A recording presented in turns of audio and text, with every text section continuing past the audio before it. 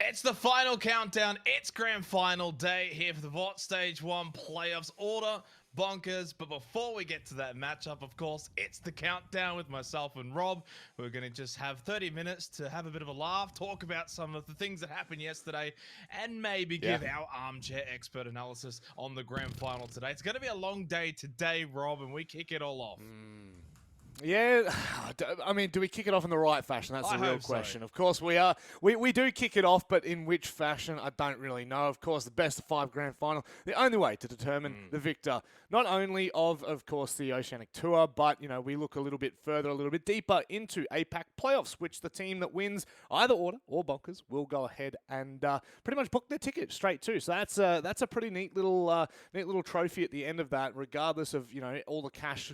The cashola, which I'm sure Disco will be able to tell me right now, but I'm pretty sure the winner takes it's either 5 or 9 grand. I can't remember. But anyway, there you go, 9.5 grand. Disco's very quick on that one. So there you go. I thought it was 9, but it's actually 9.5. There you go. So honestly, with a little bit of a cash incentive there, you then get that opportunity to go over and play what we would say internationally, regionally. Does that stay on the same line? You know what I mean? They go internationally, but it's still somewhat regionally. You know what I mean, Xenox? I know what you mean, and that's all that matters. As long as I know what you mean, it would be nice if the viewers also know what you mean, but hey, we can only get one of the two. Reminder for said viewers as well, of course, make sure you let us know how you think the grand final is going to play out today at LPL_Valorant on Twitter. Use the hashtag VOT Countdown.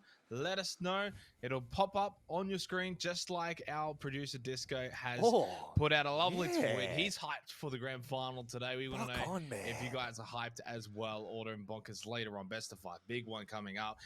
And also, you know, chat to us in Twitch chat, etc. And we'll try and see if we can get to some of your comments throughout this VOT Countdown pre-show, which has been such a tremendous thing to be a part of for the last couple of days, Rob. And unfortunately, it does come to an end today with the grand final, but who knows what the future may hold. Before we get to that, though, of course, yesterday, we've got some highlights that we do need to get over. 2 best of 3s that played out, and Rob, it continued to be the Bonkers running through the lower bracket. Honestly, this one has really shocked me. I thought coming into yesterday, Fun Crew were going to kind of run through that lower bracket after being taken down in what was the upper bracket semifinals, but it's not to be. Bonkers and Fun Crew had an unbelievable matchup. Xenox, I'm sure you can attest to this a little bit more than I can, but I was watching the very end of this match in particular, where it kind of felt like Nice Hacks kind of lived up to his name. It felt like everything was just hitting far too sharp in that second half. And some would say he toggled on. No, shoot. He did. He toggled on. And I'll tell you what, it ended up being an absolute onslaught for him. 31 to 21. I'm really surprised, honestly, at the performance of the later, the later half for Bonkers there in that first match. They then continued on in that second map. But look, I'm sure you could probably give a little bit more of a insight as to what actually happened. Well, look, honestly, it was a rather close affair, of course, on the first map. It did go to a triple best of 3, triple overtime on Breeze. Triple OT! Before we went over to Icebox, which, you know, kept the same level of consistency. Both teams were quite close, 13-10 scoreline. Really good first half from Fun Crew. They did get out to that 7-5 lead, but Bonkers brought it back in the second half. Way too good. And I think at the end of the day, they just have the form and the momentum from their earlier lower bracket run that carried them through this game. Fun Crew, for all intents and purposes, were pretty decent. But then the iconic matchup, this is where it became very one-sided. 13-3 into a 13-7. Iconic, the team that played pretty decently against Order in the upper bracket final, just did not really go toe-to-toe at all with Bonkers. And then that's, again, as I mentioned with the Fun Crew match, Bonkers just further solidifying that momentum and that snowball effect coming through the lower bracket. The first map alone, Rob, it was a 3-1 start for Iconic, and I'm sitting back thinking, all right, we're probably going to have the kind of lower bracket final you would expect, and then 12 rounds in a row from there go the way of Bonkers. I am not kidding you. They won 12 in a row to finish off that map of Bind. Then we went over to Fracture, and I think they got it up to 14 in a row. They won the first 2 rounds. and they won the first half 8-4. And by that point, it was likely over. It was their map pick, and Fracture's a map we don't really see all that often anyway, right? So that was a map pick of Bonkers that you really needed to get them winning. We had an interview yesterday. For the life of me, cannot remember who the person was, and I feel awful. I think it might have been Tix. I could be wrong, but basically they summarized it by saying they picked Fracture based on the fact that Iconic as a team would not feel that they're quite as comfortable playing on that kind of map, more so in comparison to some of the default original maps, being a team that doesn't quite practice or scrim as much. So that was their insight as to why they picked Fracture. I don't think we'll see it again today, although who knows, it is best of 5. We are going to have to see some different maps come out in the grand final today that you maybe don't generally see. So that could be one up the sleeve for Bonkers. But ultimately, what a run. 2-0, 2-0, 2-0, 2-0. Lower bracket run from Bonkers was actually bonkers. Yeah, they've run the gauntlet, and that's a huge kudos to what Bonkers have been able to achieve. Not only have they run the gauntlet there, Xenox in the lower bracket, but there's also another little storyline there that we add on to it. It's the grudge match between Iconic and Bonkers. Iconic previously 2-0'd them in the upper bracket quarterfinal. You can see all the way there. It's the third game down on the far left-hand side. Bonkers, Iconic 2-0. That right there shows resilience of a different form, and I think, this was a really good conversation we had yesterday in the countdown, where we were sitting there saying, the Fun Crew storyline, the Bonkers storyline, the Iconic storyline. We're trying to figure out what team really was looking like they were going to have the goods. And I remember you making a comment, and I don't very often give you the credit for comments that you do make, but you were saying that if they come out and they 2-0 Fun Crew, they will go on and 2-0 Iconic. And honestly, I can't knock it. The momentum that they had going into that Iconic matchup, it was Iconic. And I don't know whether we will see another flawless lower bracket run like that for quite some time. I don't know, Mr. Kevin Avril Walker said yesterday on the broadcast as we were closing out that there's no way they're going to get another 2-0. I said, don't worry, Kevin. They leave the 2-0 to the lower bracket. And also, you can't 2-0 in the best of 5 it's anyway. Not possible. So that lower bracket is nice and clean. It will stay clean forever. It can't be ruined by what happens in the grand final. That's in the upper echelons, right? And obviously in a best of 5 in itself. Obviously, what an amazing run. Not much more we can probably go into for the Bonkers run. No. If anything, I wanted to sort of just touch on the fact that I'm a little disappointed in the way that Iconic came into that lower bracket final off the back of a pretty decent performance against Order 13-8, 13-8 in that upper bracket final. And it also continues that own little curse of losing to Order and then immediately getting dumped out of the lower bracket. So it's lose Order and then lose your next game. That happened with Meow Meow. That then also happened with Honey Badgers and then Iconic as well. So all three of those teams that did get knocked out by Order straight away didn't even go and win a single match in the lower bracket. I don't know, make of it as you will. Maybe just getting beaten by Order just demoralizes you, which you'd think it wouldn't because they're such a good team. If anything, 13-8, 13-8, we looked at that and thought, hey, that's not too bad from Iconic. You remember back to that second map, they got it back to 9-8. Order then had to take that timeout, win 4 in a row. And basically from that tactical timeout, from that 9-8 standpoint, from there, Iconic just completely fumbled their way out of the entire playoffs from that point onwards. It was looking great. Yeah. Downhill ever since that moment. So it's a little bit disappointing for them. I think that I would have had them pegged to make the grand final had Bonkers not made such an amazing run through the lower bracket. And it's great because as well, both of those two teams played each other in the upper bracket quarterfinals to start the double elimination stage. And it was a pretty clean sweep from Iconic. So Bonkers get their revenge. And Iconic probably in a position where more or less people would have expected them to be. We remember back Tux had that interview from Order saying he was surprised Iconic had made the run that they had.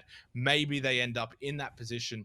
That makes a little bit more sense. And Bonkers get to the grand final. And we get the grand final matchup we probably deserve. I would agree. I think, looking, we'll kind of move on from here because I don't want to bat on about it too much. But I do think when you look at that upper bracket run from Iconic, it was somewhat surprising. And then for them to kind of go out the way they did, that's the bit that's disappointing. There was this storyline building. There was this arc for Iconic. It's kind of been dwindled out by what is an incredible Bonkers roster. I mean, I could probably talk about these players all day long, but we'll wait for a little bit longer to do that, Xenox, because I don't want to dive into the players that we've already seen, but I've got to give a shout out to, when I'm looking at Fun Crew, right, you look at the two players that really stood out for me, and it was Lou and it was Dragon. Right? I just want to quickly just make a remark there, because I think that it always sucks when you do go out in the 2-0 fashion. It's kind of like the semi-final of that lower bracket, because there's no credit, there's no kudos there. It just kind of dwindles out into nothing. And I do think the Fun Crew, they had their own decent storyline, their own decent run in that lower bracket, even being able to kind of come toe-to-toe to Iconic in the upper bracket semi-final. So, kudos where kudos is due, and I think, you know what, I'm going to leave it there. I don't want to talk too much more about that, because we've still got plenty to go through. Yeah, definitely. Look, and for Fun Crew, still a top 4 finish. I think that they can also take a lot away from that Mind Freak victory, and knowing full well that Bonkers, who ended up in the grand final, they went toe-to-toe with them in their lower bracket round 3 matchup as well. Now, moving ahead, of course, today is grand final day, Rob, so no surprise with some of these pick'ems, I guess. I thought we were going to go into the match of the Monday, but no, it's the pick'ems. No. Fortunately, both of them are pretty self-explanatory. Pick'ems order, match of the day is the grand final day, so either one's fine. But order, of course, let's be real, Rob. It would have been bonkers for us to go with bonkers today. But I don't think it's going to be like a clean sweep. I've got bonkers maybe taking a map though, right? And that's a pick'ems within the pick'ems. If you had to say to bonkers, get a map away from order, yes or no, are you on my side? I think they do. I think I get one.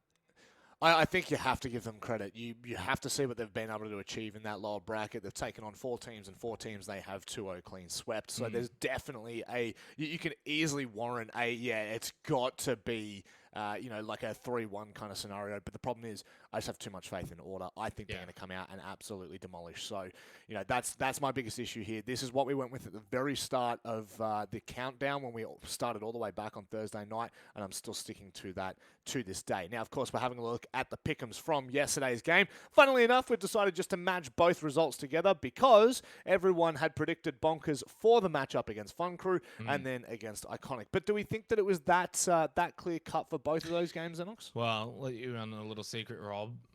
As always, the ever unprofessional Avril didn't get his pick'ems in for the Fun Crew Bonkers matchup, so he got given Fun Crew. They lost. What are you paying him for? So, you know what I mean? I'm just saying, honestly, at this point, I wouldn't be surprised if Avril is late today, doesn't put in his pick'ems.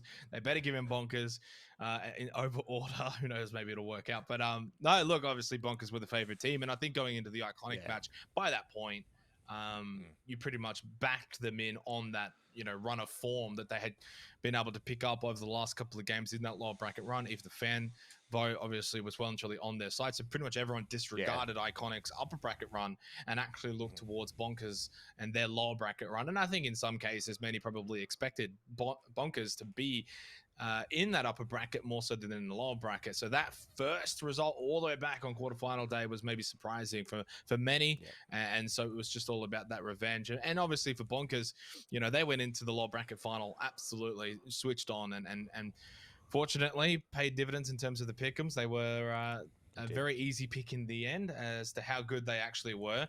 Now, for Iconic, it's a shame. I actually would have thought it would be closer to, say, maybe like that 50-55% fan vote, or maybe one of the casters would have gone for them just because of the fact as to how they went up against order, but it wasn't to be. Bonkers too good. Now, we move ahead, of course. We're going to continue to speak about Bonkers today. Rob, it is grand final day. They have booked their place into that position. It's the match of the Monday. We've only got the one match. Again, I feel like ever since we started the counter, we've only had one day where there's actually multiple matches to choose from. That was the first day. But obviously, grand final day, always so exciting. Best of 5 as well. So it's going to be a marathon, not a sprint in this instance. I mean, for the most part, the whole double elimination stage has been all best of 3. So you're very much playing for the long haul. It's been a lot of games and a lot of maps played for these teams. But this setup for Order and Bonkers, we've not seen since the group stage. Yeah, and you know what? It's match of the Monday on a Sunday, and I think that when we start to dissect this one a little bit more, I'm gonna let Disco go with whatever team he wants to first. That's how confident I feel in my own opinions here. We'll go with Order. Of course, the reigning champs. They are the team that is just doing the most amount of damage. There's absolutely no question of a doubt where they are and who they are meant to be. Again, I'm reminding you, the only time this team has lost in the last 8 months was against Wildcard in the grand final of exactly this tournament, but stage 2 of last year. So, I am going into this, again, just holding on to the fact that this team has been far too dominant for far too long. You look at the likes of their, I mean, again, their Icebox win percentage, I think I'm kind of throwing that out the window. I'm more so looking to what that attack win percentage looks like. Xenox, 3/4 of the rounds that they play, they convert. That is a really damning stat. When you have a look back at the statistics for the overall tournament right now, in only the playoffs bracket, there have been 9 Icebox maps, right? 50% attacker win rate. That is a massively damning stat for me going up against, it doesn't matter who. You can put them up against anyone. 75% attack win rate is just, it's disgusting. Yeah, and look, Bonkers have played a bit of Icebox themselves, so this is a map I'm probably expecting to see in the grand final. Being best of 5, you're going to get the majority of the maps coming through. It just depends on the order more than anything, but yeah, 75% attacker win rate. I think it just speaks volumes to Order's skill and just the fact that they really set the tone. They set the pace on their attacks. They're very aggressive. They like to push in. And when they make up their mind, they very much stick to it as to what they want to try and do. Well, we saw a little bit in the upper bracket final. Iconic started to try and aggress them a little bit, tried to push out defensively and get into the face of Order. It worked for maybe 1 or 2 rounds. And then Order just flipped a switch and just dealt with it quite easily. So that's the problem, right? You can't really sit back against Order and allow them to take sight and then go for a retake. They'll just punish you. So it's really difficult as to how you want to sort of play against their attacks. Their opponent, fortunately, Bonkers, have also been quite decent on the attacks as well in the last couple of games, statistically on Icebox, 71% win rate. And I think when you look at these stats, these are a little bit more of the normality stats for a good side. Order, probably the exception, not the norm. Yes. So getting 53, 51%, you're winning the majority of your games, hence the 71% win rate on Icebox. So again, this is going to just be a map where I think both teams should feel comfortable. The biggest thing for me, though, from Bonkers in this grand final matchup is going to be Nice Hacks and RDW. Both of those two players, so important in being able to find opening eliminations. We saw that in both the match against Fun Crew and then against Iconic as well. It was those two that we basically saw getting almost every single opening pick. It was either Nice Hacks or it was RDW.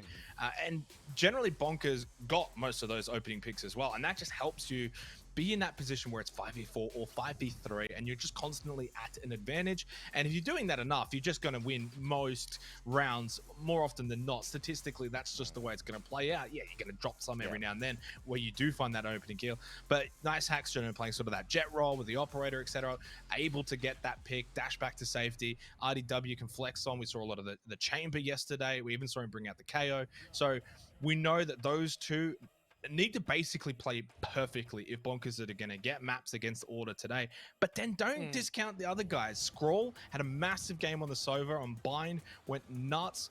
Basically hard carried, so you know you can get that from him. And Minimize and Tix are both players that had a lot of impactful moments throughout both best of 3s yesterday. You've got yourself a solid core 5. All 5 members can contribute. All 5 members need to be at their best today. And if they do provide that, Order will be challenged. It's as simple as that. Now, the problem is, if you come into today, Nice Hacks, RDW, not hitting their shots, and no one else is maybe able to stand up, they will crumble. So they need to, as a team, though, you can't just rely on 1 or 2 or 3. All 5 of them need to be at their best today. And if they are, I'll tell you what, there's still a smoky chance of actually getting the win. Yeah, for sure. And that's something that you just are never going to discredit, right? You can't discount the fact this is a team that can well and truly do the damage.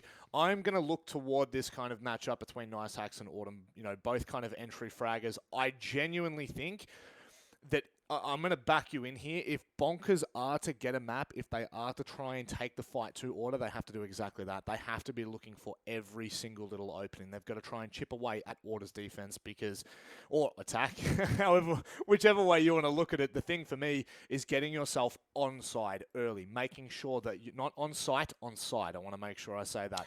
I want to make sure for Bonkers that they are really taking those small little wins. You know, it's all those small wins that add up into something much, much larger. Now, very quickly, Xenox, I don't want to go throwing to anything here, but I do know that it's been a nice little trajectory course for our boy Crash. It has started out. I don't want to say it was. It was. Yeah. And then it kind of went to like here, and then it simmered, and it's honestly, and now it's like this. It's vertical. It's taking off. It's halfway up there, and I reckon today is going to be the one where it just shoots through the roof. He's going to give us an 100 out of 10. He is going to give us the best Crash course that you could ever ask for from the best observer, really, in the region. And quite honestly, I think you could see him on the desk one day, maybe sooner rather than later. I would hope so. He's got such good insight. He's also got a pretty good mustache, doesn't he? I rate it. I give that like a nice cheeky little 10 out of 10. It's got that little Mario Italian look, doesn't he, for the Italian man? Yeah. Let's go have our final catch up with Crash here from the countdown.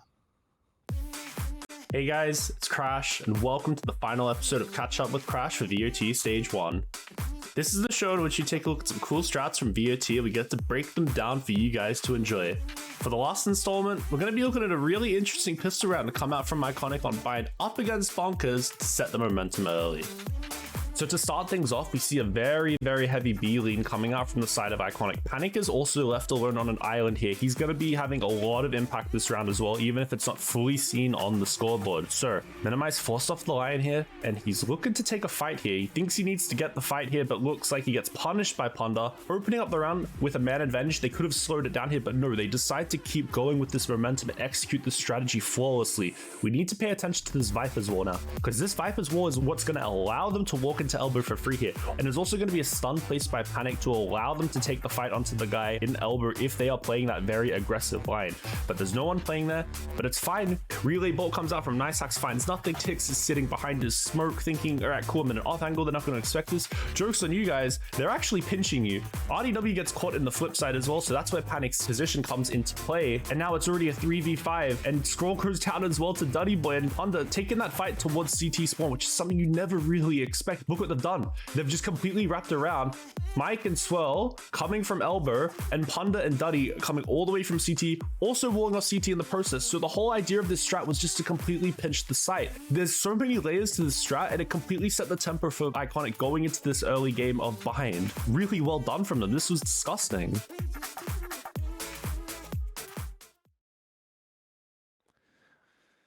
Well, look, he's used my favorite word, which is disgusting, so I can't be too mad at it. But Xenox, I've got to say this. It was like this, but hasn't gone like this. No! Which way? Which way is it going? No, straight up. Come on, give it to our boy. I will say, though, credit to him for picking the one and only highlight from Iconic yesterday. I swear, that was all downhill from there. Oh, that's Unfortunately, I don't think there was much else for Iconic after that one round. I mean, they got out to a 3-1 start on bind. Things were looking peachy.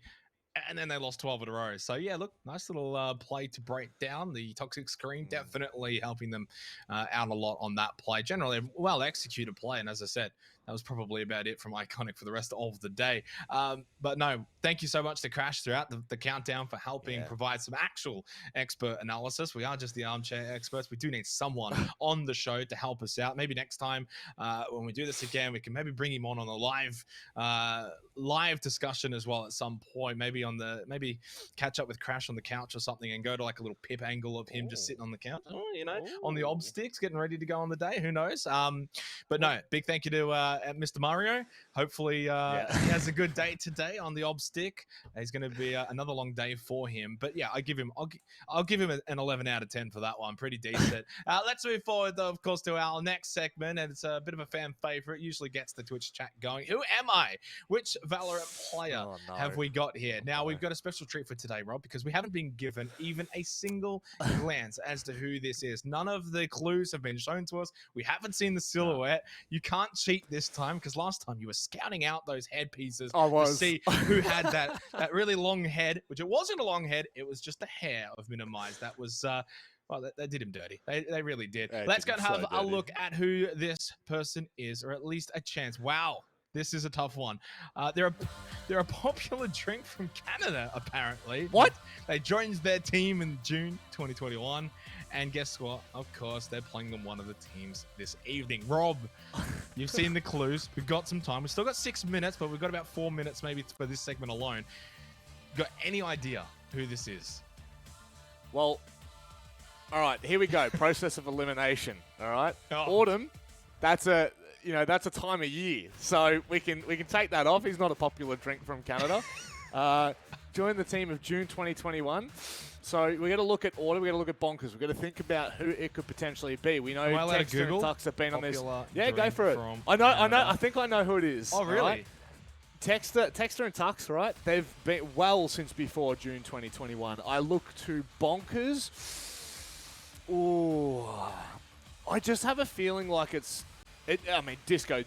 If there is a drink named disco, I'm telling you right now, there is a label on that saying, be careful. This is like, there has to be a warning on that label if there is a drink named disco. Scroll, nah, there's no way. RDW could be, but I think he's been on the roster for longer than that. Nice Hacks. If you're drinking Nice Hacks at night, mate, you need something better to do. Minimize could be fun as an actual drink. Minimize could be like, like a mini Coke or something like that. Just something small. Ticks, nah. Look, I've been Googling, I got nothing. My process of elimination, it's led me to this point here. Okay. All right. Yep. You think what I'm thinking? Canada, Canada, right? Oh, what are they known for? Maple? They're known for turkey bacon and what else? You've maple just syrup. Said it. Maple bloody syrup. It has to. Okay, but hang on. Can we? I don't know if it's a drink. Let's get the silhouette back out here for a second, because I want to read this clue properly. It says, "I'm a popular drink." Do you drink maple syrup? Oh no, but maybe you drink maple. I don't know. Canadian. I don't know what you do in Canada. You know what I mean? I know there's a bunch of big old creatures lying around. There's like bears and stuff. It's icy.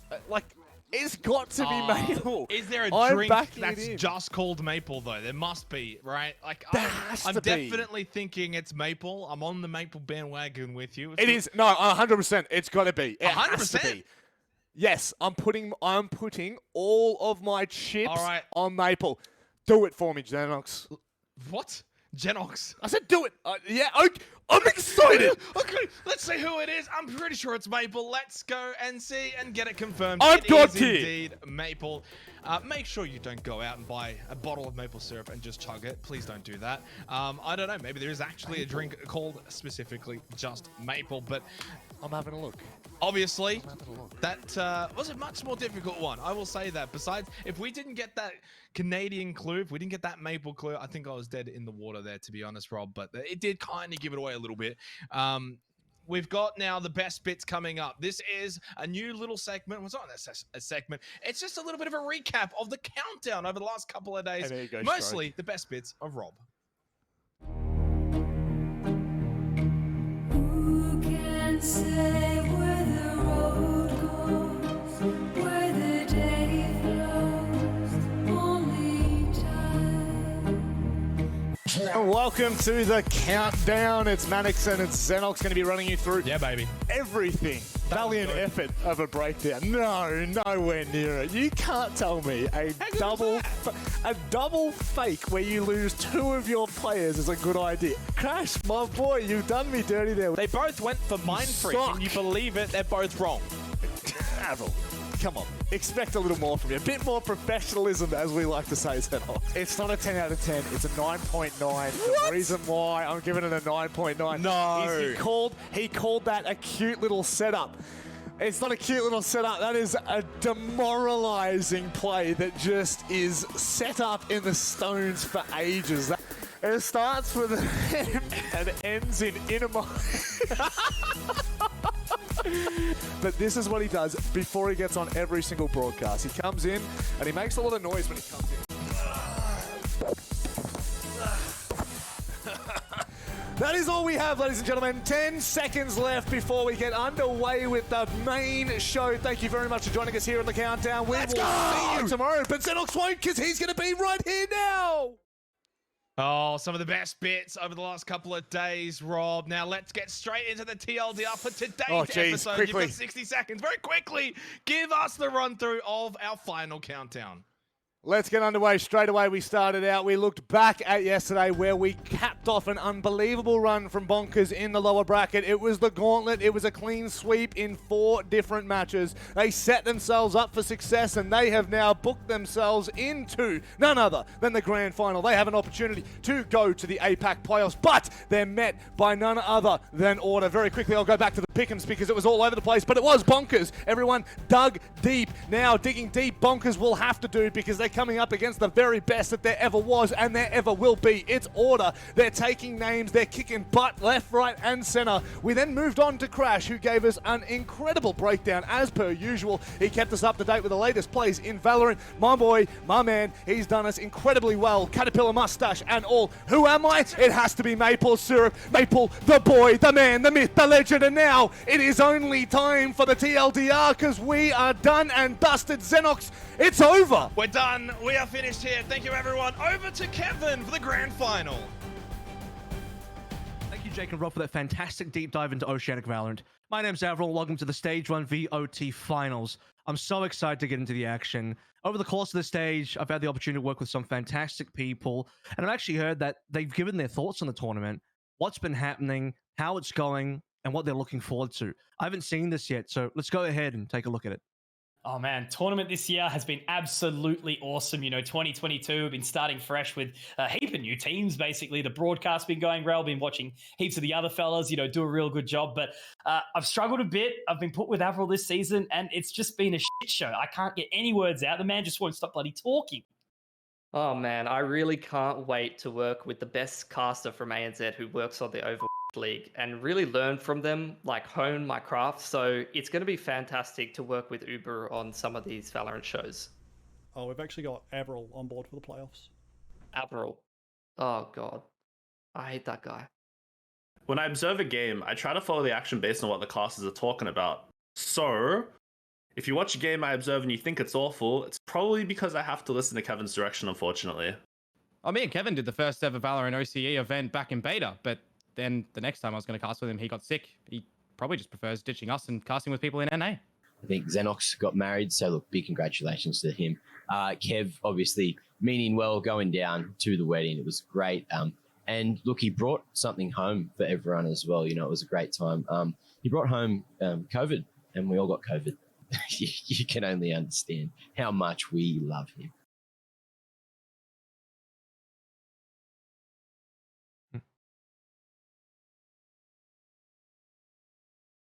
Well, let's start the show.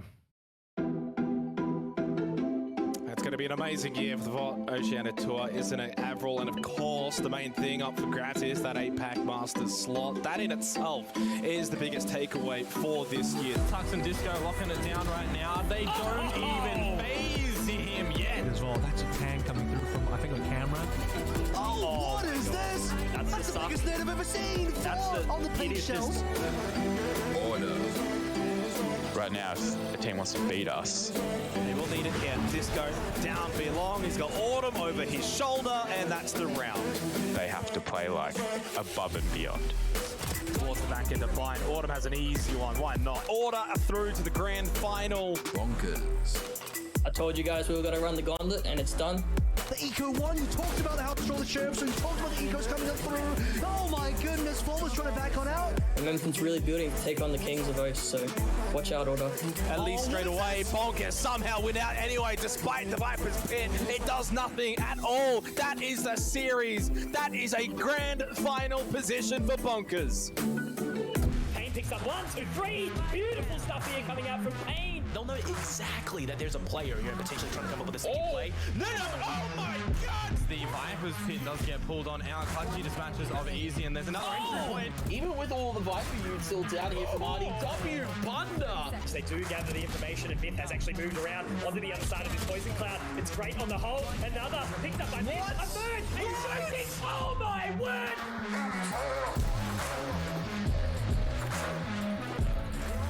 Ladies and gentlemen, hello and welcome. And I've got to say, very well done on the little Avril section. I think, Kev, look, mate, you know, at the end of the day, we love you. But welcome, everybody, to what will be the final day of Stage 1 of VOT. I'm Conky. This is Avril, the legend himself. How you doing, my friend? Yeah, much better. After that, no, I feel good. We're ready for grand finals. Honestly, it's the day. It's finally here. Great to see you back in action as well. Couldn't have been happier to have someone join me for the finals. Mate, absolutely awesome. We're going to absolutely crush it today. I'm super excited. But if you guys are unaware of how this tournament does operate, we're going to run you through a little bit of a reminder. Welcome to the 2022 Valorant Oceania Tour, a year-long tournament circuit where the best players from Oceania battle it out for cash prizes, a place at the APAC playoffs with a chance to qualify for Valorant Masters, and a shot at the global title. Teams can compete in up to 2 stages, consisting of open qualifiers, a regional group stage, and playoffs, each with their own AUD $25,000 prize pool. By placing high enough, they'll accumulate championship points to be one of the top teams fighting for a shot at the OCE Championship and a $30,000 prize pool. Those top teams go on to the APAC Last Chance qualifier, with the winning team invited to the Valorant Champions, where the world's greatest compete to be named 2022's Global Champions, winning an as yet undisclosed prize pool and true gaming glory. For more information, head to LetsPlay.Live /2022 VOT. Well, you guys heard the man. How good is that? These guys today, the 2 grand finalists, are going to be playing for that APAC spot. But not only is that the item of choice, it's also that cash that is going to be the biggest I think we've had in the Oceanic Valorant realm so far. Look at that. What we're seeing on the top, everyone else is sort of out of it. 9,000 for place number 1, 5,000 for 2. Kev, how good is that? Yeah, the other 6 positions now gone. Our top 8 has dwindled down to only 2. It's 14k split between our top 2 teams. And as you said as well, APAC playoffs, it's such a big deal. We finally will be able to send a team internationally, see how well they do. I mean, I think our entire region has been waiting for this moment for so long. Absolutely. Flying the Australian flag is something we're going to be looking to do. But of course, we did have a few matches to actually get here. Of course, yesterday was a very, very exciting one. And we got to see Bonkers do effectively what's the unthinkable. I mean, Bonkers have run the entire gauntlet of the lower bracket, and they haven't just done that, Key. They've done it in flawless style. They haven't dropped a single map. They've been completely dominant the entire way through. This was probably one of the more difficult maps for them. It went to a triple OT, very competitive breeze, but Bonkers still had what it takes to come through on top. Just massive plays across the board here. See, Nicex got that ace as well. Icebox was a lot less close. This one was more so Bonkers favored, but Breeze was quite a tight competition. Well, how awesome is it to see Fun Crew stepping up to the plate? I think they've got some fantastic players. A little bit of a mix max, obviously the former Direwolf squad, then the actual Fun Crew side, which was Bliss. They were looking real hot. To be able to take Bonkers all the way through to that triple overtime, as you mentioned, and then to have Icebox go down to the absolute wire as well. Like, beautiful, beautiful stuff to see. But yeah, Bonkers, man, such an impressive team. I think it's got a real good mixture of players. They're all players that, talking to during the course of last year, they were the ones that seemed to be really wanting to take this seriously, going for that dig, going for the dive, and, they've got themselves here in such the perfect way. Yeah, and they managed to take down Iconic in a very impressive fashion as well, who themselves, I felt like could have probably have played better on the day. Iconic was a team that had made a great upper bracket run, losing to Order. I mean, most teams do. And really, in the lower bracket final, this probably should have been the closer match, the closer game, but it ended up not being so. Bonkers demolished them on the first map of Bayern. It was like 3-13, right? Fractures, we don't see a lot of Fracture, Conky, but this time around, we get towards Fracture. Once again, it's Bonkers on top. They played 2 Fractures over the course of playoffs. I think that's the only Fracture that we've ever seen is 2 from Bonkers, and they've won both. How nice is it to see the teams really diving into that new map pool as well? Obviously Order, fantastic team on Breeze, and seeing Fracture come out for Bonkers as well is excellent. But, looking through the whole length of the competition, this has run across the last 2 weekends, Thursday, Friday, Saturday, Sunday. It's been a beautiful sight. We've all got to kind of have a bunch of different casters. Obviously, shout out to everyone else who has been a part of it on this channel with us along for the journey. But look, it's kind of no real surprise in that upper bracket run. I do feel like Fun Crew and Iconic did very, very well to actually get to that position. Honey Badger's taking the map off Order too. But yeah, as we sort of expect, Order have a relatively clean sweep, only dropping that 1 map into the grand final. But Kev, mate, again, Bonkers doing it, losing 2-0 to Iconic in the opening stages, and now not dropping a map to get back to that grand final. Yeah, I mean, you talk to Minimize as well. We've had him interviewed a couple of times, and they felt like they came into that matchup unprepared in the quarterfinals, and they paid the price for it. And afterwards, they got the wake-up call they needed to make it through the entire lower bracket. And it's a difficult run because you have to get through every other team that's not called Order. But now they will finally get to play against Order. They'll finally get that matchup they've been waiting for this entire playoffs. And that's the one that they've been, certainly gearing up to experience, right? I think every team is in that boat. Order very happy to kind of make their claim to fame is that they're not only the best team, they're the best 5. And I think there's a lot of arguments that you could actually sort of make in support of that as well. So Bonkers are definitely going to be riding this high. Order have had a little bit of a rest and recovery time. I think yourself and me actually last Sunday got to see that upper bracket final. So we haven't seen Order for a whole week. So they're going to be watching all these games, getting really ready for it. So why don't we reintroduce them in the exact same light? We know them, we love them, but I think getting their beautiful faces up on the camera again is awesome to see. So Tux, Texter, Autumn, Disco, and Maple. Texter, obviously that IGL, and Maple being the most recent addition, but he's been around for a while now. There's also apparently a favorite drink of Canada, and it was the Who Am I person on the pre-show today. I actually didn't participate in that. I was too busy doing warm-ups and checking out other things, so I didn't get to play my daily Who Am I. I got the last 2 in a row, but that's fine. Yeah, Maple's been solid on this team.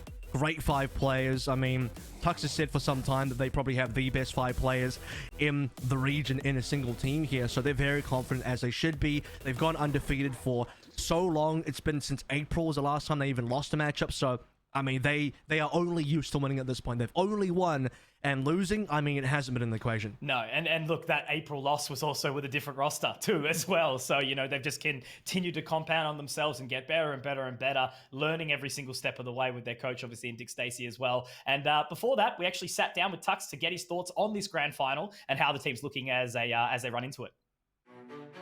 Yeah, I mean, making the grand finals is always good. I guess that was the expectation anyway. It's been a little bumpy with dropping a map here and there, but it's been a good learning experience. There's nothing better than playing matches and sort of learning from that. You learn so much more from matches than you ever do from practice. So, yeah, it's been good.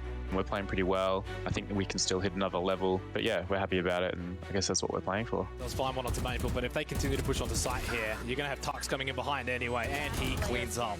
In a game like Valorant, where so many things can be going on, it can get really hectic really fast, and sometimes individuals can just step up and win rounds like that.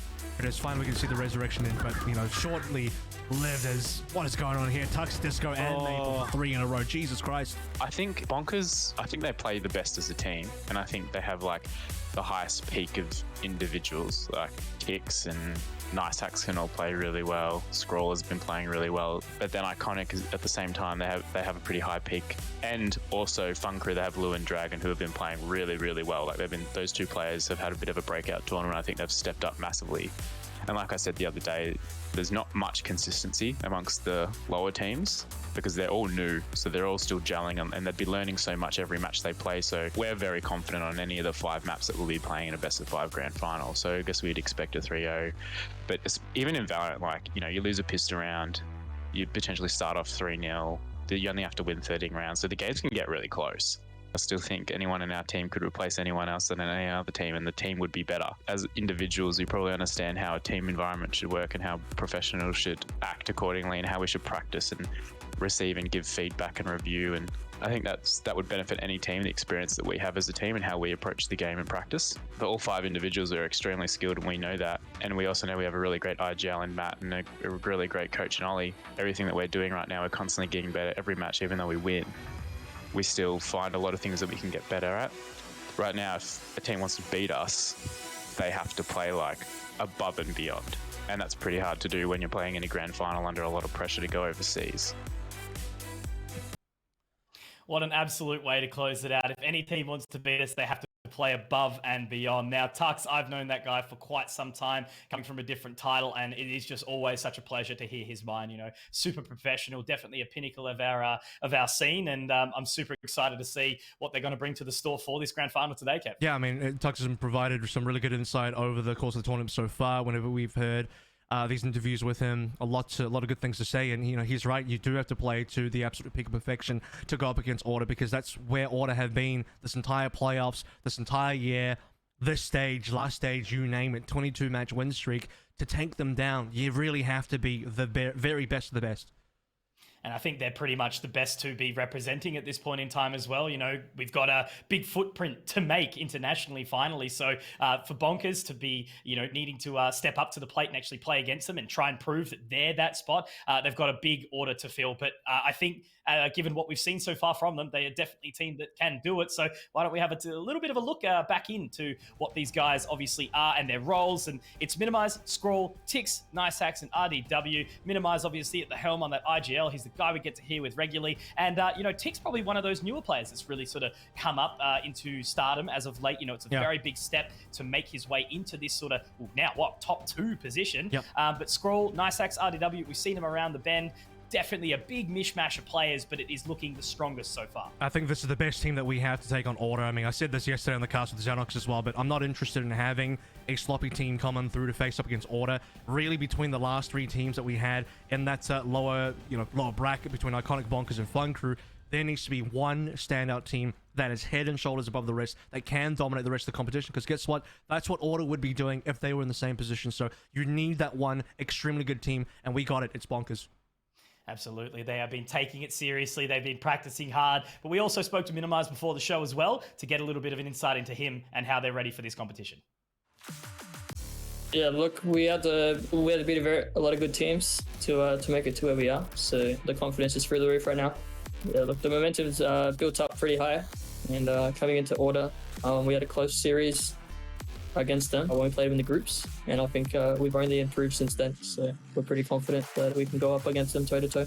And honestly, our map pool is really good considering we're a pretty new team. I think, look, they can take some maps, but I think we can give them a good fight on every single map when it comes up, so I think it's going to be a very competitive series.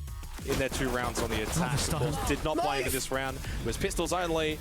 In my opinion, Techstar is the best player in the region. I think he's great IGL. I can tell that their mid-round ideas, they're good and they're very flexible in the mid-rounding, so I can assume that he has some pretty good calls. He's like a dangerous lurk. Yeah, well, look, I mean, I'm sure you've heard Order say that they have the best five at every position, but in my opinion, RDW is the best Sentinel and Scroll is the best Sober in the region. So, you know, I wouldn't say toe-to-toe that. I would say that we have some better players in our positions. Oh, the resurrect from Duddy Boy actually brings him straight back up. RDW, though. Beating Order means everything. Means a spot to Asia, means, you know, we're the best in the region, best in Australia. You know, it's a dream of any player in the region to be the best. Being able to go to APAC and get that experience and play those teams and have potential to go even to Masters and hold the Australian flag, you know, internationally. That's really the dream of any player. So that's what we're aiming for. Absolutely beautiful to hear it from the man himself. And how's that for a statement, right? Scroll's a better Sova and RDW's a better Sentinel. I think, look, he actually has a pretty solid argument into that position, right? Scroll has been a fantastic player. Never really sort of found massive amounts of success. I always feel like they were a little bit capped sort of in that Mind Freak roster. But now it seems like he's just got a little bit of extra freedom and he's been doing really, really well. And RDW, man, we've seen him obviously pulling big numbers on the Cypher, but then pulling out the Chamber and looking hot on that one as well. I think Bonkers is just kind of, they've brought out the best in a lot of these players that have had history before, like RDW Scroll, because we've seen them across the table on their previous teams and previous results. They've been reasonable. They've been in okay teams. They've done well, but they were never really at the top of the table in terms of they can compete for a number 1 position. They can compete for being the best X or Y play in their respective position, whereas I think they absolutely are doing that now. So yeah, Minimize ain't wrong. Yeah, no, beautiful to hear it. But we also looked at a bit of a head-to-head to give you guys an idea of maybe where our focus is going to lie a little bit today in the competition, right? Tux, obviously a fantastic player, typically looking to pick up that Viper, a very pivotal member in the roster, kind of does a lot of the stuff that a lot of people maybe don't want to or find it really hard to do. And then RDW, remember we've already just spoken about, you know, that Sentinel, Mr. Reliable, always looking to be consistent. And checking out these stats, he's been putting in some bloody big work too recently. Yeah, we chose 2 players here that play the same role here. It's the secondary smokes on the Viper position. It's also a Sentinel position as well. They both have a bit of overlap in terms of what agents they will be bringing to the table. You'll see that when we get into game today. RDW in particular, though, I think is slowly starting to creep up. And in a way, the stats itself, if we're looking at the stats alone in a vacuum, he has overtaken Tux because he's been putting up unbelievable numbers. Every time you watch Bonkers, RDW's right there. It's like he's playing a duelist on the Sentinel support position. In many ways, I see RDW on this team in a similar fashion to where Texter is for his team on Order. Not maybe in the IGL sort of comparison, but definitely in the fragging power, the numbers, the statistics, his mechanical ability, right? Tux certainly still have that, certainly does have that still, but like Minimi says, it might not be true anymore that the exact best in slot exists on all of Order anymore. Individually, we're starting to see some other players really take charge. How nice is it to hear as well? And I think that just must be, revving a whole bunch of engines, right? Trying to get everyone improving. And this is the perfect time to do it. We have those APAC playoff spots. We're finally going to be able to see our Oceanic brethren overseas doing it big. So that's a perfect way to do it, firing each other up and really pushing each other further forward. So now, without further ado, we're going to be finding out what maps we actually do have to play on today as well. The veto is one of the most important things, but it's not really that massive given the sense that it's a best of 5, right? Obviously, anything can happen inside this competition, and those are the maps that we're going to be playing on right now. Okay, so Bonkers is going to get rid of Ascent, and Order to get rid of Split. Funnily enough, Split once upon a time used to actually be Order's best map, so now it is going to be Bonkers pulling out Fracture. I love that, Kev. Well, this is the thing, right? Split's had some changes over time. The meta's evolved on Split as well. It might just be the case that Order are no longer confident about it, and I did question as well, because there's only one stage of bans, one phase of bans here, what are you going to prioritize? Because when you look at Order's history, they prioritize 2 map bans specifically, Split and Fracture, and here you can only get rid of 1. And I did kind of, in my own thoughts, think that if you are going to get rid of Split, Fracture probably comes on board, but if you get rid of Fracture, if you're Bonkers, you should probably go towards Split, so something is going to leak on through. And then the same thing for Bonkers as well. What are you going to give up on? Usually they've given up on Ascent as their main ban, which they've done so again. I was thinking maybe Breeze could have been banned because that's one of Order's better maps. So what we're going to get here is the 2 maps that both teams prioritize the most go out of the way, and then one very specific map that should go in the favor of the picks. So Bonkers picking Fracture, that Order have 0 game time on officially, and then Order, one of their best maps, if not their current best map in the entire pool, Breeze.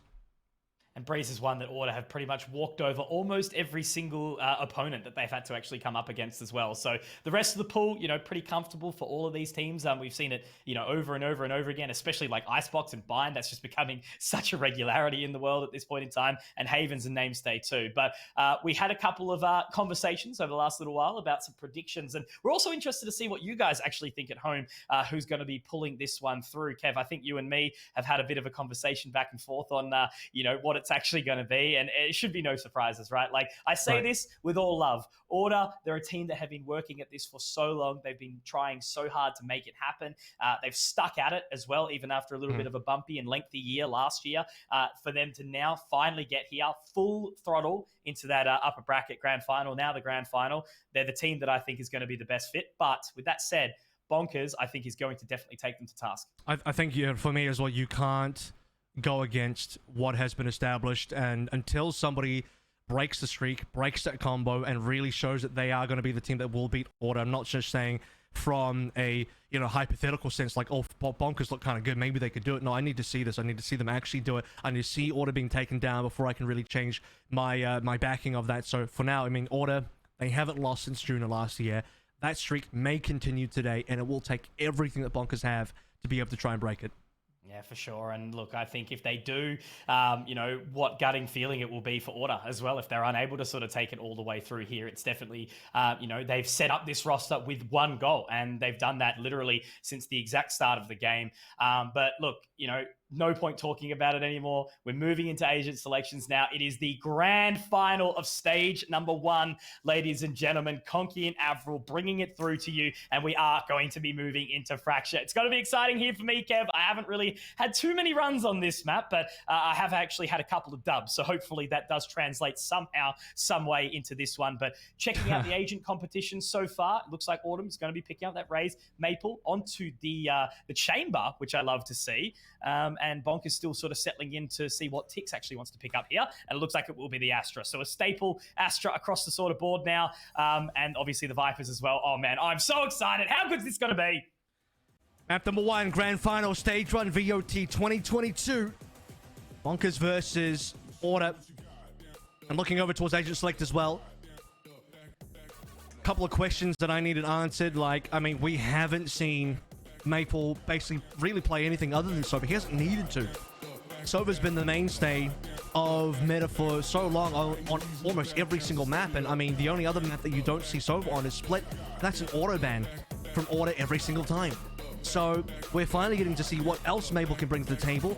But this also takes Scroll off of his favorite server as well. I mean, Scroll right now, I think maybe really is the best server in terms of utility usage, impact on the map. The other day we saw a Hunter's Fury where all 3 shots landed and got 3 kills. It's unbelievable. So what Scroll is doing with his utility on server is a cut above, even slightly above Maple. Maple, I would say, is right up there, though. Obviously, he's on order. Looking across the table, though, we do see the standard split meta setup for order, but RDW is going to bringing out the Cypher instead, so no Chamber on that end of things, despite how good he's been. Contact will be found very soon over towards the arcade side. Yeah, such an early competition here, and it's going to be Texter to actually pull it as well. Very, very nicely done. Maple to find one as well. And Minimize ultimately does at least find the trait. So it does settle as it stands. It's still going to be that B-site contest, trying to find the spot, but Minimize obviously held behind that poison cloud. Does get the flashpoint out, but still just going to be waiting. Yes, exactly right. RDW will be able to find that, bringing it back into the 3-on-3. But they still need to get this spike planted. RDW kind of holding down the fort into main. Tower control not gained, though. That's going to be really important a little bit later on. Tux will find his mark with Tex. A couple of missed shots, but we'll get there. Boombot's going to cause some problems for RDW. That will make him back out of the smoke and lose his positioning. He does get forced back, but he does have the camera up. Should get some further information. Finds one as well onto Maple, but now it is that 1 versus 2. The IGL in Minimize does spot it. Fault line to go out over towards that defusal position, but no. Is he going to be able to find the shots? He does get one, but no, not quite enough. Tux is able to keep stable, and ultimately that is going to be Order walking away with round number 1. But what an explosive start here, Kev. Yeah, and a really low HP for Tux as well. I mean, pretty much 1 shot away. No more utility available for Minimize. He threw out the fault line. Both the Order fellas will be able to dodge that. No flashes, no aftershock remaining. It is only a pistol, and you're going to be lacking quite a bit of util there. We're coming down to only a 1v1, really. It's 1 versus 2, but Minimize so close to winning that. It's a little bit more of a lean this time. Only leaving just RDW to head over from the defender side spawn, but we'll see how he's going to be able to work this, selling whatever sort of information towards the tower.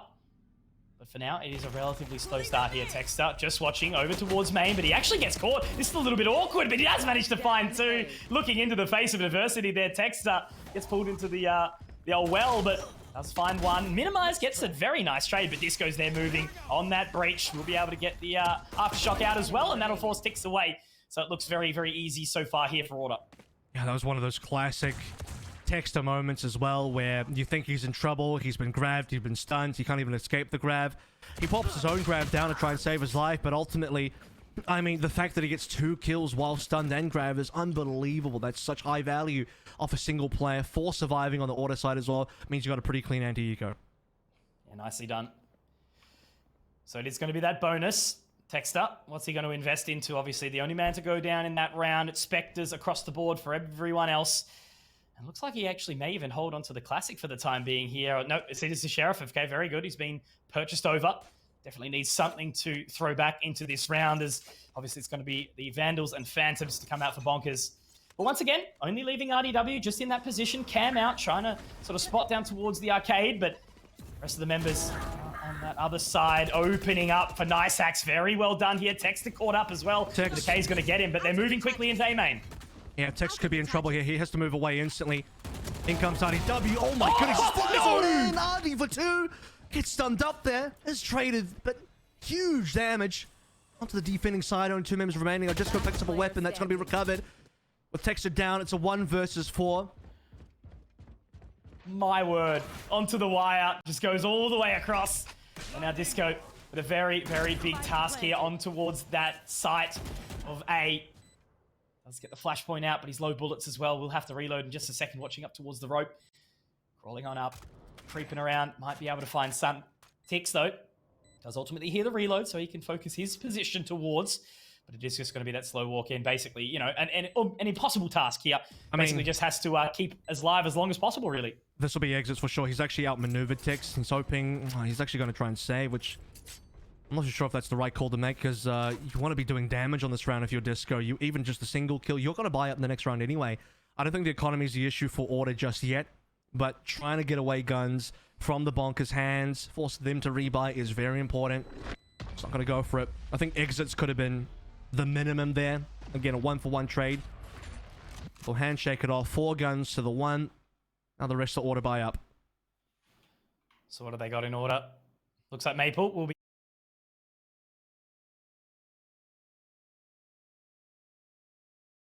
At least we will get to see some action nice and early. RDW, again, continues to be the man to be happy to travel across the bridge and hold that flank over towards the dish, with a lot of the focus seeming to be pretty happy to be sent over towards A main. That is where the successful round was found in the previous, and I don't think Order are going to, allow that transport across the map from RDW again after what we saw previously. Well, they're definitely going to be attempting to move down. They thought about going over towards B tree.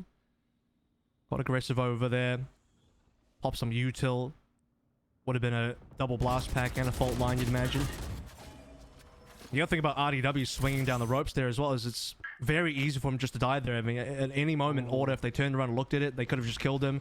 Speaking of which, sight line's clean. Maple free kill, rendezvous away. Beautiful stuff. And Tux already up on the side as well. We'll be able to drop one into Nice Hacks, but they have at least managed to find some form of control. Rolling Thunder to go out to give a little bit of extra space, and Tix does make it work. He finds one, but Disco's also there. Now it's Minimize in this 1 versus 3. Maple already watching the line on the site, and Minimize is going to walk straight into it. Maple, the man with the operator, the sniper, and he gets it done. 3 big frags, and Order do manage to destroy the any sort of chance of getting back into this nice and early. And because Autumn's playing the race here, Maple is going to be the primary operator user for the team. Not really going to see the same thing over on the Bonker side, so see if there's any impact later on in the round, especially on their defensive side, but so far 3-1.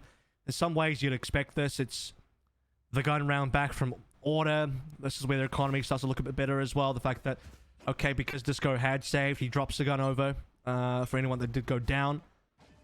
Minimize.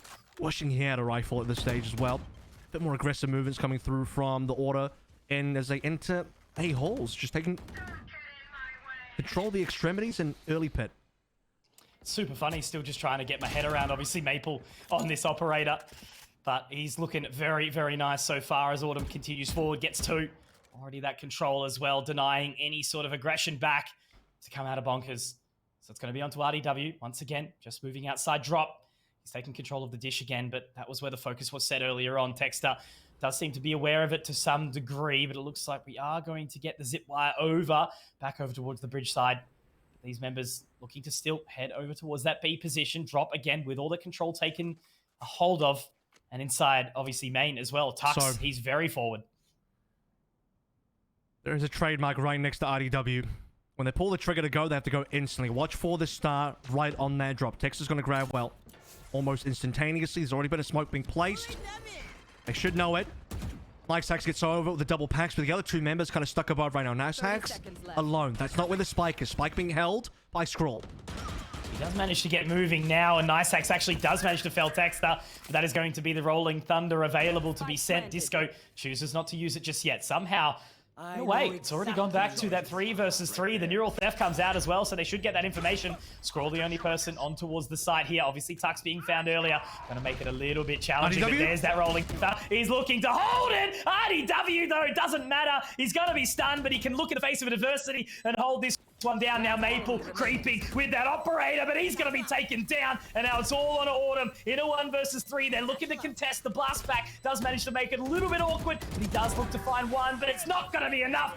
Nice Hacks locks it down on the raise and straight back into it, a Bonkers. What a round from RDW. I mean, that kill onto Disco was everything. I mean, they knew that was going to be a Rolling Thunder play. He probably has a good idea of where the Rolling Thunder is going to come through from. So RDW's game plan is he wants to be able to swing through the door, instantly get a frag on Disco as they're about to run through and use that Rolling Thunder to push onto Sighton. Well, he'll get stunned, but what a shot from RDW while stunned to still kill Disco and then convert onto Maple as well, who has the operator, and that was a long sight line where usually Maple would win with that op.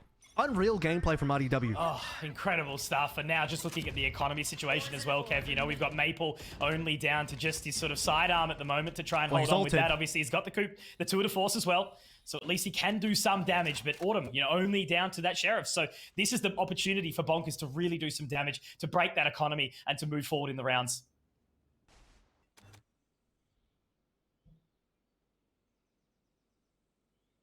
Split B approach. And Maple hasn't seen anything yet. He's going to check over towards the tower side. He'll get sight lines at least on one, but it's going to be a mess. He needed to hit that shot. Bit of a feels bad moment. At least the utility is there to keep them at bay inside this tower. Creeping on in now. It is going to be an awkward one, but Skrull's already managed to push them back, doing some damage as well. It's RDW again, but it is going to be Maple. The tour de force hits the shot. Now as it does go down to this 4-on-4, it is going to be Maple finding another. He's down right now. Tix, though, has got the Cosmic Divide down. He's going to be trying to use it to his absolute advantage. The flashpoint goes through, but Tux is ready for it. And now it's going to be onto these last couple of members. It is Autumn to pull out the showstopper. Moving in early, moving in aggressive. He's going to spot out Skrull, and he does manage to find it. It's minimized in a 1 versus 4, but it's not going to be enough. Utility usage to the heavens for Order, and they walk away with the 4th round here on Fracture. I mean, just not even under pressure, Order, where they kind of just hiding behind the Cosmic Divide, playing patiently, didn't feel the need to push. On their end, I bet they were just kind of waiting for the Cosmic Divide to go down, use their own, and push forward with it. It was on to Bonkers, and they felt they needed to make the move. So you see this flash coming on through. It does not catch Tux at all. He was either playing anti-flash or just hiding behind the box. And so, yeah, I mean, Tix walks forward, it just dies instantly. You already lose RDW earlier, who's been your kind of head player so far. He's been really putting up some incredible numbers. And beyond that, everyone from Bonkers, they try to make more aggressive moves, walk through their own Cosmic Divide, and they just get punished for it. Absolutely, just feeling that pressure to do something right, and ultimately that what ends up being their demise. But very, very quick movement out on towards this A site to move through. And Nice Axe does pull the showstopper out, so is he going to be able to find anything just yet? Maple has got inside, being able to hide away inside the Nebula, but does he miss? He misses! Minimize does actually manage to find Maple in the end, but now as this site settles, it's still a 5-on-4 advantage for Bonkers. Yeah, he didn't shoot the ground. He like shot in the distance instead, so the rocket goes flying into the next map. Tex, you need to hit these, man. He had the shot on the disco, but couldn't quite find the head. Only saw some feet. 4 versus 4. Skrull goes down as well. The numbers are dwindling so fast. Minimize does have a gun, but can he pull the trigger? It's going to be so hard, the verticality of that shot there, but RDW does spot out Tex, he can line them up, but he does. A little bit shaky, does find the shot in the end, but it's RDW to get another, but he's got to hit an unthinkable here onto Autumn, and the tap's away, but look at the amount of damage that they managed to do again, Avril. It's already down to half HP for Tux. They're only saving 2 of these Vandals, and the investment is going to be an awkward one here for Maple. Obviously threw so much money into that round. Good thing is he's going to get a drop. It's going to be okay. But, you know, still, Bonkers, despite it being a full eco, they continue to keep this Order economy honest. Yeah, they're making sure that Order aren't going to run away with the economy too fast. Ultimate's constantly online for Bonkers as well. They're only using, you know, the 1 or 2 per round if they need to. The Showstopper gets them control of sight. So even the Showstopper doesn't get you a kill, it forces the entire defense to vacate, which will just give you a lot of map control. You'd love to have seen that Showstopper actually connect onto Autumn a little bit. That would have enabled them to have some sort of numbers to work through. The fact that it even came down to 1 versus 2 from RDW was incredible. And with Order kind of knowing some of RDW's defaults now, they want to make sure they can get rid of RDW early, because he's been the problem. That's the one, setting all the members up in drop to make sure they get it. Autumn narrowly missing those shots as well inside A main, but obviously Villain does keep them away. Disco does manage to pick up Tix as well, so this is Order starting to look very, very dominant here. Disco definitely playing with fire on the other side of the door, but it is going to be Skrull to swing out now. All 3 members trapped inside this A main position, and look at all the control that they've been able to establish here, Kev. Order have completely rotated and wrapped around. They've got every extremity of this map. Yeah, Tex is there as well. Tux is pushed up. And here's the other thing about playing Order on a map like Fracture. You've never seen them on Fracture. You don't know what they're capable of. You don't know what their strats are. And in terms of the fundamentals here, they have the round dead to rights pretty much. Autumn has to make sure that he can survive. The stun comes in too late, unfortunately. Autumn's going to go for a 0. And the pet, it's good. Not a lot of good utility on the back end to stop the pet, but they have huge numbers. 4 versus 2. They've done well to at least, manage to find that frag early before the Viper's pit did go up. And now minimizing Skrull into a very, very awkward situation. Skrull's going to have to stay inside the pit the entire time. And we do see the Rolling Thunder come out. Trademark taken down. Skrull still watching in towards A main. They've done so much here, but it's actually some further damage. Maple finding some shots here. All moving in together. Minimize finds one. Disco gets the trade, however, along with Texter. And once again, Order, they move as a unit. They know each other's risks and they know each other's limits. And they're able to find a 6th round here on the map of Fracture. They are really starting to drive this one forward. You see it from Minimize's POV as well. He was just so under pressure. They knew they didn't have the numbers in their favor, but they had a Rolling Thunder. Very desperate to get that Rolling Thunder through to connect onto something. But even when you put the Rolling Thunder into the round, you can't push into it because you have to push through your own Viper's pit. You can't see anything anyway, so you can't actually convert on those kills. What ends up happening is Order eat the Rolling Thunder. They sit strong, hold those same lines, even stunned, and then they just push when the time is correct. So Minimize either had to hold the Rolling Thunder a little bit longer, or maybe not use it at all, but they had committed so much in that round anyway, Conky. They'd already put the pit into it. They felt like they needed to throw in more. Look at this change again. Maple straight in there. They are going to have some utility to at least throw out to try and, get rid of him for the position. Rendezvous does go out, but he's not going to contest it just yet. And once again, it is that position over towards the dish, where Autumn does find one. This time it's Tix, however. They should be ready for RDW, however, and Maple, whilst he does miss a shot, starts to fall away. He's not going to over-aggress here.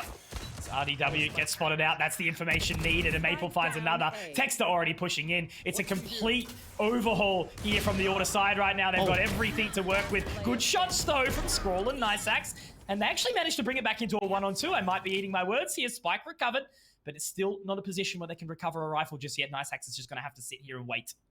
Yeah, 3 guns are really far away at this point. So he's going to go quiet, force Order to split up into a 1-on-1.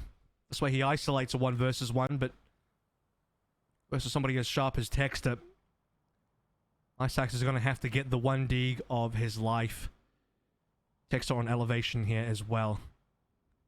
Playing the clock down. 30 seconds left. I expect the other member to rotate extremely quickly whenever possible.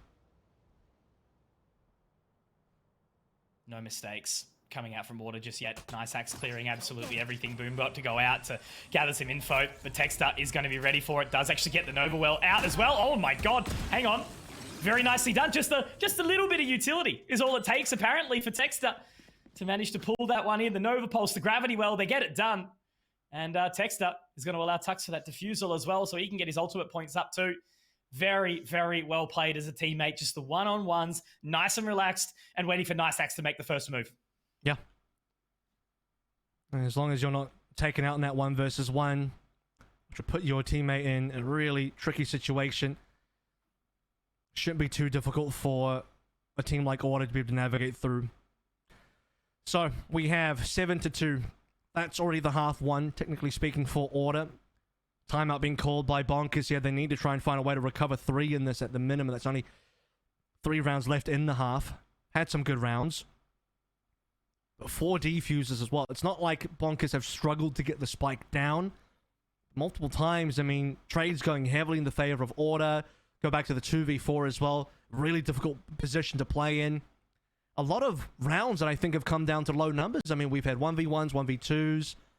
Most of the time, though, even in situations with low numbers, Order have had just slightly more.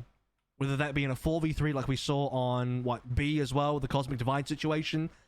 All of those types of things happening in this map so far, where Order, on their retakes, super composed, and Bonkers, I don't know if they're panicking. I don't know if they're struggling to find the right solutions to various problems at the right times, and maybe it is just losing certain duels as well outside of RDW, but man, they are not able to hold on to those post plants. Yeah, you got to be feeling the pressure for sure. It's definitely a tough prospect to go into this grand final with so much to play for. You know, the difference in $5 grand as well, and that spot over in Asia.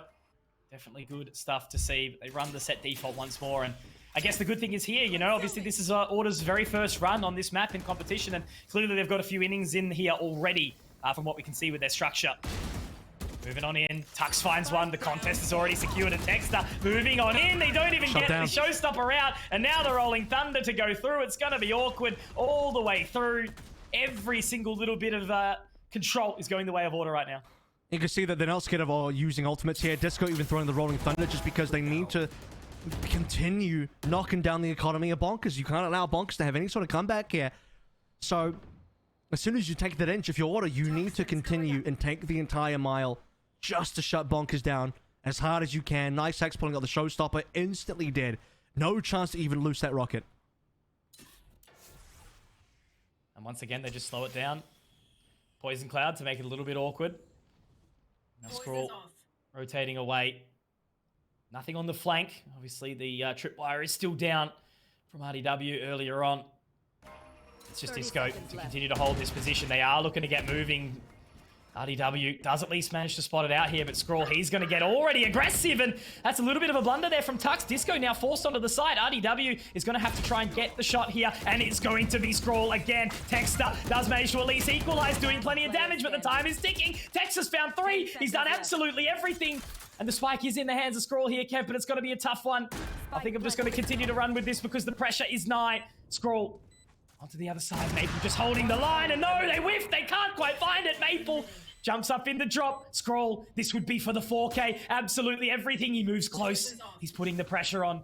Who's going to make the mistake here? Is it going to be Maple? Is it going to be Scroll? Maple eventually has to do something. The trademark, it's not enough. And Scroll is going to be swinging around, and he finds the timing. Scroll, it was a 3v5, and he finds 4 to close out a third round here for Bonkers. What an unbelievable position for Scroll to be in. And we talked about all these bonkers, 1vx's, 2vx's as well. They're down on numbers. They had to clutch on through, and finally, they're going to get one of those situations going their way. And the mastermind of Scroll, isolating the angles, wins it 1 versus 1 against Tux, gets a kill on the Texter as well. Then Maple trying to retake the 1v1 with an operator, but he's on the high ground. He needs to drop eventually. Scroll doesn't just wait for the drop timing with the sound. He actually somehow managed to swing just as Maple drops, which means there's no way Maple can land a shot while in midair. That is the perfect time to get the frag. Plays it to absolute perfection. And unfortunately for Tix, he does get taken down early, but it was a good bit of damage over towards Texter early on, and RDW already moving up with nice hacks up towards the tower. There is some utility down. The star is there. Autumn is going to be walking straight into this contest, though. Who's going to find it? Nice hacks is cleared, and he looks around, and he will be able to turn the reactions. This man is an absolute animal right now here, Kevin. It's now going to be that site control almost established. They're going to give it up. Disco's going to fall away, and the neural theft will give that information. Yep, so they can see everybody now. There's 3 hanging out almost towards B. Just in spawn. See if the confidence still there. Absolutely. Here come the cages. Here come more utility and the rest of Bonkers as well. Hotline through into Lincoln. Oh my goodness. Minimize will actually catch Tex, so that is insane. Spraying through the smoke.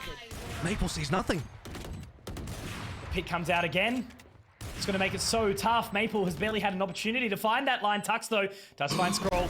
But he's just outside the tree. He's got the flank, and Disco does one more as well. It is RDW still alive, though, moving in towards the tunnel here. Kev might be able to find the right amount of timing. Tux, he looks away. Oh, my God, RDW almost had it, but Tux with the bloody 6th sense right there. Moving on out. Minimize, he does get one, but he's up very close. Has the Rolling Thunder, has to get moving. He's actually managed to dodge it, but in the end, Maple will get up close and personal. And my God, it was tight, but we do see Order walk away with an 8th round. Oh, my goodness. Minimize just had his hands out with the flash. Didn't know that Maple was right next to him. That could have been a really good situation as well. If he kills Maple, he kills a stunned player. That would have been a clutch. But how good is it from Tux? A situation where it looked like Bonkers were going to get the round. Viper's pick comes down on B. Minimize sprays through the smoke and gets a kill on Texter. The only way for Order to get back in that round is they somehow got to get Scroll, get rid of the pit, and work their way onto site. And Tux will get it done. Tux, just the impact frags, the importance of finding that is incredible. And this time round, looks like we are going to see some dish control coming through from Maple again. The rendezvous in position to allow him to do so. Tux walking up close and personal again. Disco's going to get the fault line through, and Texter is also there to support. It looks like they are going to rotate their way back over. Sight still set over towards this B position as RDW continues down his way towards Arcade to see if he can find a pick. And now all of Order have basically explored around into the top side of the map. Completely empty. Oh, even tunnel is not clean. Tux watching the exit of that one. It'll be minimized for Tux traded. So both teams will lose a decent amount of util. The Order lose a gun here. Minimize. He dropped something. Can't quite remember what he started from. You know, they drop it a little bit more then. RDW going down, and once again, it's Order in the lead in terms of numbers. Yeah, such a tough financial position here, but it is going to be the tour de force pulled out, and in the end, it actually doesn't benefit him. He goes for the aggressive pick, but gets clipped on the utility there. Now Scroll has taken control of this site. The Cosmic Divide is going to allow them a plant and a position, and Tix gets up close and personal, hitting it right in the corner. It's going to be very, very awkward line here, but I think they've got enough time to wait Showstopper could be really good. Oh my goodness, Scroll actually sidesteps him. It does take a lick of damage. Autumn though. Still land on a target regardless. Shots going good for Scroll so far. 2 versus 3, but that's Tour de Force landing its mark. And just fun fact as well, it's Tour de Force and Operator for Maple. He's actually, you know, dual wielding snipers. Gone Operator Akimbo here. Texas should be able to come on through the backstab. Indeed does so, and that is going to be the half confirmed. 9-3. And part of the reason why Maple would even want to go for the Tour there is if they're getting rushed towards B and he gets a shot and kill on that Tour, drops a slow field, that really stops and slows down that push. So, I mean, it's last round anyway. You might as well dual wield those operators. Absolutely. Just also the speed as well. You're able to get those shots out, but man, oh man, I got to admit, Order has absolutely impressed me here. They've just been super confident, super concise, and I don't even feel like it's, you know, their skill or knowledge on this map. It's just their continued, you know, relaxed nature moving into these retakes. The amount of times that we actually managed to see Bonk get the site, get the plant, and then Order just waited patiently for the rest of the team to rock up and they move in as a unit. It's just been absolutely beautiful. But now we do have Bonkers move on to that defensive side. Are they going to be able to apply the same level of pressure and have the same level of composure that Order did in the previous half? Because the problem here is, Mitch, is that we're going to go to Breeze next, and that's an Order-favored map. This one needed to be heavily favored for Bonkers. They'd pretty much beaten everybody they faced on this map so far in the plus, which only been 2 teams, mind you. With Tex going forward here, and then the rest of his team stunned off. No support. Autumn gets first blood, and already Bonkers down by 1. This has been happening way too often for Bonkers. Yeah, the early peaks and then being able to sort of refine that control in the player disadvantage. But Tux holding for minimize. He was only low, but he does actually manage to find him nice and early. Now it looks like it is going to be an A site, completely free of charge. Only RDW to get in towards that position. They are going to hear the orb from that distance, but Maple obviously with the headhunter around. RDW is going to have to fall away and hold. Tripwire destroyed. And now Nice Hack's also joining the fray, but it's going to be a very, very tough 3-on-5 here. And also looking at the position of Tux, he's still on that lurk. Nice Hack gets a really long-range headshot there, and RDW, well, he'll receive the same. Scroll. 2 versus 5 now. I mean, Scroll does come through from drop. He's unspotted, however, it'll probably only be good for the 1. As soon as he starts firing some shots, it's unlikely that he gets much more done. Tux unable to get the backstab because the boombot was going to prevent it. And here we go. Scroll's been spotted. So he gets the 1, but maybe like 4 plays from Order jumping at him at the same time. What do you do? He's Dunsky. And it's funny. It's always just making me think back to this, right? You know, we think about how Order, obviously no runs on this map in a competition. It'll be interesting to chat. If they do end up winning, we get an interview after to find out. It always takes me back to this position. I still remember old Faker from League of Legends. He had a 14 win streak, I do believe, playing this one champion, LeBlanc, and the enemy team ended up completely baiting him into picking it and then ultimately counter-picking it to completely crush them out. So I'm wondering always, is this kind of maybe the potential play here for Order? They know that old Bonkers were going to be looking to pick Fracture, and maybe they've just been doing some practice in the wings. We don't know. I mean, it's worthwhile to not show these kind of maps and officials if you don't have to. So they've already obviously played a ton of Split, played a ton of every other map. They don't want to play Split anymore, as we can tell, but if you haven't showed your Fracture just yet, and most teams ban it away, you might as well continue to ban it until you have to play it, which is right now in a BO5 where it becomes unavoidable. And now that they have shown their hand a little bit, oh my goodness, who knew they were holding Pocket X's the whole time? So in control, Texter does find minimize. Now the pressure will continue to be applied. Maple does go rather low here, but looks like Texter is pretty happy to find a couple of shots. IDW and Scroll do a little bit of damage, but it's now 11 rounds here for Order. 3 alive. They are going to have a decent looking bonus round here. So all the pressure continues to be applied to the side of Bonkers, but it's actually going to be a pause coming in from Order. And here they can sort of find ways to disrupt this gun round from Bonkers. I mean, Bonkers are down by 8 rounds. The last 4 in a row have all been Order. Previous to that, Bonkers have only had the 1 between another 4 rounds. So every 4 Order rounds is maybe 1 Bonkers round.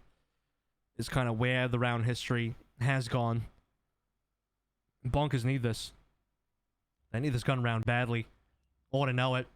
They can pressure that. Even if Order lose this one, they can take a risk, play aggressively, takeaway guns. I mean, look how low the money is for Bonkers, right? And that's because we're very early into the buys.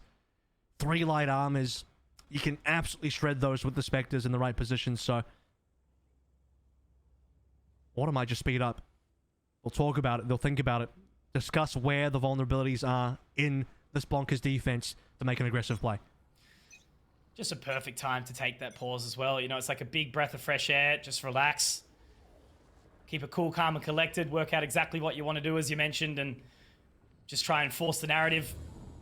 Close this out strong. You know, what a statement it would be to see a 13-3 this early in the competition, especially on the one that we all sort of sitting here thinking, going, geez, it's got to be tough. Bonkers, such a good team on Fracture, but as we all know, Order just continue to look strong. Now, looking over towards Drop. Nothing spotted as of yet. Everyone's still relatively split. It is going to be that walk down in towards the arcade position, though, coming out from Bonkers, and it's only going to be Maple. Does have the rendezvous as well, available to get his way out. Scroll looking down towards Tree as well. So they are aware of the contact positions, and it looks like the A members are going to go walkabout, but oh my god, Maple, what an opening.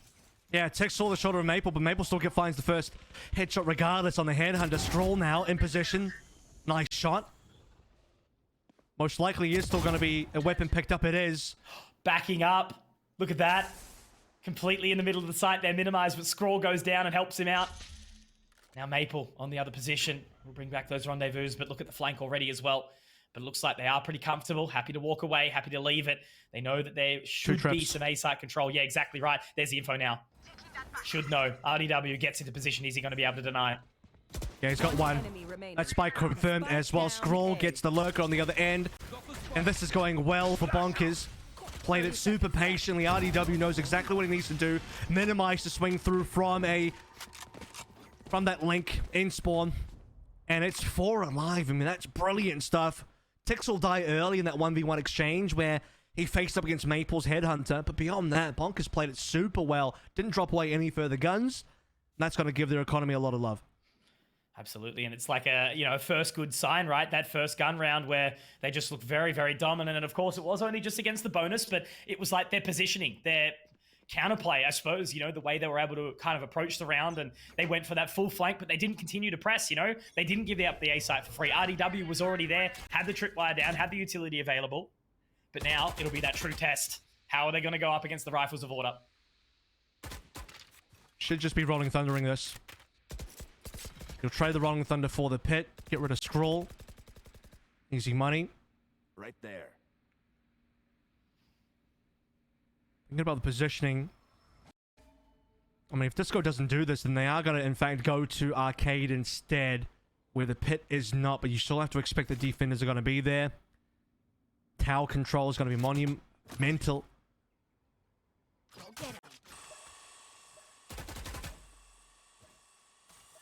So just that one member still in. Old mate text up. Trying to find something, but with the utility going down. All the way aggressive in. Autumn straight onto those blast back. Tix is going to be caught up. Not really sure what they managed to gain, yeah. No, that's not the best Rolling Thunder I've ever seen. I mean, they'll get the kill to minimize anyway. That's through from potentially moving into spawn. 30 seconds left. Pressure onto Tix right now. Hasn't had the best of maps at all. And now old mate Scroll has to walk straight back into that Viper's pit. It's going to be awkward all around. Nice hacks really clear the angle. Not quite. Autumn is going to be able to find it. Now Scroll, as he moves out, he moves around. He does actually manage to pick up one on the Texter. Disco tucked into the cubby on the side. Tuck's watching straight over towards that position, but still hiding behind the box. Will they save it? It looks like they're tempted to do exactly that. Oh, yeah. I mean, kind of hesitating. The problem is you have to play for rounds. I mean, you want to save because you want to have money to buy for the final, but you aren't going to have the shot at winning this map or trying to make a comeback happen if you save. So you simply must play for it. RDW knows it. It's a 1 versus 4, but he's going to go for it anyway. Try and get a couple of frags, and they're probably already thinking about Breeze, talking about Breeze, riding off this map, 12-4. Basically can't come back from that one. Save your mentals here. It's probably what's on the cards for Bonkers. They'll still be able to afford some buys anyway. Not going to be comfortable. But playing against Order, I mean, that's basically the entire thing. You're never going to be comfortable. Definitely know how to make a team squeal and squirm. just constantly, you know, applying that pressure and just knowing each other's limits, you know, having been a team together for so long. So now they creep in towards main. Nebula down. RDW does spot out some information and they actually walk in. They're going to be going for this duel here. Minimize is in position. Are they going to be ready for it? Texter absolutely is. Maple going for the shot, and he will be able to connect as well. Now it's RDW tucked into position here. Are they going to keep on walking? They don't need to just yet. So they get the tripwire information, but Tux has actually not looked for the clear. It's not going to matter, though, when you're there to be traded. And now the remaining two members going to be spotted out by Maple. Cosmic Divide is there, and it's on to Scroll. 1 versus 3. Texter does get that one down, and he's going to be able to find the spike plan as well. But look, we're going to need to see big things from Scroll. We already saw a 1v3, but this one is way more challenging. And he's not the one with the spike advantage now. He has to be the one retaking instead. He has to walk through just about everybody. Work past a bunch of utility. Disco's probably got some available. 2 members back to back over on the door. They'll clear him. They'll clear the map. 13 and 4. It was the hidden talent of Order on Fracture that no one knew, no one expected. No one had seen them play this map. Zero knowledge of what they were going to bring to the table. And oh my goodness, makes you wonder why they even bothered to ban it in the first place. But again, Mitch, my theory is that they wanted to hide this map from everybody else, not show what they could do on it. And by the time they bring it out, bonkers are not ready. You're absolutely right. And you can just see on the looks of Order's faces there, right? But as we lead into the end, barely a movement, barely an inch. You know, they're super comfortable. They know exactly what they've done. And this is just another map for them. This isn't like some, you know, overarching win or crazy out there victory for them. They're just focusing on that next map. Breeze is around the corner, and that's exactly what we're going to be looking for. So we won't hold you guys for any longer. We're going to throw it to that short break, but Breeze is just around the corner. Replenish the drink and see us back in a couple. See you guys soon.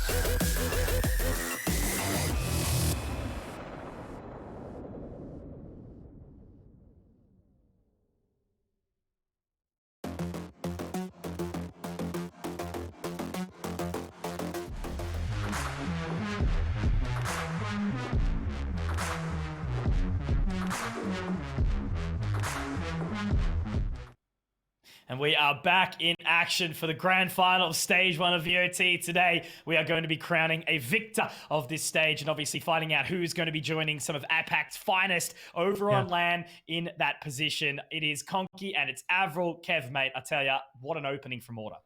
Yeah, it certainly is. I don't know if I should be surprised. I may be more surprised on the Bonker side of things than I am from Order. We knew Order was going to be good no matter what. I think even if Order played Split, they'd probably be good. I don't think there's really any good reason for them to ban anything, but they'll use the bans and maybe even just take away a couple of things they're not so comfortable with.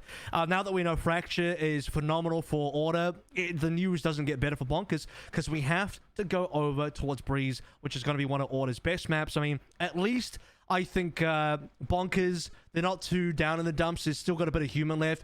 Saw in the chat right towards the end there as well with Tex going 3-16. He's like, I'm deadly today, mate. I'm deadly. And it was funny as well. I saw, obviously, you know, with the chat being muted or something like that, RDW goes, can you unmute the chat? And they go, why? Oh, I just wanted to say GG. So that's exactly what we're actually experiencing with these guys, right? Everyone's really kind in the server and concise. And look, I think at the end of the day, Bonkers are just going to be happy to be here, right? They've done the lower bracket gauntlet. They're finally able to face off against Order and show what they've got here. But look, Breeze, it's going to be a tough one. Techs are running out on that Cypher. And it's just a really fantastic lineup for them. And they are probably the most unstoppable looking on this map. And I gotta say as well, you know, this is going to get to the point where if we expect that Order win Breeze, they're 2-0 up in a BO5. Punk has already had to make the lower bracket gauntlet run. They're now going to have to go for a reverse sweep if they lose this map. So really, this has been the most difficult playoffs you could ever imagine for Bonkers because they're not off to a good start in the tournament or in the grand finals. And they've just had to do so much work as well, you know, along the way. And I think it's actually been kind of almost really good for them, right? Because by doing that lower bracket gauntlet run, it means that they've had the pressure on and they've had to go off and verse all these other teams, you know, Iconic and Fun Crew and Mind Freak, but just having to take it to the task the entire way. You get to experience all these other rosters and kind of how they play. So I guess it's only, you know, that the creme de la creme of Order sit at the very, very top. But yeah, look, I think, you know, if we just continue to sell them, I guess the only thing that we need to kind of remind ourselves, right, even if this does walk away being a very, very dominant fashion, it's still a good thing, right? It still means that Order are the clear front runners that are the deserving team to be going overseas and representing our region.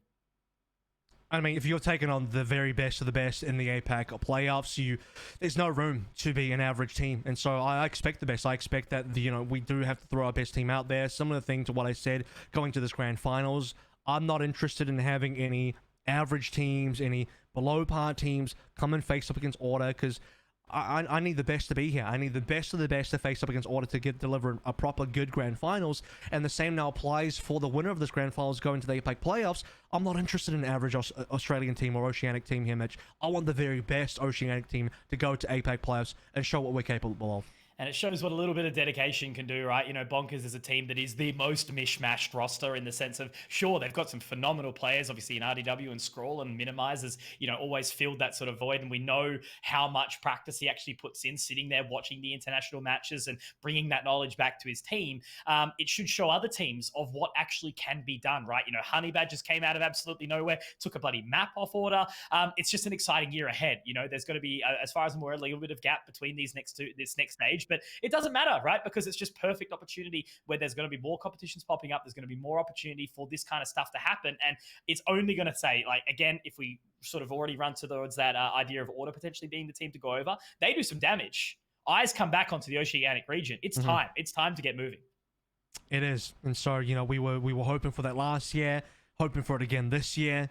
You know, really huge stakes this year as well with direct qualification, potentially into all the big international events. You know, there's a lot of room to do the damage that we've all been hoping for. You know, we've seen it in our other games. It's time for Valorant to join the ranks of where some of our top players and teams in those other FPS titles have done so. And as far as Order goes, they have the capability. They have the lineage players who have done so in the past. We'll head over to Breeze, the favored map pick of Order. And for anyone, again, that doesn't understand this, it's not just Order's map pick. It's them playing probably on their best map. It's going to be so tough for Bonkers. It's very likely that Bonkers will be down 0-2. And as I mentioned, that would mean a reverse sweep would be in order for them to have any chance. Whew, all right. All it is, just taking that big breath, getting excited. I hope everyone watching along at home is just in the position that we are to get to see the finest team in Order moving on to this map of Breeze. It is going to be the classic roster lineup. Disco obviously pulling out the Sky, Texter on the Cypher, and of course Autumn on that Jet as well. And we are going to be seeing something relatively similar, except of course of, you know, RDW actually looking to pick up that Chamber. So that is going to be an exciting thing to see. And it does appear that we've got a little bit of a lean over towards B for the time being, with some control out mid as well. This is kind of what I wanted to see Bonkers do on Fracture. I'm a little surprised that on Fracture they decided to play the Cypher, but then here on Breeze, this is when they come through with the Chamber. So a little bit of swapping between the two teams, that, you know, where there's no Chamber on the Order side, although to be fair, the Chamber player seems to be Maple, who goes over to Sova. Texter then picks up a Sentinel position, and everyone else plays their normal. Could be action happening very quickly over to Elbow. Certainly is going to be the case. Just damage exchange, so low HP, but no deaths. Autumn even holds true there, trying to find that line, down to 3 points of HP. So he is going to be forced to wait. Sent out and going back over towards this position now. Tux making his way through the tube. Going to see if he can actually find anything on the way through. RDW spotting around. But it is going to be the heal, so at least we will have Autumn back to health. And Tux right on that line, already finding RDW, and that puts Order at the early advantage. Yeah, once again, how many rounds does it match that we see Order in a 5 versus 4? They get the first blood. So many opportunities. And Bonkers constantly down. See if Niceax can maybe make something off the lurk, and Minimize is trying to do the same thing. Minimize might have a timing here. Niceax actually gets it instead. Well plays a turnaround, converts it onto a furthermore as well. Making it close, at least trying to. Texter will bring it back over towards a +1. 30 seconds left. Dropping that spike, actually massive in position now though. Text up, looking to see if he can find the duel with Minimize. Obviously holding that advantage here, they need to be careful. 20 seconds, a nice axe! My word, what a start to the round here with that Sheriff, the Jet, making it happen. Yeah, and after a very early bit of damage to come out from Order, like Bonkers barely blink. They just stay immovable and pull away the round. Yeah, man, that's what they need. 3 alive there as well. Nice hacks for 3. Additional kills. Good team play. I mean, Minimize and Nice hacks work in opposite angles. Both converging together. 3 marshals now. This will be a cleanup. I mean, no armor whatsoever for the side of Order. No buys whatsoever either. Full eco. Really, Bonkers should be expecting a flawless. If they lose any members here, I mean, that would be pretty disappointing. Very aggressive down mid. He hears the footsteps as well. Does he get spotted? Doesn't matter. Does hit a shot, but he has to fall away for the second as well. And Tux does want to take that duel, and he gets punished for it. So Niceax, a little bit overconfident there, but that's okay. Now we do settle. A little unlucky, actually. I mean, just being sprayed through. I say spray in terms of multiple classics, just left-clicking into the smoke, and one of them will catch the head. Wouldn't expect that every other day of the week. That's quite unique. This Texter would have to either think about going through door, or at least activate that trademark. Rest of the team currently exploring mid. They want that Marshall picked up. There it is in the hands of Tux now. They've got something to work with. Guiding Light goes up on towards this A site. Information. RDW does find one, but in the end, it's only good for one shot. But the Marshals apparently are doing a whole lot of work here. Camera, dart, Scroll in a very awkward position, and he's going to be punished for it as well. Now into position. Dude. Finding this spike plant in a 2-on-2. This could be lights out for Bonkers. I mean, Order have 2 Marshals now. Range advantage is there. Minimize needs to find a timing. Oh, that's the first shot. It goes wide. So many misses today on these Marshals, especially from RDW. Here. Uncharacteristic. I mean, RDW alone could have probably have held double doors with that Marshal, but now we're in a precarious situation. Minimize has to play this timing to perfection. Tix lands a headshot. Okay, now it's a 2v1. Now Bonkers can start to breathe a little bit easier. Do they know? Oh, the timing doesn't quite fare him. I was going to say that was excellently played in the end there by Maple, managing to sort of move around to the position accordingly, but breaking up the vision. In the end, it does manage to at least see Bonkers pull away to alive, but after the start that they had, not exactly the round you want to have. You know, now moving into this bonus, they're going to have not a whole lot to work with. As I said, I think the expectation should have been flawless or close to. So 4 alive to 5 alive. You have a full classic round coming through from Order. I mean, it's about as full eco as you could hope for. No one bought anything. No armor, no weapons. Almost 0 utility. I think only Texter bought up a little bit of utility. No one else bought anything. So to then lose 3 members there and to risk losing the entire round in a 2 versus 2 where you actually have a gun disadvantage because you have 2 Spectres versus 2 Marshals, it's not the best. Now IDW has to do the most versus the guns of Order. Already has to rendezvous out. This Headhunter better hit. He's right on the line. There's going to be the Aldrone to come out, and he is a little off with the shot. But Autumn does make his way through.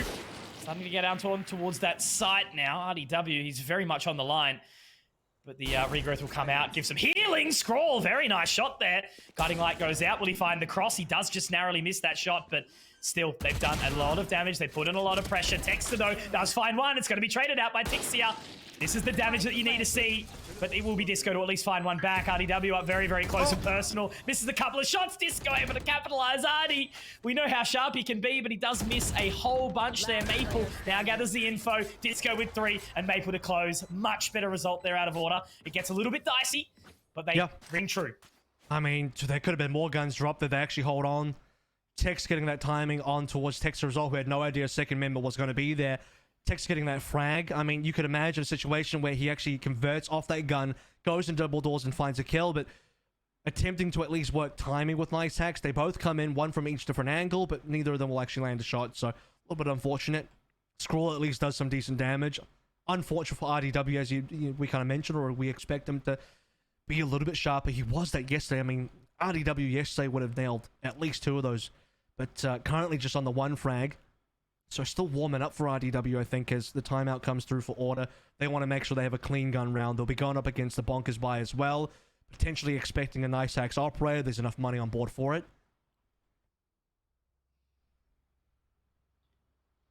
An early chat conversation.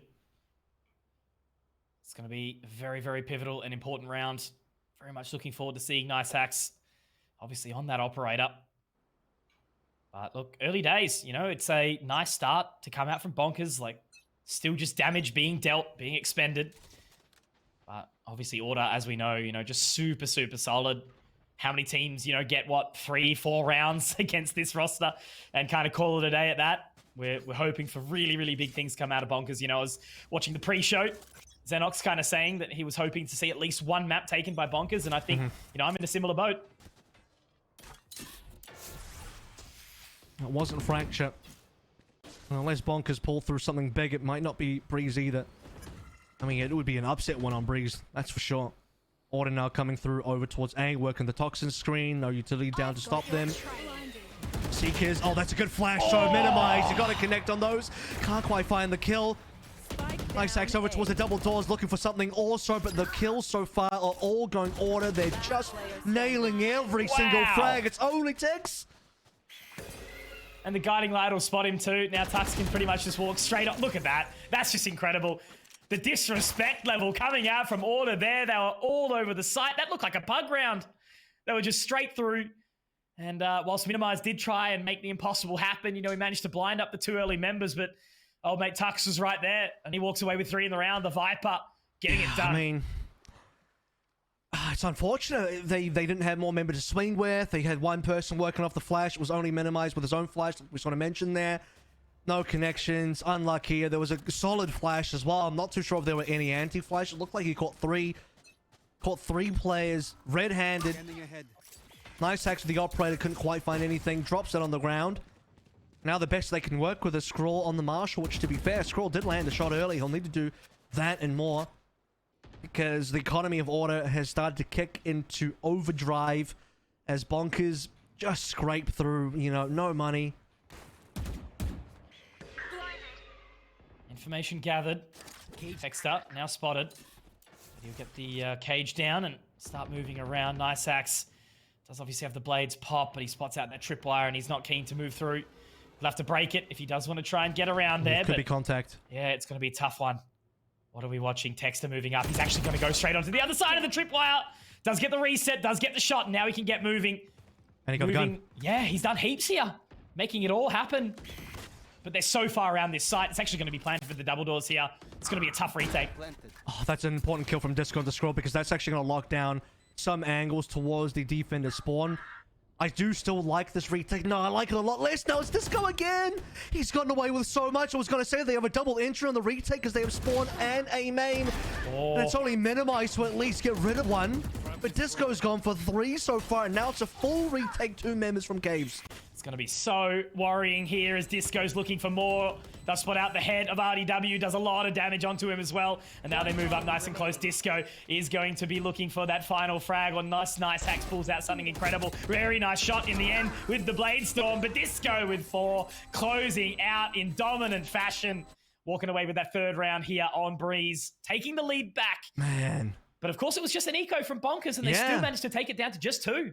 Well, I mean, it was even winnable from Bonkers. It was an eco, but it was a situation where they had numbers. They picked up a gun. They had, you know, a split entry onto the retake as well. People coming through from defender spawn. Couple coming through from A main as well in Caves. I mean, it's difficult to take control of that area. So they had a really good position to get a retake on. Disco just goes hardcore, though. So many frags. I mean, to be fair, the Bonkers members on the north side don't have guns to work with. We'll have that now. RDW pulls out the Tor, so it's full guns across the board. Disco spots out with the Trailblazer. So Nitax is going to have to get moving. We'll swap sides. They'll fake the orb as well. So 3 members stacked up over towards this A site for the time being. RDW obviously taking point. Does have the tour de force, but it is actually going to be the Hunter's Fury. Doesn't quite catch either. Managed to move away entirely, but it's nice hacks to pull down and get the aggression again. He drops the spike with it as well here, Kev. Yep, important kill. So, you know, they don't convert on the Hunter's Fury, but they'll get the kill anyway, and RDW trades his teammate, so still numbers advantage going in favor of Bonkers. It's exactly what they needed. I do have to say, though, it's pretty late timing for Scroll on that Hunter's Fury. You do expect him to pull it through kind of, you know, a little bit earlier, but maybe he was thinking it was going to be another fake on the orb. With minimizes conversion onto Texer, Tux falling as well. Round goes the way of Bonkers. Autumn has far too much to do here. How clean was that round, though? Just happy to take the control. Very aggressive. You know, members pushing down into Cave. Obviously, Minimize catching that rotate as well. Tix just playing up close and personal towards the B line. And now Autumn just has to walk away. It's going to be a 20-second save. And I think he can just already start to focus on what are they going to do in the next round. RDW wants to prevent the save here. He does. 10 seconds left. He's making a lot of noise, though, which is a little bit awkward. RDW scopes in. He actually scopes in second to Autumn, and he'll get the frag anyway. Hello, free operator. Love that. My man. Very clean. RDW, man. Like, this agent in Chamber is such an interesting beast, right? You've got a sniper, pistol, sentinel thing.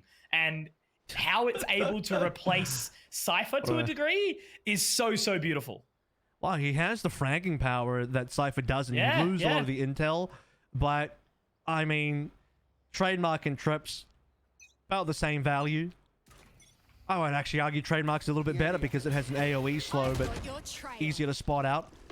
Here comes those Seekers though. Autumn leading the charge here. They want to go quick on this. And the cabbage is out. It's going to put all the pressure on. That Hunter's Fury is there as well. Minimize. He's got the hops. He's got the skips. He's got the jumps. And whilst Nicehax does go down, Tix is still in position. It is going to be an awkward one, though. Oh, my God. This is so much pressure. Tix could go absolutely nuclear, but they're still aware. They still know. They still know. And it is going to be Tux to find it. All onto RDW here, and I think it's going to be a little bit too much to handle. And he has to get the hell out of there very quickly, but Autumn's going to move straight through. Will he find the timing? Not quite. RDW can get out. He can move. We'll chase him. Yep. He's actually used the rendezvous as well to get away. Okay. So he Now, might why- have the space to get through. Yeah, but he's got limited space to go. The map's only so big. Everyone, we know that Breeze is a big map, but mate, it ain't that big. It ain't big enough for two teams to tell you that. There's RDW They found my trap. all the way back on the beach. He's thinking, can I swim away? Can I get off the island? Is there a way for me to just steal away the sniper? That's what I'd like to do. What a speedy play from Order. They just change up the pace onto a single round and they explode on towards B.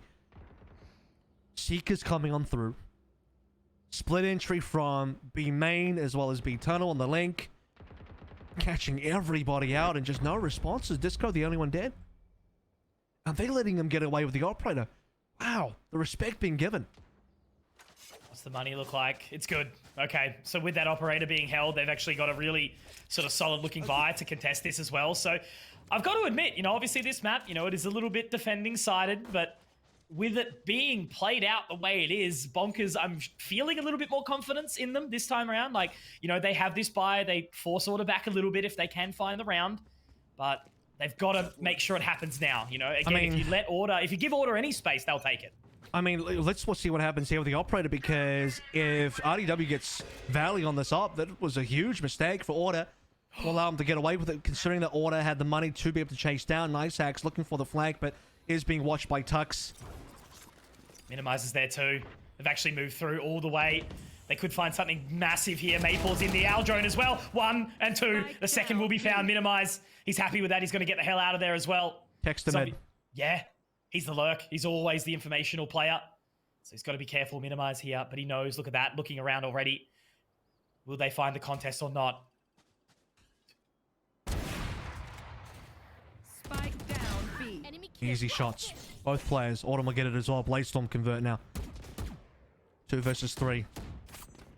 Texter on the other side of the map versus Tex with Autumn down. Things get really awkward. It's only Texter. No spike control. Looking for frags if possible. He actually is going to enter site and it will be empty because Tex is not even interested in the 1 versus 1. Doesn't want to give away his life. I mean, I respect that. That's a smart move. You don't want to be in a situation where you lose to Texter, bring it within a 1 versus 2. Might as well play your life a little bit. Problem here is that Bonkers aren't quite looking. Okay. RDW, he'll scope in quickly enough. Jesus. Well, I was literally about to break down on your point that you made earlier, this operator. What RDW has managed to pull off that round. 3 very consistent kills. Managing to find the one onto Maple on the cross and then closing out that round as well, taking down Texter, even on the flank too. He's looking quick. Like, that's the second time we've seen him outshoot someone on the side of Order whilst looking like they were going to get the first duel. And they gave him the operator. They straight up let him live with it. He walked over towards caves, looking over towards the beach. 4 members of Order, they initially were chasing him, and then they called it off. For whatever reason, they did not continue the manhunt when they could afford to do so. The money was there. Now the money's in Autumn's hands. He picks up the operator again. They're both using the same. And Autumn is getting value. Can't be trying that. RDW's good on the operator, but Autumn will typically go 1 more. It's always the fact that Nicehax has been punished time and time again for his position. Yeah, they've walked past each other. This could be good, this could be bad, but RDW does actually spot out. They've managed to hold that line, and there you go. It's exactly that. Autumn with 3. He wants vengeance, and he's got it. So Minimize walking past. It's mean that Tix doesn't have the information. Walks straight into the crosshair of Tux. Oh my god. And he just has to save. Mate. Yeah. He was looking for the big flank, but now he's like, I'm just looking for the big save. Don't blame him. Seeing if the life raft is on the beach or not. Row back to the ship. At least this time he's not getting away with an operator. I will say that if Minimize hit an op right now to save, Order don't make the same mistake. They probably do chase him. But that being said, Order's money is not as good as it was last time. They're 5 alive, and Disco's going in front of me. Disco's got the most money out of the remaining Order members, so he'll be the one to come up onto it first. Oh, they know. That's the info. Oh, he is just that good, man. Like, I still remember back to a very, very brief point in time in this roster. If we go back for Order, Autumn wasn't on the duelist. It was Tux He was the and Cypher. Texter. He was indeed. And then all of a sudden, you know, they decided to make this change. Hey, we just brought on 2 really sharp players in Autumn and Disco. Let's let them jump on the duelists. And that's when Order literally just elevated another level. It is. I mean, I think that was a required move. It was. I've commented at the time. I've said even in this playoffs run, whenever I've casted Order bet, it was a strange time seeing Autumn on the Cypher. It just wasn't really his role. You could tell that he wasn't super comfortable on it. Now RDW, he got droned out. I mean, look at this coming through from the Order side. Taking no chances. But they don't expect the secondary op. Oh!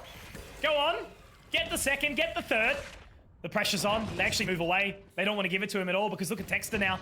Already in position, moving through the tunnel and the tube. They're looking towards him. Minimize gets that information. And now they're actually rotating away very, very quickly. Yeah, exactly right. Awkward spot, awkward position. NiceHax has that line, so he can just stay there and leave it while the other 2 members actually start to walk away. But NiceHax is actually questioning himself here, Kev. Well, he knows that Disco kind of moved. I mean, where could Disco possibly go? Artie's still watching the angle anyway, so eventually someone's going to get it. He's confirmed the information, but it's another rare miss. Oh, what is going on? 2 operator misses in a row, and Disco actually punishes, and he'll get away. That's crazy. Yikes. Well, puts all the pressure on Tix now. They had absolutely all of it. And then they start to, you know, sort of wonder what they're actually doing here. Tix has got into a really good spot at least. They are going to start to clear it. They get the information. Now Tix can reposition. He's spotted. 30 seconds. Does get the snake bite down, but Tex is going to find it. It's back to a 3-on-3 now, Kev. All of this. Look at the line. Oh They're still my watching God. it. They're keeping it firm. This is where Order's experience really does run true. Dude, and the pick got earned as well. RDW walks into a trip. How does this just go so wrong? It should have been a 5 versus 2 match. If they landed the operator shot to just go a little bit early, they wouldn't have lost anybody. Maybe they still lose Tix a little bit later on, but they would have had great numbers for the retake. Minimize still lands a shot. Has to go for the reload. Super unlucky, but RDW on the line over from B main will clean it up. What a heart-pounding round for Bonkers. I mean, that should not have gone that close. That's what I was just about to say, man. This game's going to bloody break my heart. That was crazy. Like, the amount of control that Bonkers had immediately off the back. And it was, you know, burning so much utility as well. They got all that control. NiceHax found some really nice shots. And then they just start to blunder. They start to missing 2 operator shots is already 1, and then allowing so much space towards that B side. They didn't rotate. They didn't just leave Disco in there. They start to question the position, and I think that's a perfect time for Coach and Jordation to make that call. Call the timeout. Breathe, boys. Cool it down. 5-5. I mean, this is a good scoreline. Considering the strength of Order typically on this map in terms of their history and their reputation. And it's certainly been a better start than what we saw on Fracture. I mean, Fracture was the map pick of Bonkers. 10 rounds deep. It was 7-3. Way bigger difference in terms of Order having a big lead on Fracture compared to where we are now. I mean, that last round was really difficult, but still recovered from Bonkers. And if you only look at the early stage of the round, the fact that they kind of double opt into the Blade Storm pickup as well into A main, everything going perfectly there. Disco trapped on the side where he couldn't escape. Up until the point where Disco gets a frag and dodges somehow 2 operator shots, it was going flawlessly for Bonkers. I mean, it's to the point where, like I said, it should have been a 5 versus 2. Maybe Tix dies over towards B and then they retake 4v2. Finish with 4 alive, maybe 3 alive at the lowest. Should have been really clean. They'll still get the 2 alive, but man, it had to really come down to the wire. Well, now they've sent Tix actually over towards this A side, and it is going to be that hit. They're already straight through mid-scroll in position. They haven't quite seen it in the cloudburst here, and Tix, he's in a very awkward spot here. It's going to be a tough one, but he does find one. Looking to pick up a second as well. He will get it. A third! Tix is activated. He is elevated, and he's locked down this side all on his lonesome now. It's just on the disco. Tix is looking for the 4K, and I think he absolutely bloody deserves it, but Minimize will steal it away. But that is absolutely fine when the diamond will shine on your screen. Flawless and 6-4 bonkers. I mean, Tech said at the end of Fragship, I'm looking deadly so far, guys. Well, now he certainly is. He said it jokingly for that map. He's doubled the amount of kills he got on Diffraction. That was after, what, how many rounds? 2 full halves completed. Now we haven't even gone to 12 yet. Tech's with a triple over on towards A. Wasn't finding a lot of success on B. Shifts over to A one time, and it's looking damn good. This time it's going to be RDW operating over towards the B side of things. Mid control being taken first and foremost by Order. And eventually looking for a potential A split. They are liking that one for sure. But whatever call has been made, they've actually started to rotate away. Texter is going to move through the doors, looking to get that control. Scroll should very well find him with the owl drone here. There's the information gathered. 2 members at the double doors. But they start to rotate away now. Niceax has already used his dash as well, so he's going to sit back on the side. RDW still with this line. That should be the focus here. I think if he finds that shot, he could really put a stopper in this aggression here as Disco's going to be joining the fray as well. Maple should be the first one to peek the line, but Texter, he has found the shot. He's jumped up in the mid. They've left it all open. And now Minimize is trying to go for that peak. Niceax gets one, but it's going to be tough. Oh Texas found 2 here now, and Autumn over the top. Niceax is going to be taken down, and it's already into a 4-on-2. Site taken, spike planted, and Texter again doing it all on this Cypher. I know. He's done so much this round. The impact play so far. The Guardian shots are great. Eating a bunch of shock darts, but he doesn't care. I mean, Tex, he'll fall as well, and they've actually won this one. Order with like a half buy. Clean up the round all through this incredible mid-map play. Straight into mid. Nest? Great angle seeing RDW, who probably would have had an easy shot on the operator against anybody coming to B main. But they waited for Texter first to see what he could do on the lurk. And that control gives you absolutely everything. I'm not too sure what Niceax was seeing, but he did not see Texter move up. Yeah, it's just that like split second, you know, Minimize has had so much control of mid for the entirety of that half. And, you know, in just one split moment, that's when Texter manages to jump up. He pulls the information and all of a sudden it's a fear factor on that B site. So Texter up close and personal, looking to get the cam down straight away. It will be destroyed, I would say, but they have that information early and he knows they're going to be rushing straight through. And Niceax obviously caught inside the trip as it stands. He picks up one early. Spotted one through the scan as well. They know where Minimize is. Will eat a shock dart. Actually won't take the damage from it. So got to deal with Mini. As his flash comes through. It's a good flash on a Texter. Ruins his ability to get any shots down.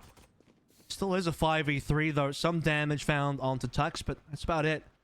And they'll have the heals as well. If Disco can get them, no, they won't. Disco didn't buy any heals, but he will be able to do some damage. Fool himself. Look at the rotate. Put Tex down at 50. And everyone's going to be here for A. It's going to be an A party. That's the thing. This map, it is big, but there is just so much space that can be closed very, very quickly. And now they're going to be fighting the full-on duel, and Autumn is rotating all the way through as well, going straight down the tunnel, straight down the tube, and RDW, oh, he's missed a couple of shots. He has hit a body there, but he's going to be back onto that classic very, very quickly, and they need to start to shift the focus towards that flank. Autumn creeping on up. This is where the patience is a virtue. Maple picks up one. Scroll, good for the trade. Maple, it's a little bit shaky now. They know exactly where he is. RDW does rendezvous out, and Scroll is in a position to help him now. Creeping around the site, keeping control. Maple and Autumn, though, they will close. They had the right decision there, bonkers, but it was just, again, Maple, who's had a quiet one. He goes huge in the round. Yeah, and the big flank as well from Autumn. He'll miss the initial shot, but still having control of A main for the retake is absolutely pivotal. Just to control, knowing that no one from the attacking side has it for a post plan. I mean, numbers are low anyway for Bonkers. RDW, he could have converted so much more. I feel like on these pistols, when the headhunters are there and he's got some shots in front of him, but the head is just a few pixels off from where the crosshair is, and it's all the difference, dude. That one extra kill, maybe 2 extra kills. It's going to give the pistol away. to Order. So no second pistol found by Bonkers. It's going to give Order now the opportunity to extend the lead into a 9. Sorry, a 8 and 6 rather. They're looking to go straight through again, and Isaac's actually will get that dash in, and Tux also utilizing the exact same thing, but he should go down. Nicely done there for Minimize. Tix also finding one, but Maple, he does have the vision, he does have the information. The shock dart goes around, but it's a little bit too deep, and already the pressure is here, but Scroll, he's picked up another information off the back of the Owl drone here. They're holding true. Scroll narrowly missing that shot, but Maple up close. The guiding light's not good enough, but he runs out of bullets. It's all on the Disco inside this 1 versus 1, but the spike's still down. Disco, he can break the space. The regrowth not able to be utilized, only to enemy players on the space for him. Creeping through, Minimize, does get spotted. RDW, he gets the frag! The headhunter works out this time, and they have just won a completely empty buy with a couple of sheriffs and a couple of classics. Yeah, a humongous round coming on through as well. That's not the type of round that you'd expect that the team that just lost the pistol were going to be able to do, but they'll get it done. I mean, that completely nullifies momentum from the squad of Order, where otherwise Order were looking for 8. Go beyond that as well in future rounds. Would have been a 2-round differential. Bonkers immediately close the gap. They'll have 4 rifles now. RDW playing the bonus on the Spectre as a solo bonus player. Just keep that economy running. They just got to clean up some unarmored pistols. I mean, 2 sheriffs on here, but with 0 armor, the Spectre's even on top of the Vandals, which is completely shred. Already early frags, early damage being found. Tux pushes through. Texter, though, he has found way too much here with that classic, but luckily they do manage to hold their composure and find those frags naturally. 3 alive, so the money is still okay. But what are we looking at on the side of Order? It's good. Well, no operator up, though, yet for Order, which is going to be a key factor on this map, as you know, Kev. The good news here is that Bonkers only actually lose 1 gun because RDW saved the Spectre, so technically speaking, it's only the 1 rifle dropped. He'll move over towards the operator. You said there's no operator online just yet for Autumn. But I'll tell you what, if they take this round, that'll be a free operator for Autumn, so that's kind of the danger here. RDW needs to set a real good standard here. Take good control of a holes. See if Autumn walks into the sight lines or not. He does have 1 dash available, and Artie is creeping up. Trailblazer out, some information. Yeah, look at this. Oh, it's so beautiful, man. Look at this, the aggression from the Sentinel player in RDW with the operator. And he gets up very, very close and personal now. Texter does utilize the cage, trying to gather the information. Hunter's Fury now to come out from Maple. Is he going to be able to find anything, though? Nice Hack's not quite. No, sorry, it's actually Scroll on the other side. Maple gets 1, but RDW rendezvous out. He's still got some space. And now another Hunter's Fury to come on through. Everything is happening. Damage left, right, and center, but Tix, he's on the flank. He's found 1. RDW still on that line. Is Tux going to creep? Is he going to peek into it? Still just holding for as long as possible. There's the info. RDW hits the shot, and Scroll to find Texter all on the Maple inside this 1 versus 3. He will be able to collect with 1, but RDW, he does it again, and he is the starlet that is shining inside this series. Breeze, 9 rounds for Bonkers. And they're in the lead now. 2 rounds in the lead. Bonkers are doing this one. They might actually be able to upset Order on their best map, on their map pick as well. They lost Fracture, but Breeze can still be picked up. This is going to be an eco. It's going to be full 5 sheriffs. 2 armors been picked up here as well. RDW gets a bunch of value on that operator. We see him creep up over through the halls. Easy pick up to Autumn, who can't challenge him whatsoever. They plant over 4 caves as well. Perfect for RDW in that post plant. You did see Scroll with a shock dart. Pretty rare from him. Usually will hit those. Nice hacks. Just want to quite go down. Very aggressive movements from Order. They have to make sure they have these shops under lockdown. It's a very small choke. There's 1. Not quite the second, though. Autumn, he's managed to be a little bit of a menace so far, but Tix is going to be able to take him down. The rotate is already there, and the pressure is just continuing to be applied. Like, I think we heard about it, right, from Tux, actually, in that pregame interview, talking about how short this game is, how important 1 round can be. Oh, Texter, okay. Walks in front. I'll get back to that point in just a minute, because Tux is around on this flank. They still do have the spike in hand. They've walked up the tube, but Texter, he's sniffing something Trademark. out. He knows. That's very, very Trademark, true. We'll spot this rotation through, so it's not gonna. You're not gonna get this for free. And it's been shot down. They know about it. This is going to be Bonkers even ignoring it. They're going straight through halls in towards spawn, rotating to B now. That means it's a free gun. for Tux, should he want to take it, and he's got one. Is the Vandal on hand? So, possibility now of Tux doing some real damage. Texter already collected 2 kills earlier on. Or just the 1, actually. Autumn got 1. You have... Oh, no. RDW disconnected. I was saying, what's he throwing that credit card at? Uh-oh. That's very unfortunate. Going to utilize it. It's too late in the round, I do believe, for anything to actually really be done about this, but they're moving in closely. Tux up close and personal. Minimize does hold it, but Texter, he's got the operator out. He's already found 3 big frags now. The pit, though. As they start to move in, yes, inside the pit, it's going to be awkward. He wants to get the camera down. Would have heard that. Tix in position. He can just sit and lay wait here, burn down the clock. That's all he needs to do. Tapping onto the defusal. The timing. Bring around the Rosie. It's all it's going to be at this point in time. He's seen the spike. He knows where he has to go. Texter walks on in, and my oh my, that is a... I'm even going to call it a lucky round here, Kev. That's rough. Technical pause will come through straight away. Yeah. I mean, Jesus Christ. If Bonkers lose a round because of a DC, I don't even know. I don't understand. My brain would have melted off that. I can't even begin to tell you. It's pretty upsetting as it is that RDW basically cops an L, just standing still on the rotate. Like I said, throws the credit card down. I mean, what happened? Did it get rejected? Did the bank not approve the transfer? What's going on here? He was just on the phone. It's like, something's gone wrong, man. He's just upset. I gotta check with Commonwealth. What's up with that? Yeah, exactly right. But no, look, I was going to go back to just that point very, very quickly, you know, talking about how 1 round can make a difference. You know, they lose that pistol round in a relatively sort of strong fashion. You know, I felt like Order were able to take that through really, really strongly. And then they win the eco round straight up, you know, couple of classics, couple of sheriffs, and they've managed to maintain that momentum the entire way through now. It's now been, 4 consecutive rounds, looking very, very strong. And, you know, the pressure that they've continued to be able to apply here from Bonkers has really stretched them out forward in this half. Yeah, even with the 1 surviving there, the fact that they recover an operator that will go back in the hands of RDW when he returns, it keeps the money good. It makes sure that the expensive gun has, you know, been retained for the team. They still have money to buy for everybody else anyway. Ultimates are looking great. It's so important that for that final 1v1, it was Tix that survives. Because with the Viper's Pit, you have a humongous advantage in the 1v1.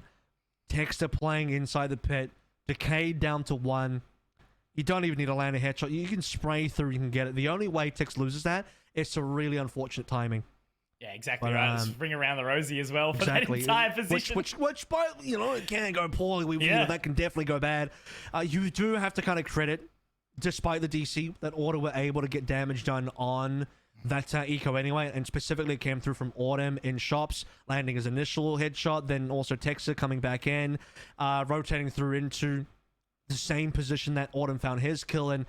I don't know what it was, but Bonkers was so slow at rotating. They were hanging around for so long that they are still in the same lobby area on the outside where shops exits to, and that's how Texter gets to come. Like, why are they still there? Yeah, You've killed 3. You can move through the map now.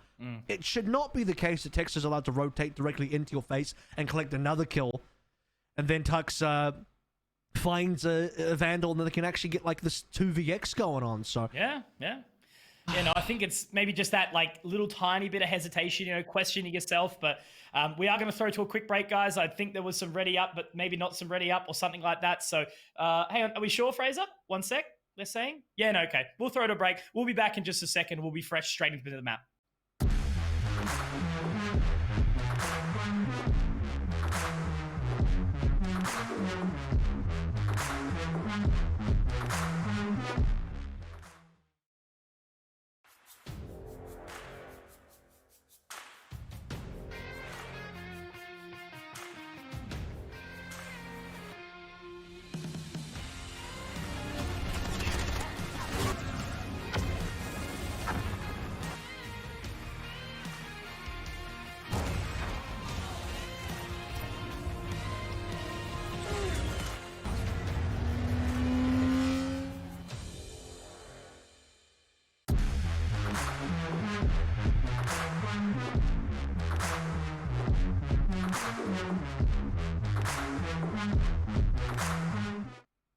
Ladies and gentlemen, we are back, and it does look like we are just about to get a ready up once more from each of these teams. Thank you for all your patience. Of course, again, as we saw in that previous round, we did have that minor technical difficulty where we saw RDW disconnect. So just internet issues on his side. He should be ready to rock and roll. Looks like the ping is stable, so we're good to get moving. But Kev, mate, 10 rounds for Bonkers. They are absolutely decimating here. But it's Order that they're playing against, so they've got to be composed. I mean, it's not without losses. Look at the KDs across the board. It's 14 for the top fraggers. It's not that big of a difference. Tix will get the initial kill to Tux. It actually deletes the pit, so huge, impactful kill. They get onto A because of it. Seeker's even being thrown out here. Plenty more ultimates if they want to use it. And they might not have to. It's 4 versus 2 now. Order are just dropping members. So many things are happening. It's so hard to even keep up. I've got so much respect for Crash right now to keep his eyes on what is happening. Minimize, holding it through. Tix looking on the entry Viper. Battle Viper coming out. What the hell was that? Tix has gone from like 6 ranks to 15 in, I don't know, the space of 6 rounds or something like that. I mean, he wasn't doing that hard on the defense, to be fair. I don't know how many times he was able to get too much when he was solo anchoring on B and getting run down, or they weren't even coming towards B. But now on this offense, he's really stepped the hell up. Now we're getting to a stage where 11, so we're way past double digits, 5 in a row. Ever since that second round win from Bonkers, it's been non-stop. We've been in 5th gear the whole time in this Bonkers machine. It's beautiful. I'm so happy to be a part of it right now. You know, these grand finals, so many times am I used to seeing Order just pull away. It was only that one anomaly where we did manage to actually cast. I believe it was me and Mac watching Wildcard managed to bring it through in a 3-0 fashion, which was just absolutely unheard of. But it's early days again. Minimize has found that opening pick. The amount of control that he has been able to utilize, mainly the guiding lights of the sky, he's just done such amazing things. And whilst Autumn does miss a couple, he hits one. Scroll and Minimize to find it back. Disco looking for a long shot, does get it. So it's still an opportunity here. But look at the rotations. They're so, you know, concerned about where they need to go, what they need to do here. It's going to be Disco looking at that line and Maple coming in from Bridge. But it's site control again. Yeah, it is. Well, okay, I was going to say as well, maybe Disco wants to go for a gun, but it is kind of being watched by Scroll. I'm a little surprised that they're just not respecting the sheriffs. I mean, coming through the double doors, they had no idea. Did they not even have anybody watching that? Disco's found way too much value off a solo chef. They'll drone it out eventually.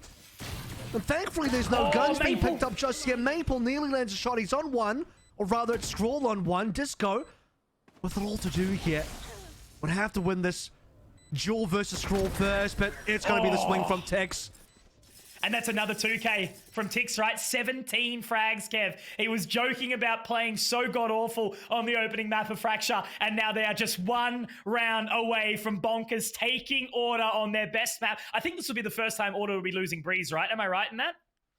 I'll check the stat for you, mate, while we play out this round, but it feels like it. It doesn't feel like a normal day when Order is somehow not heavily in the lead on a Breeze. I'm so used to seeing Order dominating Breeze. They've only ever lost Breeze one time to Peace, and that was the grand final last year. There you go. Yep. That's exactly right. I do remember that this competition, there was some pressure applied. I think it was maybe Fun Crew that managed to do it, but like Breeze has just been Order's bread and butter the entire time. We've seen Fracture, which we thought was going to go the way of Bonkers, and now we've got Breeze, and we're 1 round away from making it happen. Moving through, they actually used the Trailblazer to destroy the tripwire. Tix has found another entry. This is incredible, Kev. Spike going down. Nice Hack's looking for more, and this could very well be the closing round, but Disco, he's got something to say about it now. Pressure is applied. Maple finds another. Spotted out. It's going to be Nice Hacks.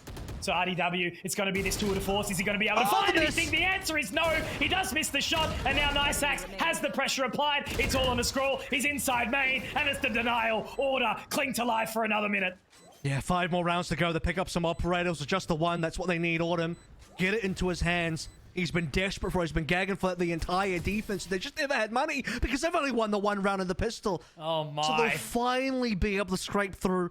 4 players alive. It starts so poorly. Tex is instantly fragged by Tex, but they're able to get the re-entry, win the duels when they need to, and put themselves in a situation where it's a 4-round gap. It's still not comfortable. Still doesn't feel good. Look at this. Autumn. He knows it could still be the last round, so he's got himself an operator and a vandal. He's backed himself in 2 guns because he knows he might need it. Absolutely. No room for mistakes here. But look at the frags, just across the board, everyone doing their part here. You know, Autumn, sure, he's been a little quiet, but as exactly mentioned, you know, first time getting that operator, and it's going to be the A-site hit. The cabbages are ready to be thrown out of the cart. Not quite utilized yet. Texter moving through the double doors. They are waiting for that poison cloud. It is going to be the Trailblazer first. They want to destroy that tripwire again. But there's the information gathered. Maple actually tags up 2 of them, but it's in return. It's going to be Scrawl. Scrawl gets some further damage and some further info as well. Texter up close. Utilizing this Cypher's cage, knows exactly where Nice Hacks is. He's being tagged up, but the cabbages, they come back out on the side of Disco as well. Moving in, inside the pit. Tix has found another. Nice Hacks still in position. They're looking to get this plant, Kev, but it's going to be a tough one. Well, they should be able to get the plant. They have site control now, especially with the pit. Disco has to swing like a god, and he won't be able to. Nice Hacks shuts him down. 2 more players remaining. This could be the map. Very low HP on a few. The Bonkers have the numbers, and Order are just spraying through into the smoke. They don't know what to do here. They've lost a good utility. Last player standing. Autumn, he's given up the goat here, and now it's all on the Maple. He's got some HP, but he doesn't have a life left, and that is going to be a victory, a second time ever on Breeze here, as Order have been taken down by Bonkers. Ladies and gentlemen, it is a 1-1 scoreline in this grand final, and what a way to open up our Sunday afternoons, Kev. Beautiful stuff from Bonkers. Yeah, Bonkers are finally activated. We were getting concerned for them in this grand final, considering the fact that this was Order's map pick. It has been their best map as well. And now the upset win on the map picks of, both teams losing their map pick. It's incredible stuff. You don't see that too often, especially when it's Order actually losing a map. And Tex, what a performance as well. He did very little on Fraction, and he was in control, especially on the offensive side. RDW was maybe the king of the first half, but Tex really pulled through and did some incredible stuff in that second half to put Bonkers across the line. And now we got a real game on our hands. And you mentioned this earlier, but Xenox, he wanted to see at least the one map. Well, he got that damn early. And I cannot believe of all maps, as we spoke about, it was that one, Breeze to be pulled through. And it looked like they were in basically control for the entirety of that second half, right? They managed to end the half 6-6, very tit for tat. And then we go, okay, attacker's side, it's going to be a bit of a challenge. And then Entry Viper decides to come out of nowhere, right? Tix is just getting frags left, right, and center, multi-frags out the wazoo. But guys, we're going to cool down, have a little bit of a break, and then load back in for Bind. Ladies and gentlemen, don't go too far because this is a belter. We'll see you back very soon.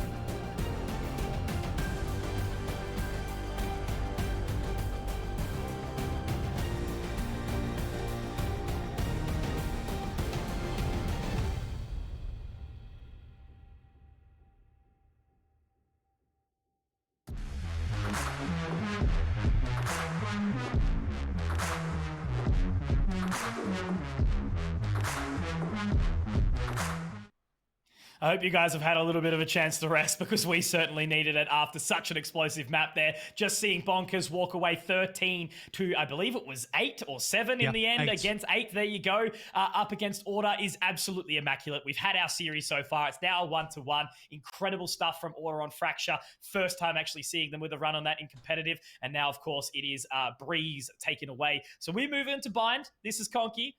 Avril with me. Mate, I'm lost for words at this point in time. It is. It's. We got a real series. I mean, I was getting concerned that it was going to have to be a Bonkers reverse sweep. They would not want to be in that situation at all. It's so hard to reverse sweep up against a team like Order. So to win on their map pick after losing your map pick, I mean, that's a statement. That's exactly what needs to happen. Now we go over towards buying, which has been pretty 50-50 for Order in the past. They lost this one to Honey Badgers, which will be repeatedly brought up because, I mean, it was such a shocking loss to a team that they would usually not have any issues dealing with. I mean, if they lose it to a team of the caliber of Bonkers, it's more understandable, but losing it back then was definitely a shock to the system. They came back and slapped the hell out of Honey Badgers, don't get me wrong, but now they go up against far more difficult competition. We had a bind where Order also played up against Iconic, but then Iconic really did not have a good go of it. Well, you know, I was here with Xenox yesterday when Iconic played bind against Bonkers. Bonkers made them eat dirt. So, I mean, Bonkers are ready to get on with bind today.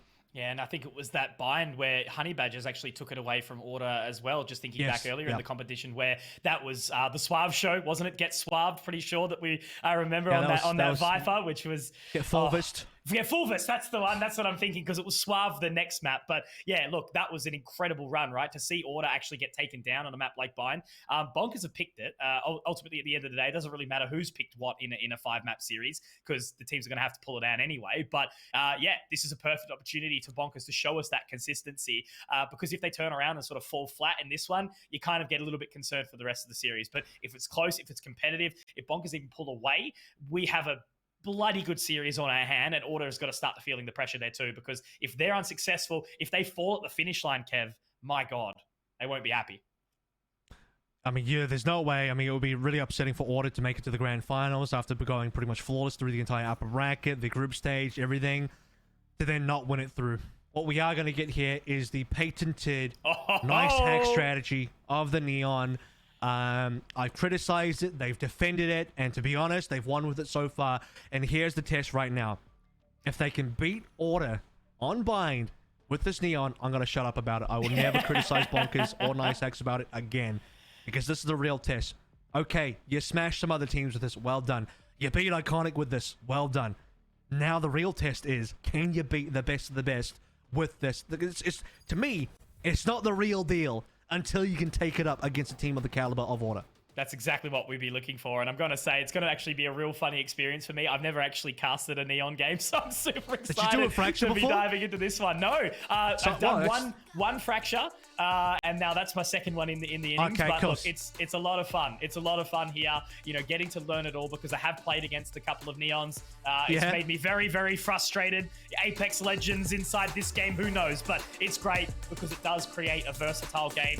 Valorant's very much trying to be its own, and that's exactly what we're seeing. So patience with me, guys, but it'll be fine. We're going to have a lot of fun. And Kev, mate, it is map number 3. We've still got more around the corner. We're due for at least 4, and we move into Bind. Crashman on the obs. Conky and Avril, let's dive in. 13-8 was the scoreline for Order up against Iconic on Bind. 13-3 was the scoreline up against Iconic from the Bonkers side of things. Much more dominant. That included, by the way, 12 rounds in a row from round 5 onwards, extending into the second half. So Bonkers did not let off whatsoever. This is going to have to be, I would even say, Order pulling through from their recent loss on Debris to make sure they don't end up in a bad situation up against a team who've been feeling really confident, contact being found, and RDW first blooded. A little unfortunate there. RDW not quite finding the right head. It almost felt like he was shooting in between to a degree. But Autumn did take a fair bit of damage in the process. Tuck's excellent shot with that classic. So really for free, Order have walked away with a couple of early frags. The fast lane does go down. Should give them some extra space as they walk in towards the lamps. And Maple has very much sat back with Tux. They're happy to allow this space and give them the sight for the time being. Spike didn't make it across though. That's an issue because if you want to plant, you need to get Scroll into position. The fact that Nice Hacks and Tix have actually managed to take the back of A, though, is super important. What are they going to do with this? They could actually make a big rotation if they want to, but they have to assume that Showers is the only way that's dirty. They'll confirm that due to the fact that the recon comes through. So they know what they have control of. They do not have Short anymore. They certainly don't have Showers. Ideally, they're getting towards Heaven. I don't think any of them are. No, Tix is in Heaven. That's really good. Just the amount of control that they managed to establish here, you know, coming all the way through the flank on the other members of Order, it almost begs the question, is this going to actually work out for them? They have to find some big shots, and Scroll will open up with 2, so he's already done some great damage. Tix has brought it back to the 2-on-2 here, Kev, already tilting on its head right now. Our drone goes out, information gathered, he's going to be able to get out of that one, starting to get a little bit awkward, a little bit dicey, moving around. Maple does find it. Autumn, a great shot onto Tix. They cut it fine, but maybe, just maybe, they overstepped a little bit because it's tight. It's only 1.8 seconds left on the clock, but they managed to close it with the defusal. A big round, and at least Bonkers made it into the site there. And it was 2 1v1s as well. You know, you had to win between the last 2 surviving members of Order. A single 1v1 each from the spike over towards Lamps and from the spike over towards Heaven as well. So Tix and Scroll to try and stop the defuse from happening. You can see the drone coming through. Scroll was surprised that Maple was right below him, so he didn't quite land the tag on the drone. If he lands the tag on the drone, there's a real shot that Scroll wins a round directly off that alone, because then he can get that 1v1 win, and the defuse would have been hindered. So Autumn very, very close. Trailblazer goes in. Nebula goes down at least, but the relay bolt is out, and it doesn't quite work out for him. Tix in the end, does manage to at least get the trade. Disco's there too, so it's not all she wrote, but there's another dink. 145 in 1 coming out from the Sheriff. Tix moves in, does get spotted out by the Owl drone as well. But it's going to be the Headhunter. 2 bullets left in the chamber. RDW has been sharp, but he's missed a couple with that pistol. Texter looking for the hunt. Tix should be spotted here, and as he chucks down the Nebula, it is unfortunate. Disco up close and leaves it all on the Scroll. Does actually miss the shot onto Disco too. They know exactly where he is inside the garden. And the gravity well will start to pull him in as well. Nicely done from Maple. And a good flash in as well from that guiding light of Disco. Well done from Order. They keep 4 alive, and now they're going to have a pretty strong bonus into this one. Yeah, what an unfortunate start though for Nice Hacks. He relays on through and just nails himself and walks into his own relay bolt. Doesn't expect that Autumn was going to dash. I mean, you do have to kind of expect that could happen. Early timeout now coming through from Order. It's kind of interesting that they are going for a timeout this early. Round number 3. Already believe that they have a couple things to talk about. They're up against the gun round of Bonkers. And you might be a little bit concerned if you're Bonkers right now, because you're looking at this timeout like, I mean, why are Order doing it this early? Are they trying to get aggressive on us? Are they trying to make a play happen with their SMGs? Are we in trouble? You know, we're on a rifle round. Do we need to play this one slowly? Are they going to try and shower pinch us, which means we probably shouldn't play up too aggressively in A main? Probably not going to take Showers control because of that as well. So play the mind games at least slightly here. You'll have to hope that Order don't have to take another timeout this half, but what if they do here? Might be interesting. Good time to think. But it's nice, right? You know, seeing, as we spoke about, I believe it was map 1, just seeing Order actually taking their timeouts, you know, being in a position where they want to have a bit of a conversation, you know, maybe it's just a moment where we can kind of have the, you know, cool off, whatever it's going to be. But, you know, Bonkers are clearly putting the pressure on Order. They have been this entire series, even if Fracture was a little bit more one-sided. But this will be the telltale, again, as we spoke about. If we see... You're right. Wow, what an investment. That's a big ask. That is... I don't think Bonkers will be ready for that at all. Autumn is going to have to really nail the shot, because once Bonkers get this info, they're going to have to adjust how they play it entirely. And ideally... For Order, if that's going to happen, you turn it already into a 5 versus 4. Ooh. I don't think the Trailblazer actually showed the operator. Certainly has not. And Ice Hacks pays for it. At least he does get to at least force his way into... Whoa, minimize. No way. The fadeaway shot, he pulls away with 2. And that's the operator going down. Scrolls also found Disco. My God, this utility is absolutely beautiful. The confidence, they're just doing absolutely everything. Now Maple in an awkward spot, all in his nose. I can't believe it. They buy into the operator, and as the second it's seen, now it's going to go back into the hands of who only I can assume to be RDW. Yeah, I mean, drop it over, mate.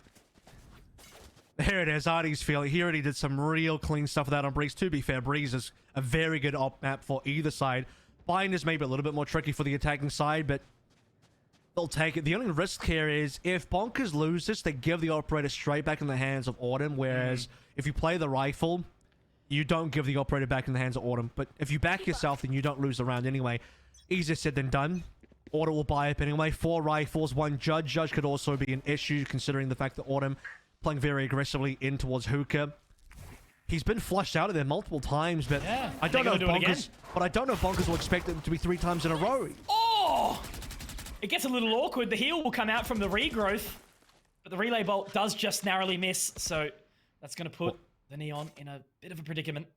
Autumn has to get out, and Autumn has to, kind of leave. He's caught onto the left-hand side of that Hookah. Here comes Pit on towards the A side of things. It probably wasn't going to be A anyway, but I think Autumn's game plan here is they were looking to scare off Bonkers from B and then shift off.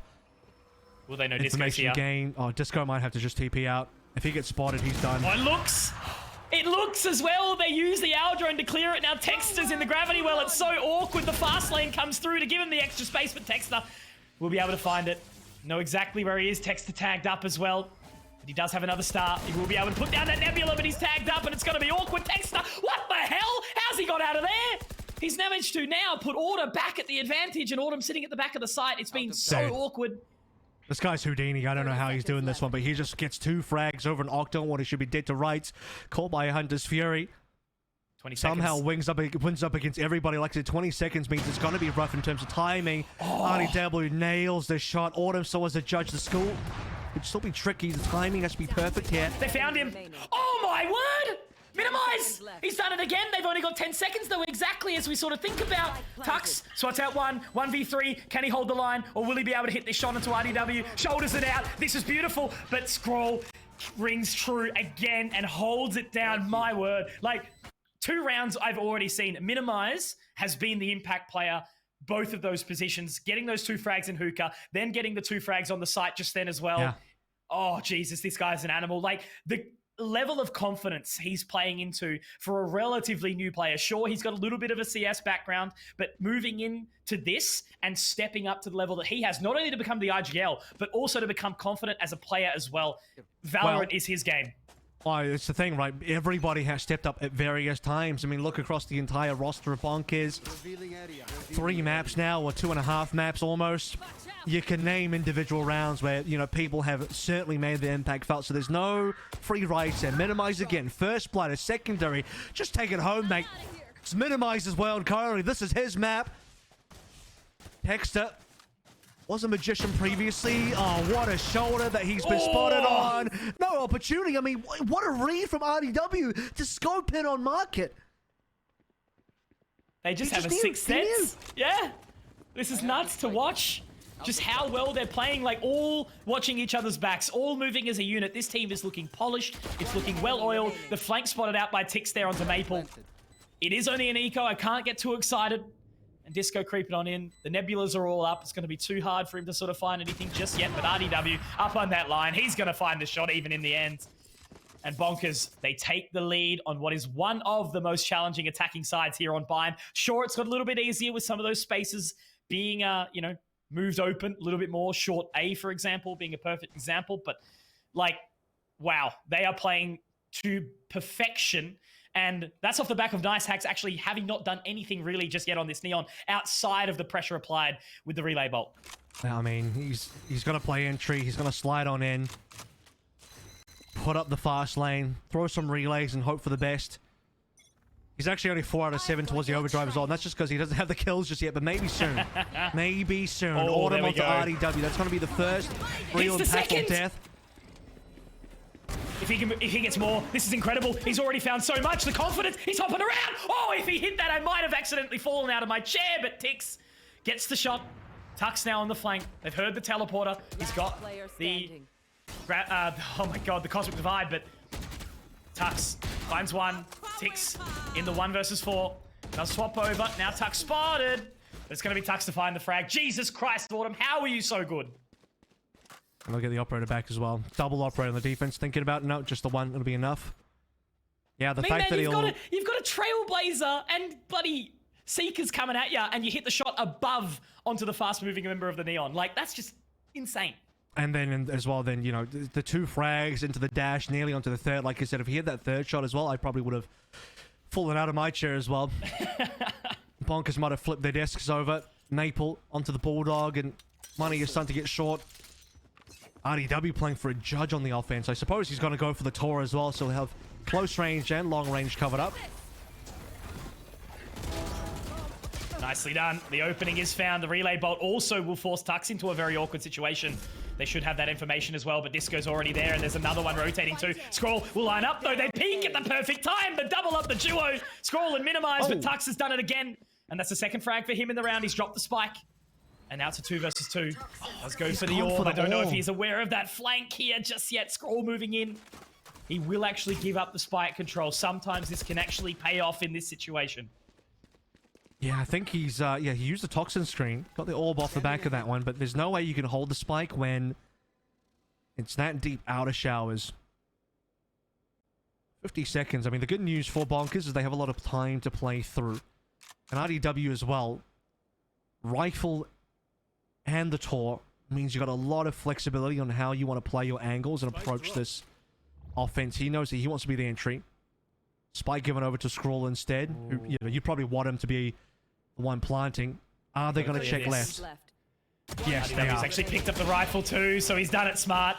What an incredible round there by Tux, and that's his experience, right? Like, I think people need to remember how long he has been playing tactical shooters for. All the way back to pretty sure 1.6, and the guy has just been at another level. He's got international experience all around the world, and that is shown to perfection there. Gives up the spike, moves back, locks himself down outside the lamps, and gets the 4K. I'm a little surprised Artie didn't swing off the Tor there, but then again, if he swings off the Tor and catches a shoulder, that would have been the kill into Tux for sure. But they both swing onto Tux eventually, and Tux wins a back-to-back 1v1. Is how it goes sometimes. Overdrive ready to go, though. I wonder if this will be an aggressive play. They might just decide to break out of showers, overdrive through fast lane, start lasering down some people. It's the one thing I haven't seen in competitive yet, and I'm very excited about it. There it is, the overdrive, but it's been punished. Texter, he's the man doing the punishing here, and Minimize has actually got past, but he's been spotted out by Texter as well. 3K for the Astra. And now on to the other side of this Viper's Pit that was placed down by Tux. It's going to be awkward, RDW. They know exactly where the spike is, and with the Aldrone spotting out, no, it didn't quite get in deep enough. So he spots it. Oh my God! Wow. You're an animal. That's the shot of the day. I think that's the best shot of the entire playoffs. Pixel perfect. I bet you play that in 0.25 speed, you still have your jaw drop to the floor. Oh, man. That's an unbelievable shot to hit. He's got to peek at heaven. That one's slightly easier to hit from Auden, but still just as, if not more impactful, due to the fact that now it is a 1 versus 4. Artie has to consider something like a save, but there's too much time left, and he even gets tagged through the wall. That's the kind of warning shot that'll make you flee for sure. Disco pops him down. Make sure there's no escape whatsoever. It was beautiful to watch from RDW, but not good enough to win the round. Oh, Jesus. It's those moments of brilliance where you do get to see something exciting, but, you know, even when you hit those incredible shots, you've got to pull back so much more. Autumn from heaven, watching the line towards showers. Texter walking away with the 3K as well. Incredible stuff. So, yeah, really yet to see a whole lot come out from the Neon, especially. Hoping to see something big for it soon. There's definitely the capacity where we have seen it apply some pressure, but already walking down long. Autumn, he's going to get that information straight in towards short as well. Is there going to be a member spotted? No, not quite. But he's gone for a journey. He's gone solo. That can be a little bit dangerous. I think he's gone solo with the confidence that they're not actually expecting much over towards B. You have to watch ramp, so will he be rewarded? It's nice hacks that'll be probably down. Wow. Oh, Disco as well.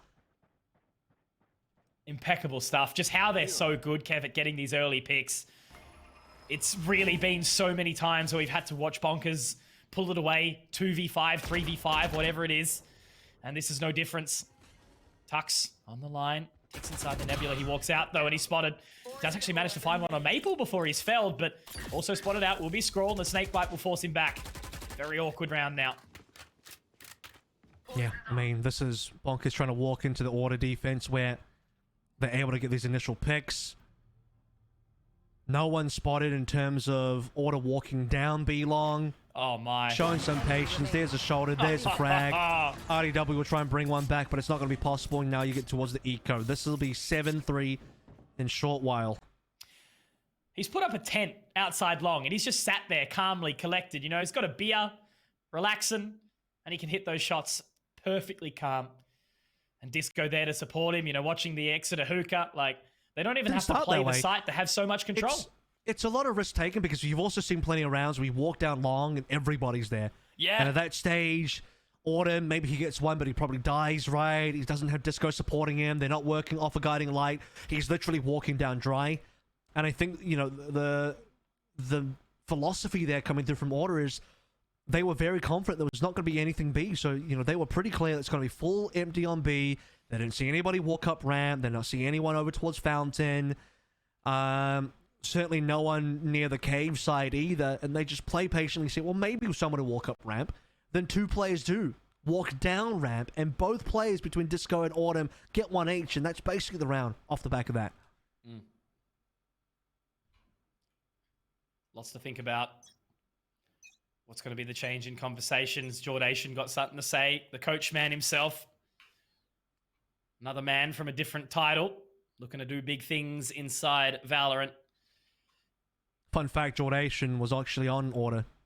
Oh, there you go. He was. Yes. No, he was. A very long time ago. Yes. I do remember He's that. won championships for Order, actually. So, you know, he's done good work for that org.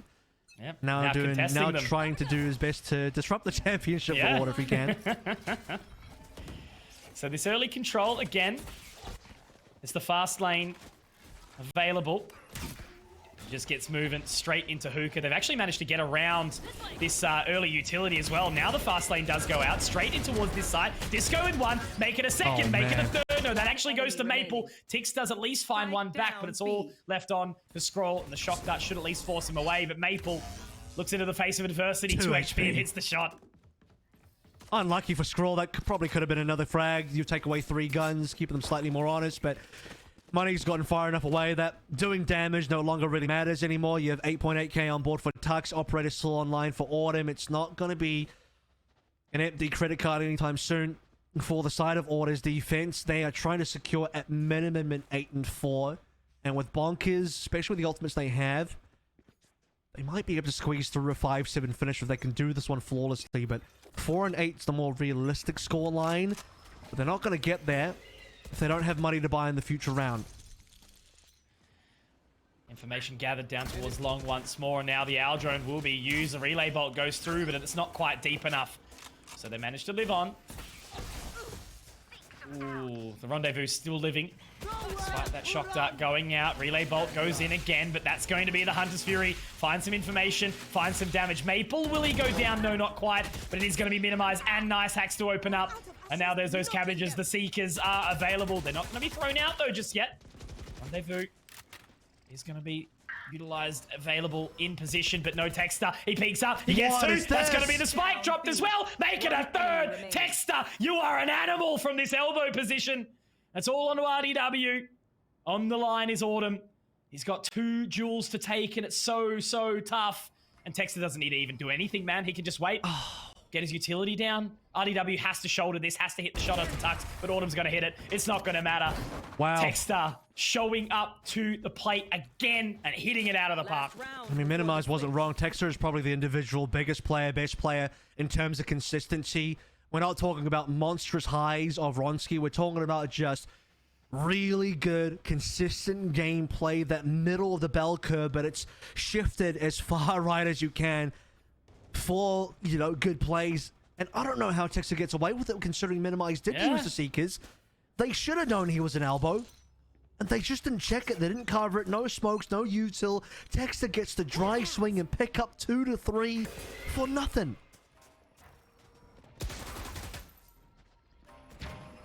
A beauty thing in this game. You don't need to be on the Jewelers to be putting in some impact.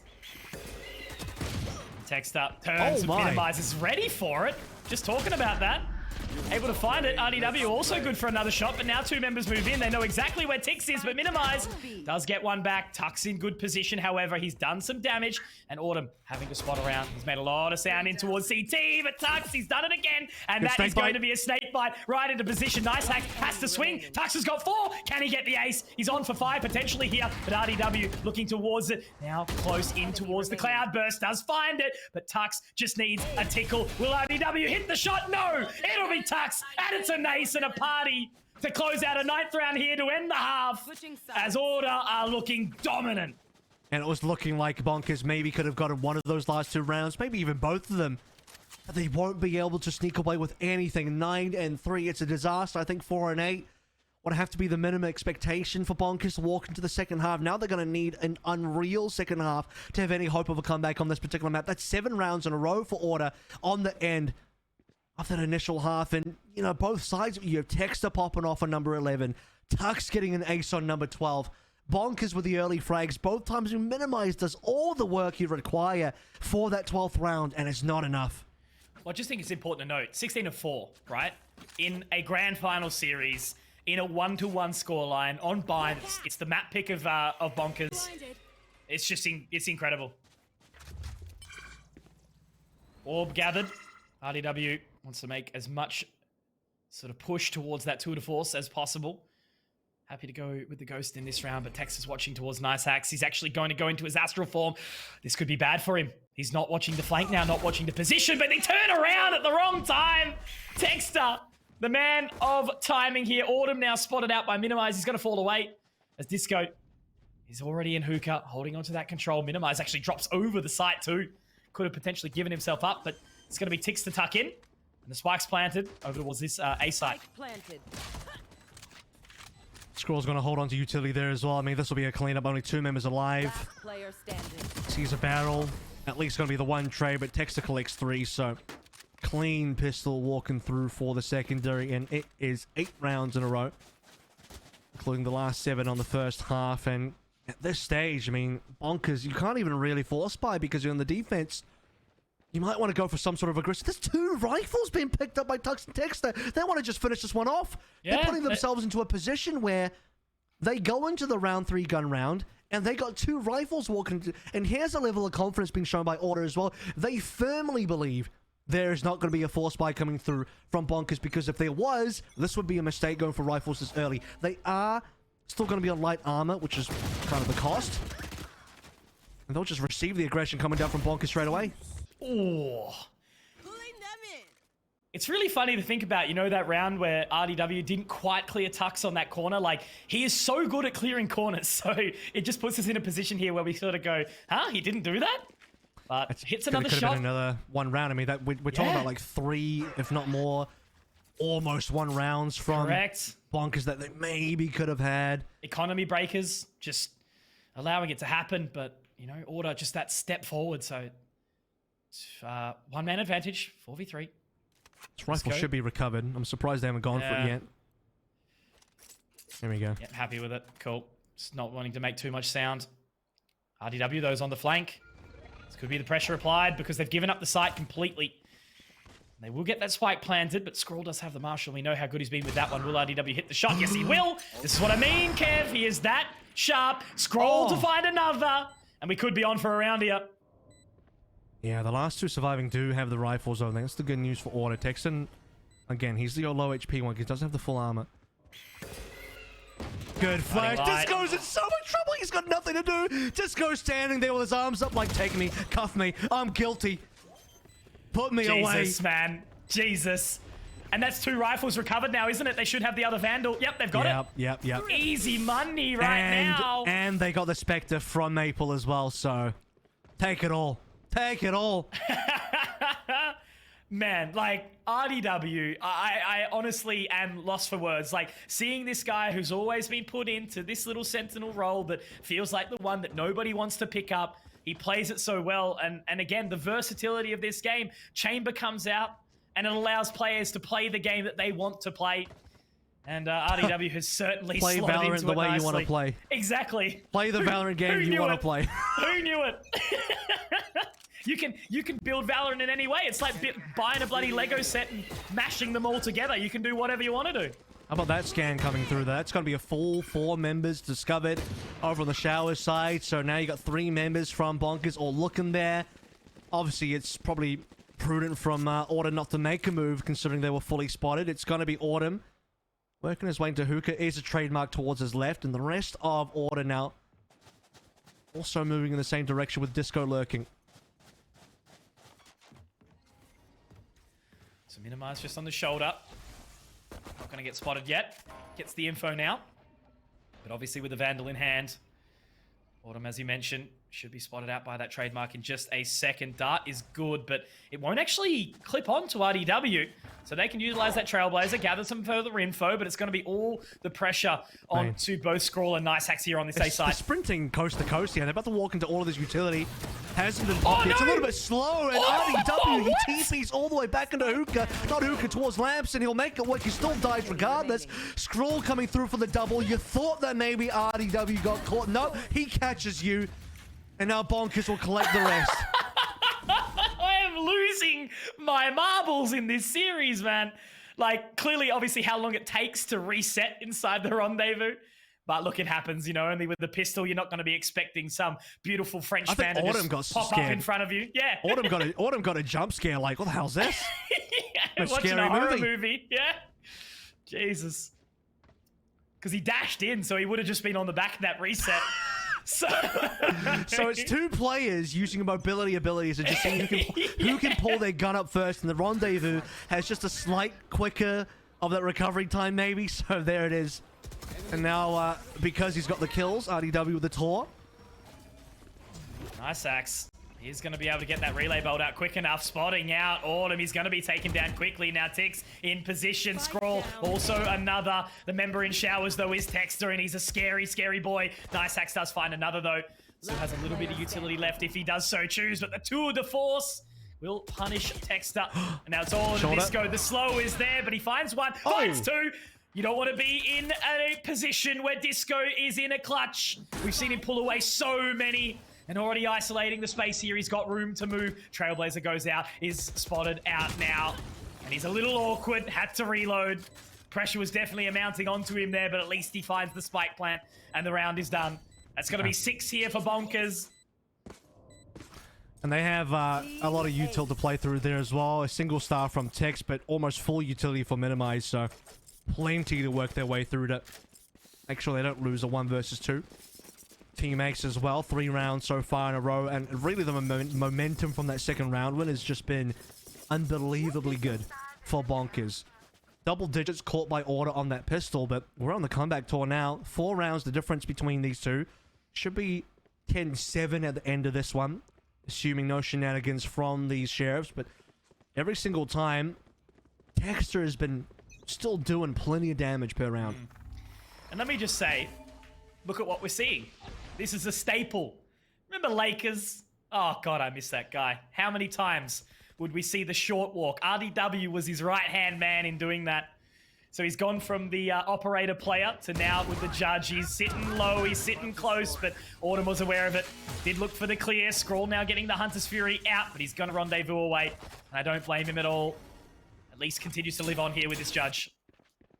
I'll catch the swing as well. See that no one's there. Nice Hacks in a position to get a spray down. This is dangerous though. Nice Hacks can and probably will drop a weapon if he's caught. So has to play to perfection. He doesn't know how many more members are there, and they're all going to converge on him. It is fast lane desperation time. utilized. Order want this gun badly. And Nice Hacks has burnt all this. I mean, it's good. He needs to burn as much util as he needs to. He gets away. Lucky to be alive. 1 enemy remaining. Spike down A. And that's what you love to see at this point in the game, right? Walking on in. And he pulls out the headhunter as well, just for good measure. Like, when a team like Bonkers is feeling this loose, this confident, against the hard best team in the region, you're seeing beautiful Operator. signs. 3 rounds the difference. Operator purchased, as you mentioned. Doesn't need that judge anymore. Get it out of here. Move back to the sniper. Yeah, this is the round to do it. I mean, it's a gun round from Order. You got way too much money in the bank. You need to start investing that somewhere. Too many floating minerals, as Pilsky would say. It is four ultimates online for Order, though. That is a little bit scary, and you can imagine this will be the round they invest hard. If you're Order, you fully move in with your ultimates. You play 3 ultimates this round, I think. You have to break this momentum from Bonkers the best you can, so just chuck it all in. And Minimize was so confident there to take that orb. Now he's got the Seekers available as well, and obviously the overdrive for Nice Axe is there. The Owl Drone goes low and slow, but the Rendezvous is there to get him out, so they burn the utility, they get the information. Again, he's broken the Trailblazer, and the Owl Drone now with the Operator. Tux gets one. Will Nice Axe get another? He's put the pressure on, but obviously being able to run away very, very quickly does mean that he's out and alive, using that high gear. But now the pressure goes in. It doesn't look like it's going to be an A hit, though. The spike's gone towards B. Important 1v1. Texter down. If Texter wins that puts a lot of pressure over towards these players over towards B, and it's an excellent fake. I mean, you've drawn over all 4 defenders over towards the A side of things. The pit keeps them busy. And now you get a free plant over towards B, and suddenly, okay, they actually do have to get rid of Tux first. You can't just leave Tux here. Oh, but it's easier said than done, isn't it? Yeah, he's done now. He's straight out of there. He's happy to leave that one down. And Maple, also with the Hunter's Fury, doesn't quite catch anything. But are they going to go for this? It looks like they're still pretty keen. Guiding Light is available. RDW just in position. They want to try and give him a spot to get back into. Information gathered. Does TP in and minimizes the perfect bait and switch. He's got one and the Guiding Light is available. Throws it away. Scroll looks to do some further damage, but it's going to be awkward. Jumping up high. Will he look low? He does get one, but he has to find Maple here, and Maple's just burnt so much time. Should be fine in the round. And they have secured it, but they lose every single member in doing it. Order play around to absolute perfection, but the food critics are in, and they didn't like what they were dining on. Oh man, yeah, everyone dies there, so we reset the guns immediately. It's not great for Order in terms of economy, but it is great to break the silence. And as I said, you gotta throw an ultimates there, at least 3, or up to, if not more than 3. And they did exactly that. 3 ults being thrown. You have to break the momentum. There's 0 chance you can allow Bonkers just to continually get away with all of this, these rounds they're stringing together. Put the 11 on the board. Put the pressure on. Get close to the 12. Make Bonkers sweat a little bit. Force them to make more mistakes because they know that in a high-pressure scenario where it's nearly map point. So, timeout from the Order side. Have to think about how they want to play the minimal amount of money they have. They will be able to buy up a gun into Maple. Texas should be able to afford as well. Order will go towards a Blade Storm, and they'll scrape through something on the buy. Jeez. So many things happening. And just again, Tux leading the charge so far, 21-10. Quite literally doing his best Fulvis impression. It feels like carrying the team forward. Feeling it. He's just had so much impact with those multi-frags, and, the utility usage, being able to isolate with the pit, basically won the round in his own right pretty much just then. So what are we going to see out of the side of Bonkers? Obviously, they've still got money. They've got the Operator back in the hands of RDW, because that's the one thing that Order don't have is cash. As we spoke about, they lost every single member. And RDW, he's going to go straight in for the peak. And obviously, it was the bolt that has been destroyed. So he has position of the showers now. Trailblazer up as well. I think it did actually get the spawn into Scroll, but they know he's there anyway. Great shot from RDW. And he's instantly back on site as well, so now he can defend over towards the back. He's got U-Haul covered. He needs to find the secondary target. They've actually completely sent this. Spike, by the way, is over towards B, and Disco's teleported over as well. So it's actually just a couple of lurkers hanging out inside Hookah and inside Lamps, rather. Scroll. One less now. It's only one. And Tex has been also damaged by that shock dart. I mean, that would have been like 100 damage plus shock dart easily. Oh, the timing of all this utility as well. They've just played this to absolute perfection. Minimize has made the call. He knows exactly what is happening right now. It's just that one member of Texter, the IGL, still over towards the A site. Minimize drops the spike. Disco does a fair bit of damage, and Texter at least gets one back. This is still a winnable prospect, but 30 seconds. Nice Hacks gets the flank, and now the last man standing is, of course, going to be Disco, but he's felled by Minimize. Again, I feel like I'm saying this guy's name so many times.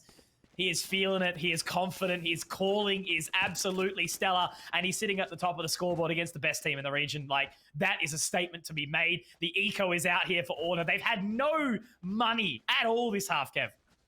And the only thing that got taken away there was RDW did lose an operator, but it's rebought. There's enough money in the bank for Bonkers to be able to do that. We're just getting close to equalizing again. You know, Order suddenly get to 11. They had to spend everything to get it. We reset that loss bonus. We're back onto the Bonkers spin cycle here for the wins. Vortex going strong. Minimize needs to do great work on this flash. And he jumps up high, but the guiding light is absolutely perfect. They also had the trademark in the corner too. So whilst there is a little bit awkward for Minimize, Tix is there to absolutely defend him, but it's not going to matter. RDW with the shot. The Aldrone does bait it, but Disco, he's only good for one. RDW holding the line now, gets back into position. The fade away, the do-si-do. And now Niceax on the other side of this toxic screen does get one, but Tux will trade. The dead body actually going through the teleporter. And scary thing is, obviously there is a Phantom recovered, but the spike is just so far away. Tux with all the work to do in a 1v4 here. And he's going to have to go for it as well because, first of all, it is Tux and he can win these 1v3s, but also you need to try and scrape through the round. You're saving anyway, so there's no point in trying to save an extra gun when you already went for the save. Now that they know where he is, I mean, all three players can just kind of nail him. They're dropping utility on his face. He's got so many angles to work through. Here's extra recon just to make things more difficult. He can't even sit inside the smoke. Just doing it all. Pressure's on. 50 points of HP. And RDW will send him home. This is just beautiful and textbook Valorant coming out from Bonkers. It almost doesn't even feel like they're losing at this point in time. But Order, they're 2 rounds away from victory. They've got another bye. This would be a good round to actually have RDW drop his operator towards Niceax. And then for him to go Tor and Niceax to think about the overdrive if he's under pressure. So you can get a really nice cheeky double op setup on another. Again, you want this on the gun round of Order so that they are constantly under pressure from your overwhelming utility, your overwhelming ultimates that you have, the money that you have. And you haven't shown a double operator just yet. Niceax would be opping anyway if he was on the jet.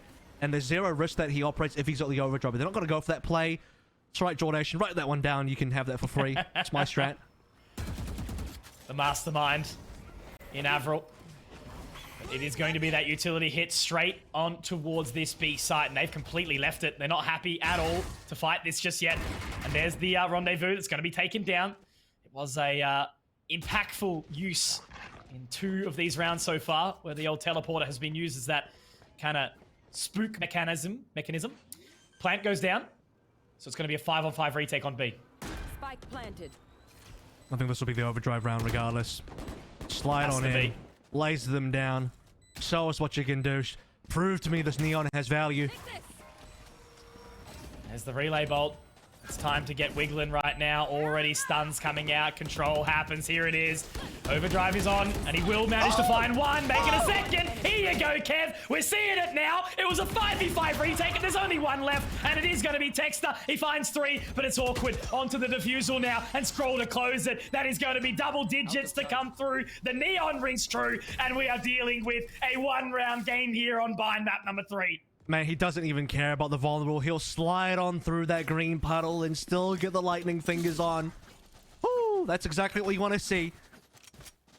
And the money is so good for Bonkers. It's gonna be a... Oh, they're not even gonna buy. This is the problem, man. This is the vortex of buy, save for Order. And they just can't get themselves out of it. Help. I'm trapped in the washing machine. Bucky coming through from Autumn as well. Cosmic Divide this round. You'd love to have an opportunity with Tux and maybe get a pit. That's one way you can try and sneak through, but it's about to be 11-11. This is insane. What a series that we have on our hands right now, Kev. The grand final. Ooh. And RDW finds the opener. There was that early tag, but now we have it again. Niceax gets the relay bolt out. He's also used it. Oh my god! The fast lane goes up too quick. Order off guard. And now it's all on the Texter. He does get one, but Niceax to find it. 2 HP. He lives on. It was only an eco round, but still always so much chaos in this game. Have Order used the timeout yet? This half? Do they have one left? Don't think this half, no. This will be the time. Come on, Dick Stace. Give me the timeout. I think we just got told that they may be dead, so that'd be unlucky. Yep.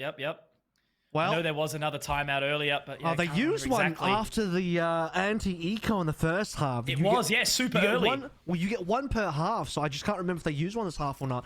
But you'd like to see one if they don't, because things are getting really dire. Tour de Force being pulled out now from RDW. Information gained almost instantly by many. Time to hunt. The defensive-sided nature of this map. Taking control of Hookah again. Here we go, All the way up Artie. elbow, exactly. On the line. Will the Aldrone spot him? Yeah. Someone else needed to shoot that Aldrone. Minimize should have probably have done that. He's had to waste a shot on that as well. I'd like to see a little bit more teamwork from Bonkers to be able to clear that. Now RDW's angle's been compromised and flashed. Nowhere to run. He repositions all together, and now that's going to be the Hunter's Fury coming out. Minimize is going to be tagged here. Oh, he might might actually die. go down. He will. It's the little flick from Maple. So it's all going to be down again onto RDW here. He's just firing warning shots at this point, but he manages to find it, dropping the spike, and they're going for the teleport. I think they want to, but they're questioning themselves at this moment. We've still got Tix inside Hookah. We've still got RDW with 2 more bullets on this Tour de Force. We've got to see what he can do, though. They've cleared out Showers. They've got the information, and Tux trying to be the menace once again, but he's spotted by that Aldrone, and they see him running away. 30 seconds left. What's he going to do? Where's he going to go? Clearing out elbow. Pressure comes out now. Still has that shot available, but he's not going to hear the footsteps up close. They are up close. He does miss the shot, but he's going to find another. Tix is there to defend. He's going to be able to hold it now. Maple in a 1 versus 3, and he throws his gun at the bloody member. I don't even know what to think anymore, but it's going to be Bonkers taking 12, and look at Minimizer's smile. He's like John Wick. He runs out of bullets. He throws the gun at the other person. But in this game, unfortunately, in this game, you do no blunt damage with that. You're not going to get a stun on your opponent by throwing a gun at them. But it's an unlucky situation for Maple. Unreal performance from RDW though. Even under pressure, like he gets no real support on that operator line with the Tour de Force. Minimize dives into the Hunter's Fury. RDW's been tagged multiple times. Is caught over towards Spawn, comes through, misses the operator shot, pulls up his Vandal, still gets a kill onto Autumn. And now they're on map point. Bonkers can take the lead in the series. Oh, this is so confident. How's he doing this? He's obviously got RDW there in the corner. But it's going to be the relay bolt to come out. Tux has been spotted. Tux has been found. And it is going to be the Seekers, but they just go for the rendezvous straight out of there. The Seekers are going to be destroyed in the most part. And now the fast lane, it does get tossed down. Look at that order. Fearful, scared, they're out of there. Texter, he's got some control, but Tix is going to find him. It's a 5 versus 3, Kev. This could be the finale. This could be the last to take us to a potential map number 5 even. So many things are happening. Autumn onto the side. Maple does find 1, but Minimize, he's got 1.5. It's a 2 versus 3 now, and the site will settle. They're going to get that spike. No, it's actually not. It's down. The rotation can come here. Nice hacks already on the flank. The extra movement from that Neon. He can get up into position. Aldrone goes out, spotting out Autumn. Nice hacks on the flank. He's found it. It's Disco in a 1 versus 3 to take it to overtime. The line is being held. It's going to be the guiding line. It's out quick, but he holds it. He holds it. Disco has found it. And now it's on to Nice hacks to see if he can find the shot. Disco, you need to be vigilant. You need to hit these shots. Full of bullets left. Nice hacks holding the line. Picks up a Spectre. That's a Spectre. That's a judge. I need to take a breath. I don't know what's going to happen. The guns are he's just downgrading guns. He's going to be on a pistol next. He's 1 shot away, but might get it at this range. He does. It ends up being the perfect shot onto Nice Hacks, and he'll clutch it through. What a difficult round to take us into the OT. And Order are elated at the fact that that was probably going to be them losing Bind, and now the opportunity to get Bind back in their favor. You've got to be hurting right now. They just got caught with their pants down inside CT there, but who cares? Even if it's going to an overtime, Bonkers had to do so much to take it to that round position. You know, they had the advantage, and there was so many consecutive, just looking at those colors right now, the amount of rounds in a row, 5 it was on that defensive side. Oh man, Disco stepping up to the plate. It is never often where you think that is going to be the judge, which is the key factor, but he puts the pressure on. Nice Hack has to contest at close range, and it works out. And Texter, he's just gone for a wee, potentially. That's where he's run off to. Thanks, Dick Stacey, for the timeout. And a conversation time as well. Texas actually, he's already on his way to Asia. And he's like, I think that's it, right? BO3, fellas, BO3. Is it BO3? Oh, I'm on the taxi right now. My Uber's here. We're gone. Straight to the airport. Oh, Jesus. It's funny because, like, obviously with our delay, I'm just seeing the chat fire up now about the previous round, right? How tight, how close that was. I can only imagine what they're going to see in this next one. This is such a special series. I am so happy to be here. And I just want to say a massive thank you to everyone who's watching along and obviously everyone in the LPL studio right now. This is beautiful stuff. Big shouts to Crash, keeping up with all the chaos here. I don't even know how he does it, but it's overtime. It's map number 3. It's the grand final. The winner wins $9,000 and a plane ticket to Asia. How good is this? Can't forget about Toby as well. I'm so not used to having 2 observers. I love him.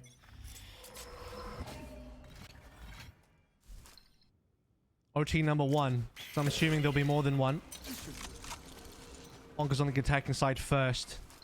I don't know who would have a bigger heartbreak for losing this. Order from a 9-3 start, or Bonkers from nearly basically having on that last round. But Maple will open the door. Scroll responds. The trades are coming out, though. Scroll, they actually managed to find Disco. I thought he was going to be the X Factor there. He was in the previous round, and that's going to be the Hunter's Fury coming out as well. Tux manages to walk past. He gets spotted, though. Tux gets spotted, but he does get caught up as well. Information was gathered, but it's all onto Scroll to find 3. And now are they actually going to continue to rotate through? It's going to be awkward, Autumn. He's got an operator. It's not the rifle to be doing a 1v2 with. Well, he's on Glass Cannon as well. That's the price you pay for picking up the operator. Glass Cannon, no smokes, no updraft, a single dash. Oh Spotted. my! Oh, that's a good start. That's what you want to see, but his position has been opened. He doesn't know where Tix is. Tix does know where he is. Tix will have to find the timing perfectly. Oh, he's done and like it. I said, it's Glass Cannon. You only need to hit a couple shots and he'll do it. My God, man, that is just incredible, right? Like, thinking about the pressure that you must feel there. Tix just doesn't need to peak, really, but you've got to peak at the same time. You know, when do you take that risk? When do you take that opportunity into your own hands? But it's 13 rounds picked up by Bonkers here, and they go back onto their favored side, the defensive side, where they found so many rounds. They were able to apply that pressure and order. They look like an ice cube right now because they're melting into water. Oh, it is hot over there, right? Mate. Don't even bring it up. Suited and booted just for this final. It's almost worth the sweat at this point. I haven't taken it off because the problem is, like, this could be over at any time, but it also could go forever here. We'll see if Order makes his way through or not. Texanati W2 powerful. It's going to be clean up. Combined be in the favor of Bonkers. Now one more player. Disco did it last time. Maple would have to do it now. A 1 versus 5 ace required. He's been stunned up. They know where he is. And it only takes one shot to take you to match point. 2 maps in the bag now for Bonkers and only 1 away from winning the grand finals. My God, Avril, I am absolutely losing my mind, and you can just see the excitement and minimize. The guy is so damn happy. Nice Hacks in the same boat. They have just walked away with one of the most competitive series that I've ever seen. I cannot believe how close that map got. I am out of my chair. I've been leaping around, and just to see Order looking still so good, right? But just feeling that pressure just as they moved onto that attacking side, obviously the more challenging on Bind, they just couldn't get it done. And even after bringing it all the way to that overtime, Disco getting the 1 versus 4, they just can't quite close it. And now we're going to map number 4, which is, of course, the selection of Order. But, oh, man. Yeah. Icebox. Oh, Jesus. Cool me down. They've got a good icebox. I'm sweating. That's the main thing, right? You know, I guess before we do move on, anything else you want to say? I'm ready. Take us to all 5. I mean, this is a rare situation for Order. Consider this, by the way. If we were in a BO3, Order would have officially dropped their first match in 22 matches since June. If this was a BO3. So if you look at it only under the context of BO3, Order have already lost. But it is a BO5. And now Order have to figure out how they're going to take us to a final map 5, because they have to be the ones coming back now. And that's a weird position for them to be in. They are not there almost ever. Exactly right. This is where the boys become men, right? And this is a perfect opportunity for Order to step up, to say, this is why we're the best team in the region. We're going to reverse sweep those last 2 maps, or Bonkers, who are going to be representing us in Asia. We'll be finding out very, very soon. Icebox is just around the corner, guys.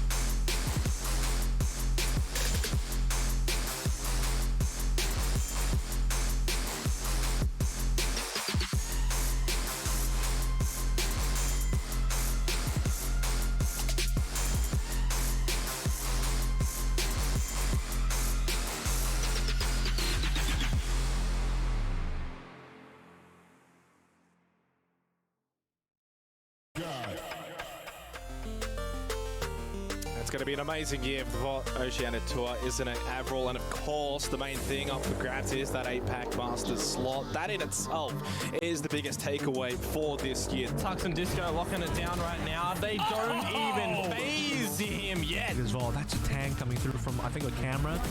Oh, what is this? That's the biggest net I've ever seen. Four on the pink shells. Order. Right now, if a team wants to beat us, they will need it here. Disco down belong. He's got Autumn over his shoulder, and that's the round. they have to play like above and beyond. Towards the back end of Bind. Autumn has an easy one. Why not? Order through to the grand final. Bonkers. I told you guys we were going to run the gauntlet, and it's done. The Eco 1, you talked about how to control the sheriff, so you talked about the Ecos coming up through. Oh my goodness, Fulmer's trying to back on out. Momentum's really building to take on the Kings of Oce, so watch out, Order. At least straight away, Bonkers somehow win out anyway, despite the Viper's Pit. It does nothing at all. That is the series. That is a grand final position for Bonkers.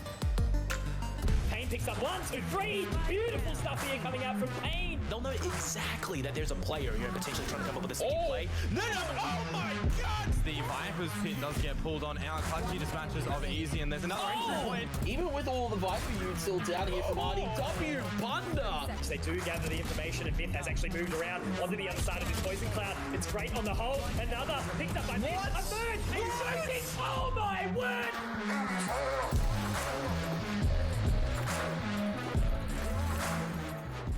Ladies and gentlemen, welcome back to what is the grand final of the Valorant Oceania Tour. Stage number 1, the winner is going to be going to Asia and walking away with the bag. And in the words of Minimize Order, you better watch out because it's a 2-1 right now where we are on map point. Bonkers. They've come all the way through that lower bracket. They've run the gauntlet, and now they are one map away from making history in Oceanic Valorant. I'm Conky. This is Avril and Kev, mate. I am just absolutely ecstatic with what we've seen so far today. It might be the greatest Oceanic upset that we've seen as well, because even when Order lost a wildcard back last year, we expect wildcard to be good enough. I mean, I think the gap was maybe not as big between Order and the rest back then. Wildcard was easily a good enough team that was like, it's not out of the question that Wildcard could be able to defeat Order in the grand finals. Here, Order for the most part, for the last 10 or so months, I mean, I brought this up so many times, like 10 months, no one's even come close to catching up to them. Wildcard's disbanded. Their players are all over the place. Some of them aren't even on new teams yet. Chiefs and Peace have all gone different directions. Everybody's new. I mean, how long have Bonkers even been together, mate? Not that long, right? So it's very unexpected that anybody could be playing up against Order, and even less so that someone's actually, technically speaking, taking them down in a BO3 fashion, but here in a BO5, they're on match point.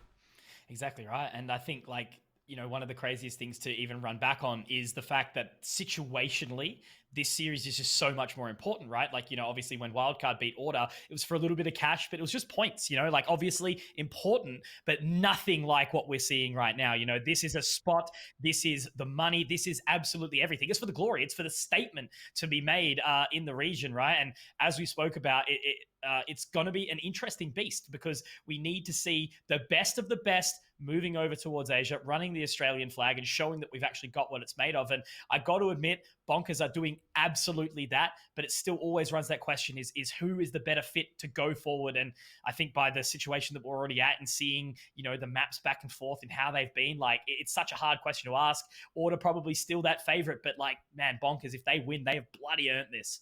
I mean, Bonkers have only been a team since this stage. I mean, the start of this year in January. And they even started with Major, not RDW, so they've had to make a little bit of an evolution on their roster. For a team that's only been around since January compared to Order, who have been around, the core of this team has been around since literally the start of Valorant. And then they have had some new additions over time. It's unbelievable. So we're heading over towards Icebox. Did you see that? What? Is this uncommon, or am I just losing my mind? Is that a KO? KO? No, he played this last night. He did play this last night. Okay, all right. I was going to say, it's that's not a big as thing uncommon for me. It's not as uncommon as you think, but Disco also really popped off on this Reyna, so that's got you got to be careful about. The last time we saw Order, what was that? They did do an Icebox versus Iconic, and Disco went 31 for 11. So jeez. And Disco already had a good buy. We saw that 1v4. We saw all the great moments that Disco's had on a support of Sky. Now he's been unleashed on a real duelist. However, Conky, I will say, Bonkers are in position to try and counter the Reyna because they had that experience last night versus, I believe it was Fun Crew, where Fun Crew have Dragon, which is the other like really big Reyna player that we have. Yes, Dragon correct, is unbelievable in the Reyna. RDW brought out this KO, and specifically when you have the suppression field, either through the null command or through your 0-point knife, you remove all of the Reyna utility and it completely shuts down Reyna. So I look at this KO from RDW specifically as the anti-Reyna. Yep. I think that's an absolutely fair statement, and I guess the only thing that Order can really hope for is that their raw power and their finesse is what can ultimately take this through, right? You know, how many times have we seen this exact lineup on these agents take down the best of the best in our region and continue to ring true? But now it will be that moment, that pressure. Are we going to see Order step back and bring it to this 2-on-2 in the map scoreline, taking us to a map 5 in a grand final? I don't remember the last time I've actually been to a 5th map in a best of 5. You know, so often we say that, you know, upper bracket advantage or whatever it might be, but right now we are here and we are absolutely loving every single second of this. Ladies and gentlemen, if you are just joining us right now, welcome to one of the best series that Oceanic Valorant has had to date. Bonkers up 2-1 against Order. They got absolutely diddled on Fracture 13-4 by Order, who showed up to the plate. And now it has just been a contestive run, you know, 13-8 on Breeze for Bonkers, and then, what was that, 14-12 on Bind. So we run in to Icebox. It's exciting. This could be the final map of the series, of the stage. Kev, run me in, baby. Let's go. Map number 4. We were promised at least 4 after we got the 1-1 start. Straight away, getting things quick and dirty for this default. A few movements over towards A. A run down from Bonkers on B as well. Knife's been thrown out. Looking for a timing onto Texter. And Texter's already sharp enough to make sure that he'll stay alive. That's a 0-point already used early. Disco walking out very, very close. Tix is on a good line, but he's not going to be able to find it. There's the opening pick. Disco, who we spoke about being the X Factor, That being heal. the crazy man, but you're exactly right. The overheal makes the dink happen. Now Texas already up and underneath CT, underneath Heaven. Maple's going to be able to get that spike planted, and now it settles in a 5-on-4 retake. This is the power of Reyna on a pistol, especially. A Reyna can absolutely blow the door wide open. That single heal that Disco has means he cops an extra headshot from a ghost and doesn't die. Knife out. Gonna catch at least 2. Brilliant catch as well. You've caught the real big one in terms of Autumn, who can't get away. Now Autumn doesn't care. He'll pick up a kill regardless. Okay, the fragment has at least been able to do some damage. Disco, low, does have the Devour available if necessary, but 24 points of HP. He has to find that frag. Maple up on top. RDW's been able to do the damage here. They're already settled into the post plant though. Tuck's able to find it, and now Disco spots out RDW. It gets tight, it gets exciting, but Order walk away with the pistol round here on Icebox. Yeah, Disco surviving on minimal HP, but they bring it down to a 2 versus 1. Tuck's really far away, gets the really long range angle shots. So Bonkers, 3 kills, not bad. Marshall being put into this one from Scrawlz will affect his round 3 buy, but I think he's been pretty confident in bringing through these Marshalls. He'll actually sell it off, so they want to prioritize having a good buy on the 3rd round instead.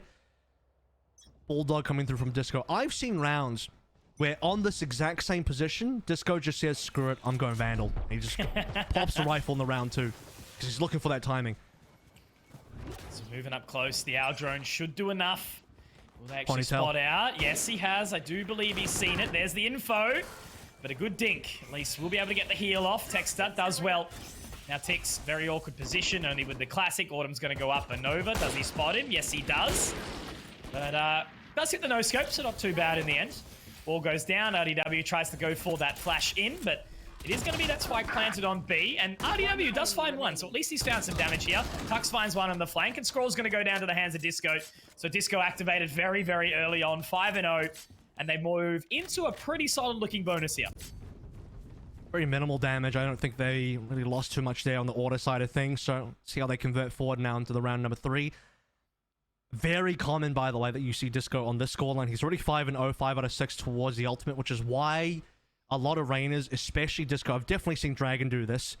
You buy up the rifle early. In fact, Autumn should just, if they really want to try and min-max this round, Autumn gives his Vandal over to Disco. They work the Empress, and then they can really blow the doors open again. Scanning ahead. Flashbang. Flash drive straight on in, and it's beautiful. It's perfect. Nice Axe gets that entry away. And it's Disco. Murder on the dance floor. He's been taken down. And obviously, with that suppression from the 0 point going out as well, it's going to make it awkward for them. Have to just wait out that time. RDW still watching very, very closely as well, and Scrawl's up in heaven to support him. Next thing's awkward because Disco is going to be one of your best entries. I mean, how about Texas just gets a couple of nice shots and nice hacks? I mean, there's not even time to dash away there. Wall comes down, the piece of it got broken. RDW has broken part of that just by being in the right position. Spike down A. So far, we've seen Jason Bourne in the round, but he will be taken down. And just that positioning from RDW, being able to break the wall, is a beautiful sight to see. And they walk away with a pretty clean counter to the bonus round.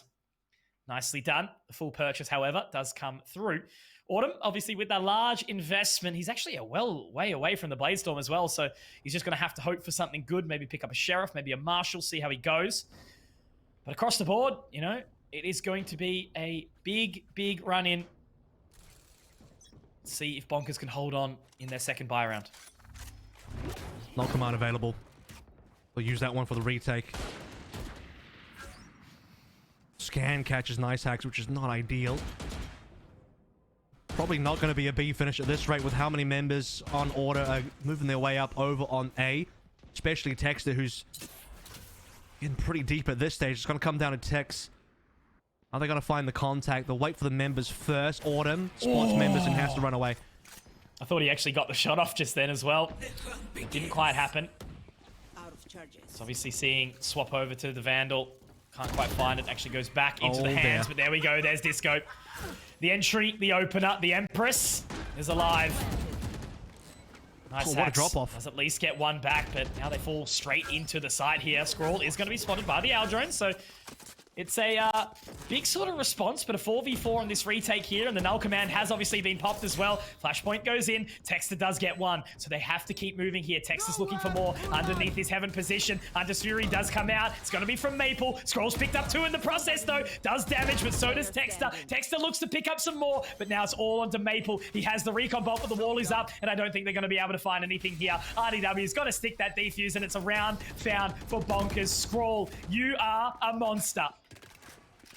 And Maple only had the one shock as well, so confidence being shown there by RDW. Knows he can't die. He's got way too much HP. Stick it through. 0 chance of failing that.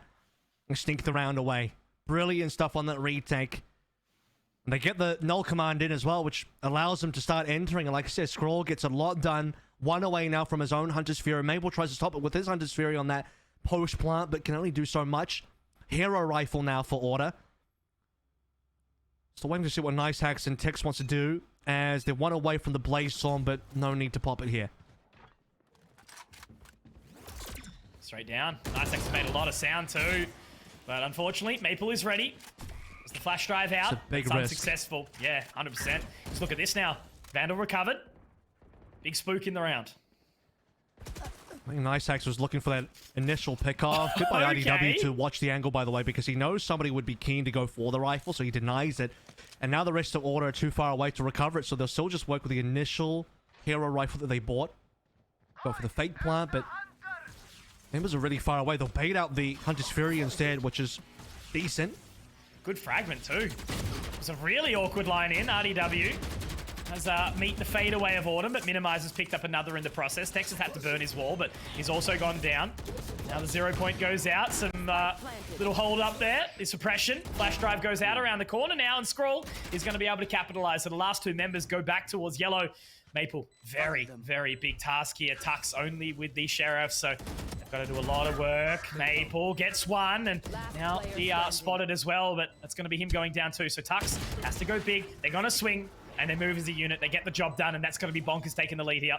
Such a dirty recon dart as well on the crane. It just forces all these order guys to swing their crosser up really high up in the sky, far away from where they want to be looking. And Bonkers with all this utility to play through, the delay on the plant as well, the Hunter's Fury. I mean, even on a round where, okay, order are technically on an eco, but you want to take no chances here. If you're trying to snowball, you better be throwing in stuff to snowball properly. This is going to be a big round though. Order have got their guns back officially. Money is okay on Maple side of things, because I think he saved over that rifle from not dying. They have a resurrection, which is great as well. 2 more members, 1 out of 7. Pit could be used this round. Pit's going to be an incredibly difficult ultimate to play up against, considering that Bonkers don't have the best util to clear it. So Bonkers have to do a great job of holding onto site control, because I suspect that the right thing for Order to do is give Spike to Tux, allow him to plant, and then pit straight away.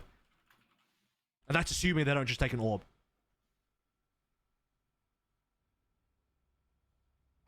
Okay. So just a good time, again, utilizing this pause to not only have a conversation, but also just to keep focused. This can be the time, right, where obviously Bonkers, having that lead, they can actually start to feel the pressure. But there's a lot more work for them to do. Still closing Icebox would be, again, such a statement, this being Order's map pick. You better run, Silver. Tick's yet to activate as well. We'll see that happen soon, I'm sure. And this would be the round to do it. We'd love to see him activate. So a little bit of info found over towards mid. Recon will spot 2. Same on the other end as well. The 2 anchors over towards B have been spotted. A little bit of minor damage via the snake bite, but doesn't really stop Order from moving up. We talked about him.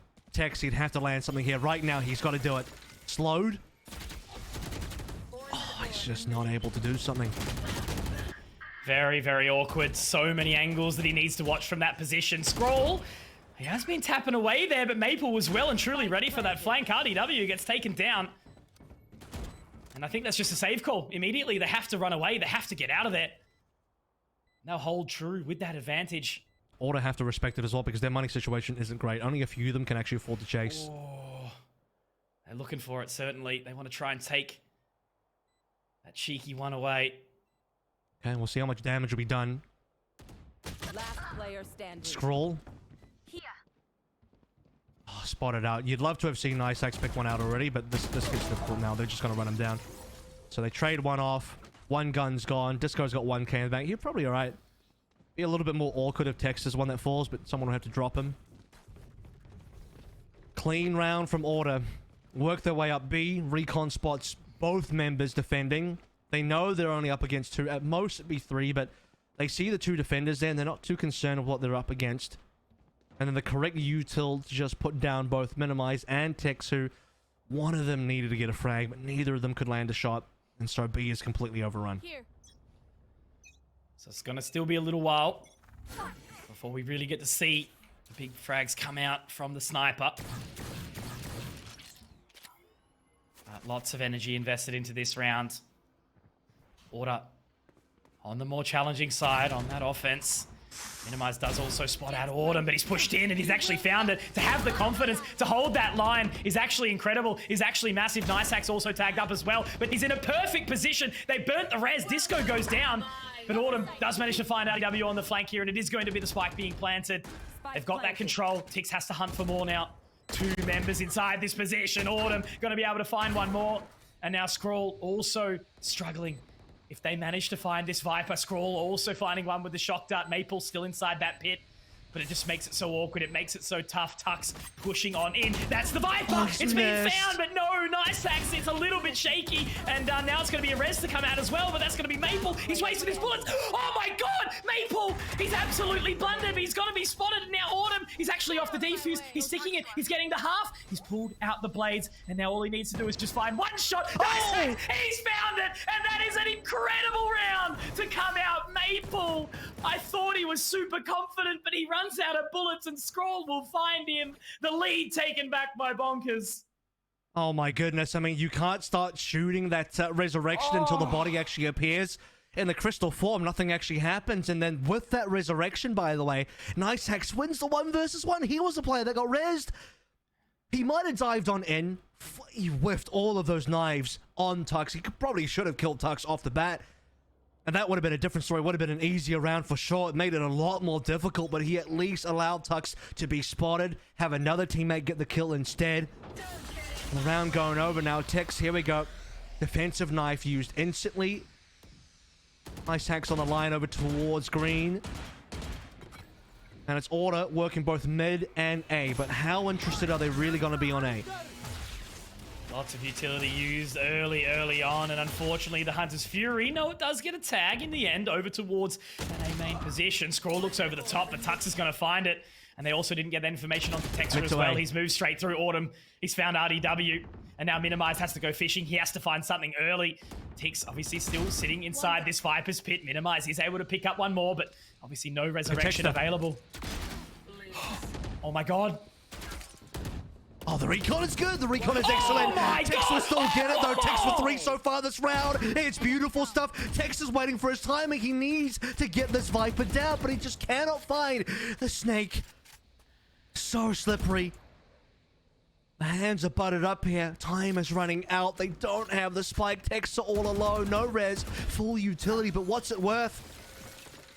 He's got so much he needs to do. He uses the wall to go up high, but Tix is going to get it done. And as you say, just like a cobra, he will strike in the night, and Tix walks away with a 4K. That third flick was just mwah, chef's kiss. I think even a little bit rogue, but you've got to give it to him the way he played in and out of that Viper's pit. That's a crazy round as well because they were down so many members. It was basically Tix against the world. Had to survive solo in that pit for so long, but it's the power of the Viper's pit in order to choose to play into it. But they had the numbers. I mean, you would normally back them. Texter had an insane flank as well. He was all the way backside. He would be able to find, at any moment, Tex wants to back out of the pit to try and like reset his presence here. It probably dies, but it just doesn't happen. New round though, new opportunity. And straight off the back of that opportunity, Autumn on this, was it a hero rifle? We'll get a frag. That's the opening that they need.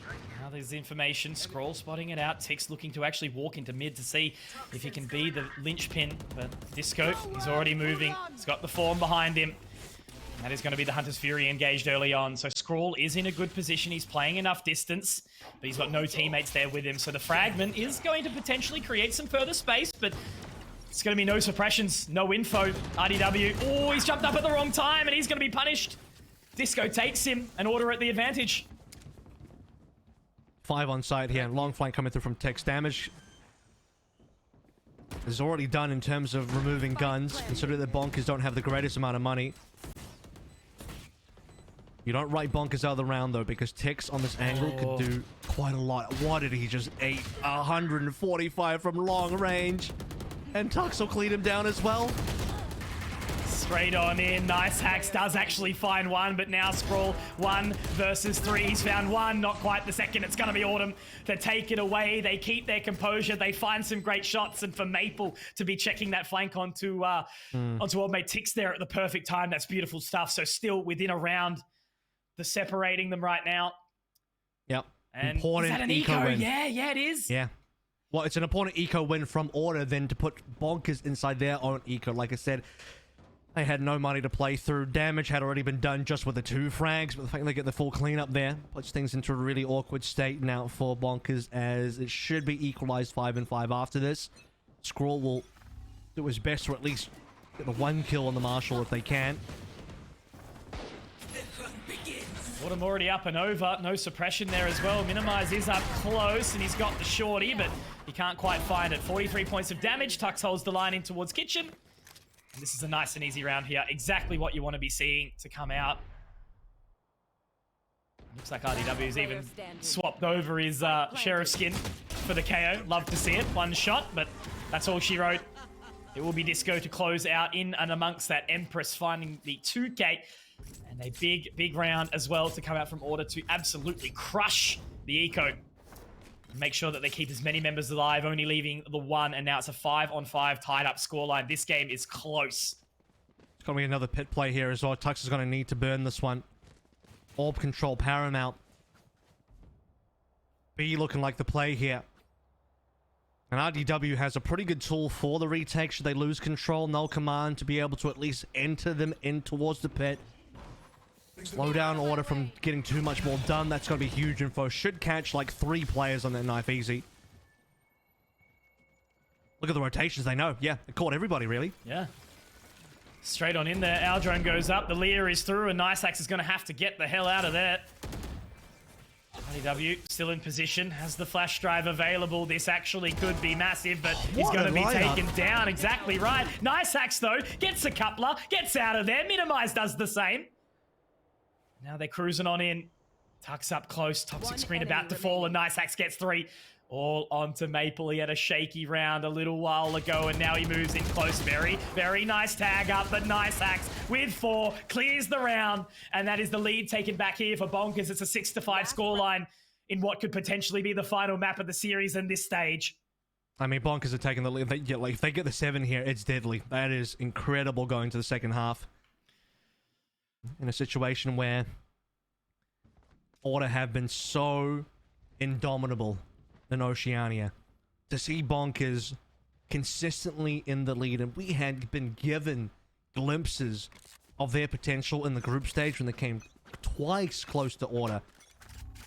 Now they've won the last 2 maps. Can they convert further? 2 maps in a BO3 only gets you so far. Order opening first blood into RDW. Once again, the null command will be denied. And if this does indeed become a pit round, it will be hard for Bonkers to fight back in.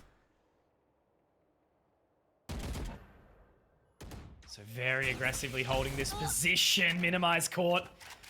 It's a deadly shock dart. Makes it certainly awkward. Cloudburst to go down to give themselves some extra space as well, but they're still holding true. Maple. He wants the orb. Yeah, he wants to get up. He wants to get aggressive. Almost making it happen. He's now in an awkward spot, though. Nice Axe has to pick up. There's 1. There's 2. There's 3. Oh, my God. His best Nidim example, but this time, it's not even with that rifle. It's a 4K. Nice Axe shutting them all down. As I said, the last time I saw that was Nidim with a Marshall, and it's all on Autumn, and Nice Axe is up top. He's creeping along. Can he get the ace? He almost can. It's a dink up, minimize, wants it, and he'll find it through the wall. It's 7 rounds, and Kev, you were saying it's deadly. I think that's exactly the way to put it, as the halftime will switch over. What a round from Nice Axe. I mean, they start out slow. RDW's down. I'm saying this could be a pit round. Tux doesn't even get close to the site. There's not even going to be a Viper getting towards a plant. That lineup, I mean, the Order just swing together, and Nice Axe collects all 3 at the same time. It's an open res, dry. I mean, maybe Texter wants to play off that and swing off the res so that, you know, a couple of shots going towards the player being res that gives Texter the chance to retrieve a kill. Doesn't end up helping at all. The res player is instantly deleted again, and it's 6 players for Order that fall that round.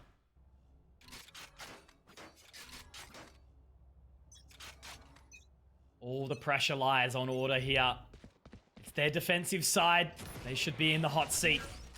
Tux suppressed and spotted early. Going to be able to put that wall up. So he's going to have to fall away for the time being. As they pretty much have given up the entirety of this side here. Minimize should be able to look to find the plant. Tux definitely online. Now the wall does go down. They flash through. Find 2. Oh, that is beautiful. RDW, Minimize, getting it done. That's Tux and Texter, the dynamic duo already down. And now Disco has such a far hunt, such a big bit of space that he needs to create. And Tix is still into that spawn position. The heal will go up. Still going to be able to live on here. Yeah, exactly. This is still a winnable position for Order, but they've got so many lines to pick. Disco will find 1. Will they be able to find any more, though? Nice Hack Scroll getting it done. Autumn, last person standing. Tailwind goes out, but as he does get the safety, but it's just no, yeah, that's done. Round's done. Pistol goes the way of Bonkers, and they are on the journey towards the success. Autumn, I mean, not Autumn, but Order in general, all of them. I was thinking, like, how do you play around like this? Forcing on the defense doesn't feel right. So it's going to be 3 shorties. They're just going to gamble A, stack it up, pray that Bonkers get caught in this trap. They even sell the shorties. They're getting, they're a little indecisive on how they exactly want to do this. It's going to be maybe a 4-man stack on A, with Tux to eventually give them the bad news. Tux will see everybody and be like, guys, we need to come back over here. We messed up.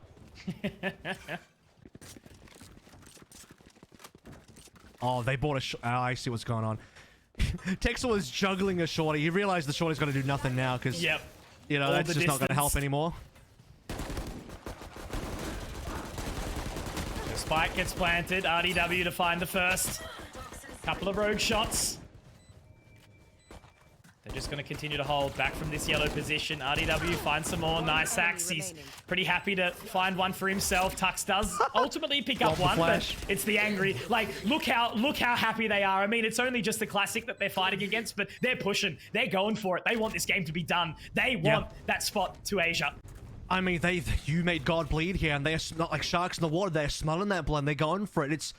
It's go time for Bonkers. No fair. They know exactly what they got to do, and speed up. This is another round where you got less equipment. You're up against rifles. Do some damage. Try and take away as many as you can. Play this bonus the way where you can stop respecting Order, because at this moment in time, you're above by 4. Order are backs against the wall. This is such a rare place for Order to be in. It's uncomfortable. Yeah. Honestly, don't know how to feel at all, really. It's just this strange feeling like Order were always going to be the team to do it, but now Texter and Tux, they want to be the ones to equalize. Bringing it back, NiceHax does afford himself with the trade. Tux looking to find more, but also in a very good position inside, or outside the kitchen. Now they rotate away. They've pretty much given up this site, but now with the spot from the Owl drone, NiceHax has to just pretty much just wait.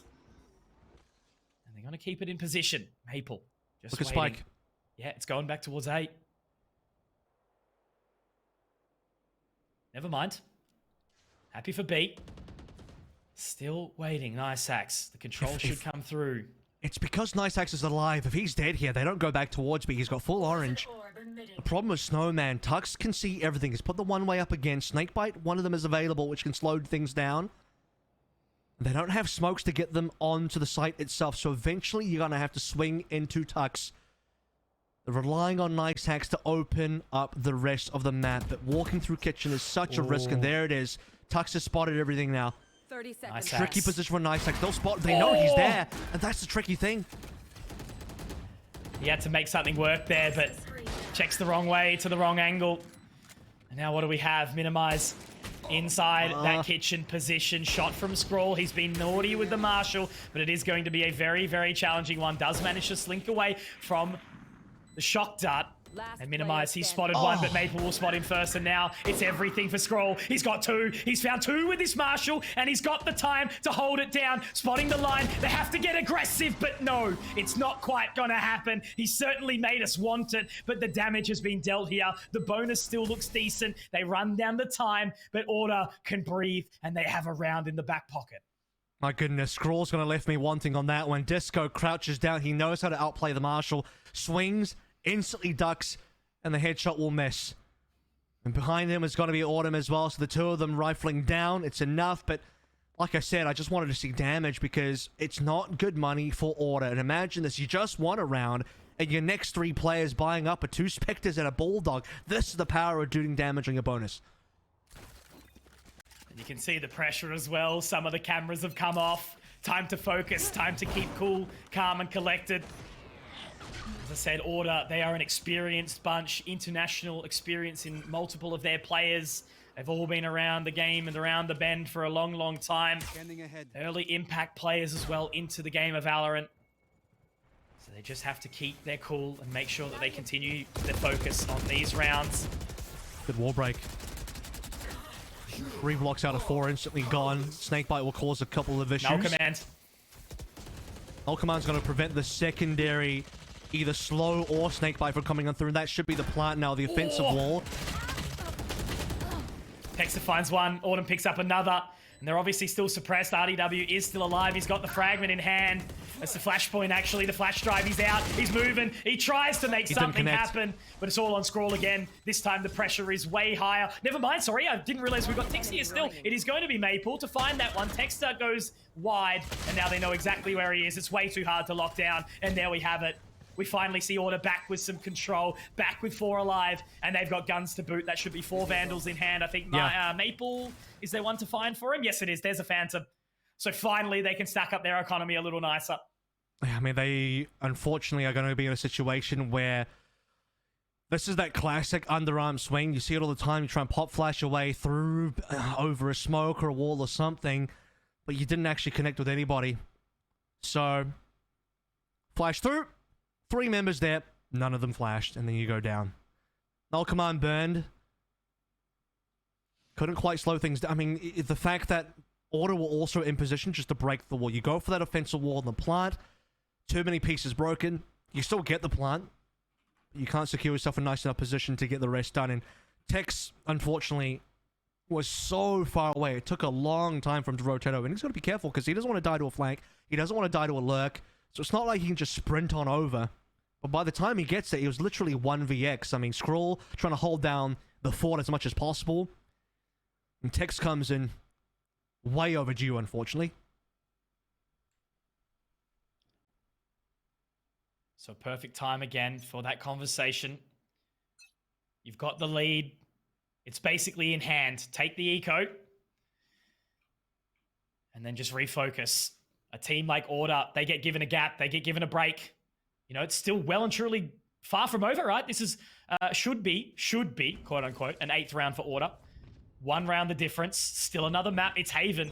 And we know how chaotic Haven is. Who put 3 sites on that damn map? Why'd they do that? It's crazy.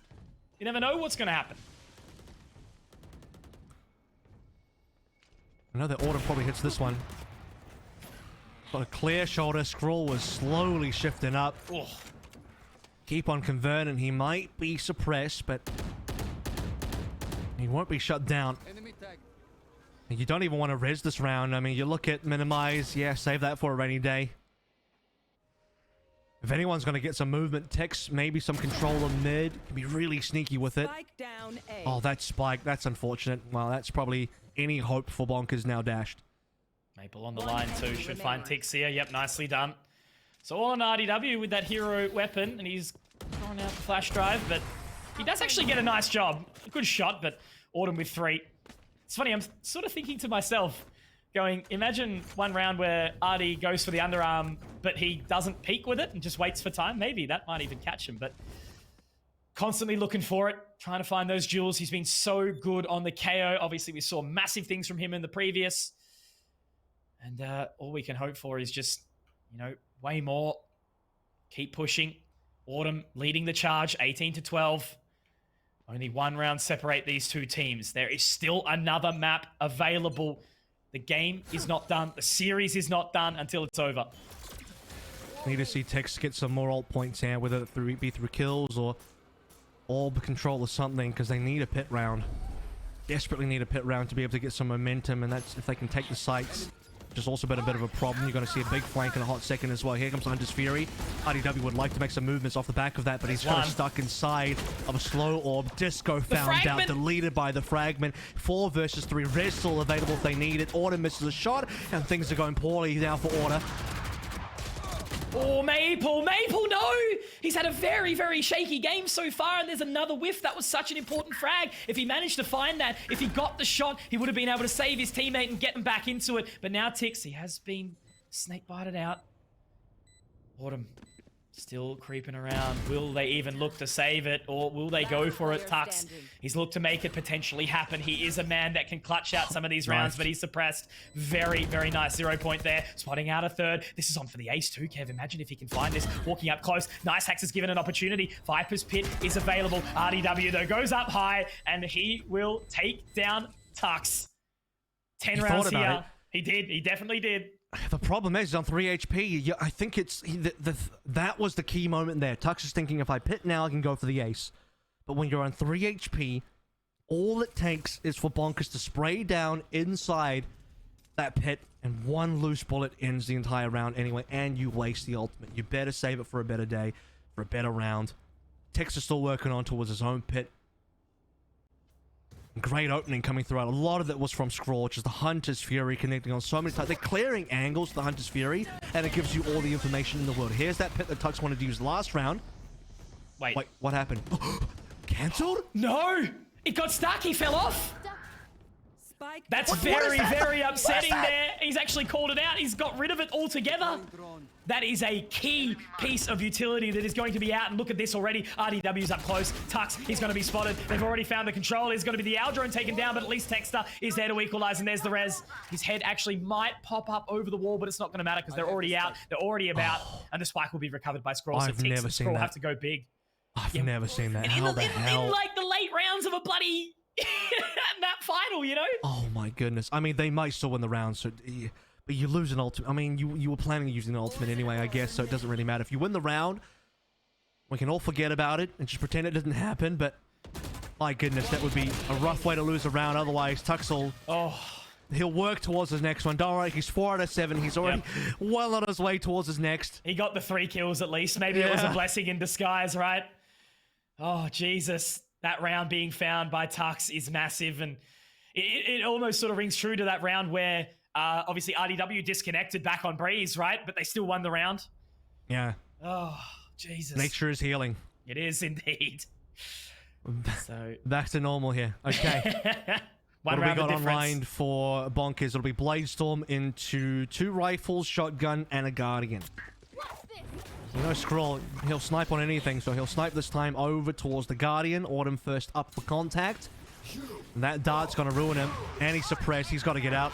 That's very, very tough here. Straight into it. Maple does find some damage, however. RDW, but spots out Autumn in the process. That's big, big things to come through. Now the Viper's Pit is here. The Resurrection available for Minimize as well. Oh, but all the walls have been destroyed. What do you even do here? He's got a bloody Bucky in the process as well. RDW does get a second in the round. Ticks to 5-3. There we go. Beautiful stuff for Disco. He has to save. What a position to be found in. It is getting tight. It is getting right down to the wire. Or do have another buy, though? That's the main thing. They still have a position. Disco saves this. He's got no cash. He needs it. He needs to keep kicking. And look, at the end of the day, Bonkers can't fight either. They can't get hunting because they got no money to do so. And that was a super important round. I think the RDW is still going to go for it anyway. He doesn't care. But that was an important round where, and I said this earlier on buying, you need that one round to bounce you back after a string of losses. Just throw your ultimates in. Put in the null command. Pit straight away. Throw it all down. Guarantee a round to stop the blood from leaking out of your body. It's, you know, bandage yourself up.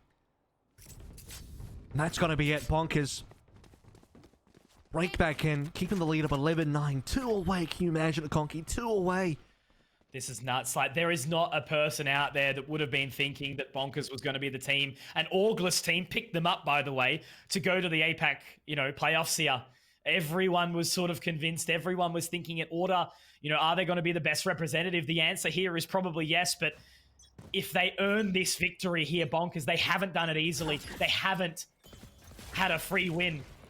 Against the weak-looking order, they have just absolutely thrown it up. They've got a unique style, and it reminds me, right? They've been scrimming against some of these Asian teams. They already know what they're going to expect, and, you can see some of their Asian lineups doing exactly that. They're punishing Disco. They're punishing Autumn. They haven't been able to activate in the way they want. Yeah, Disco 11-14. It's only Autumn that's been doing damage. Tex. How's this going to look?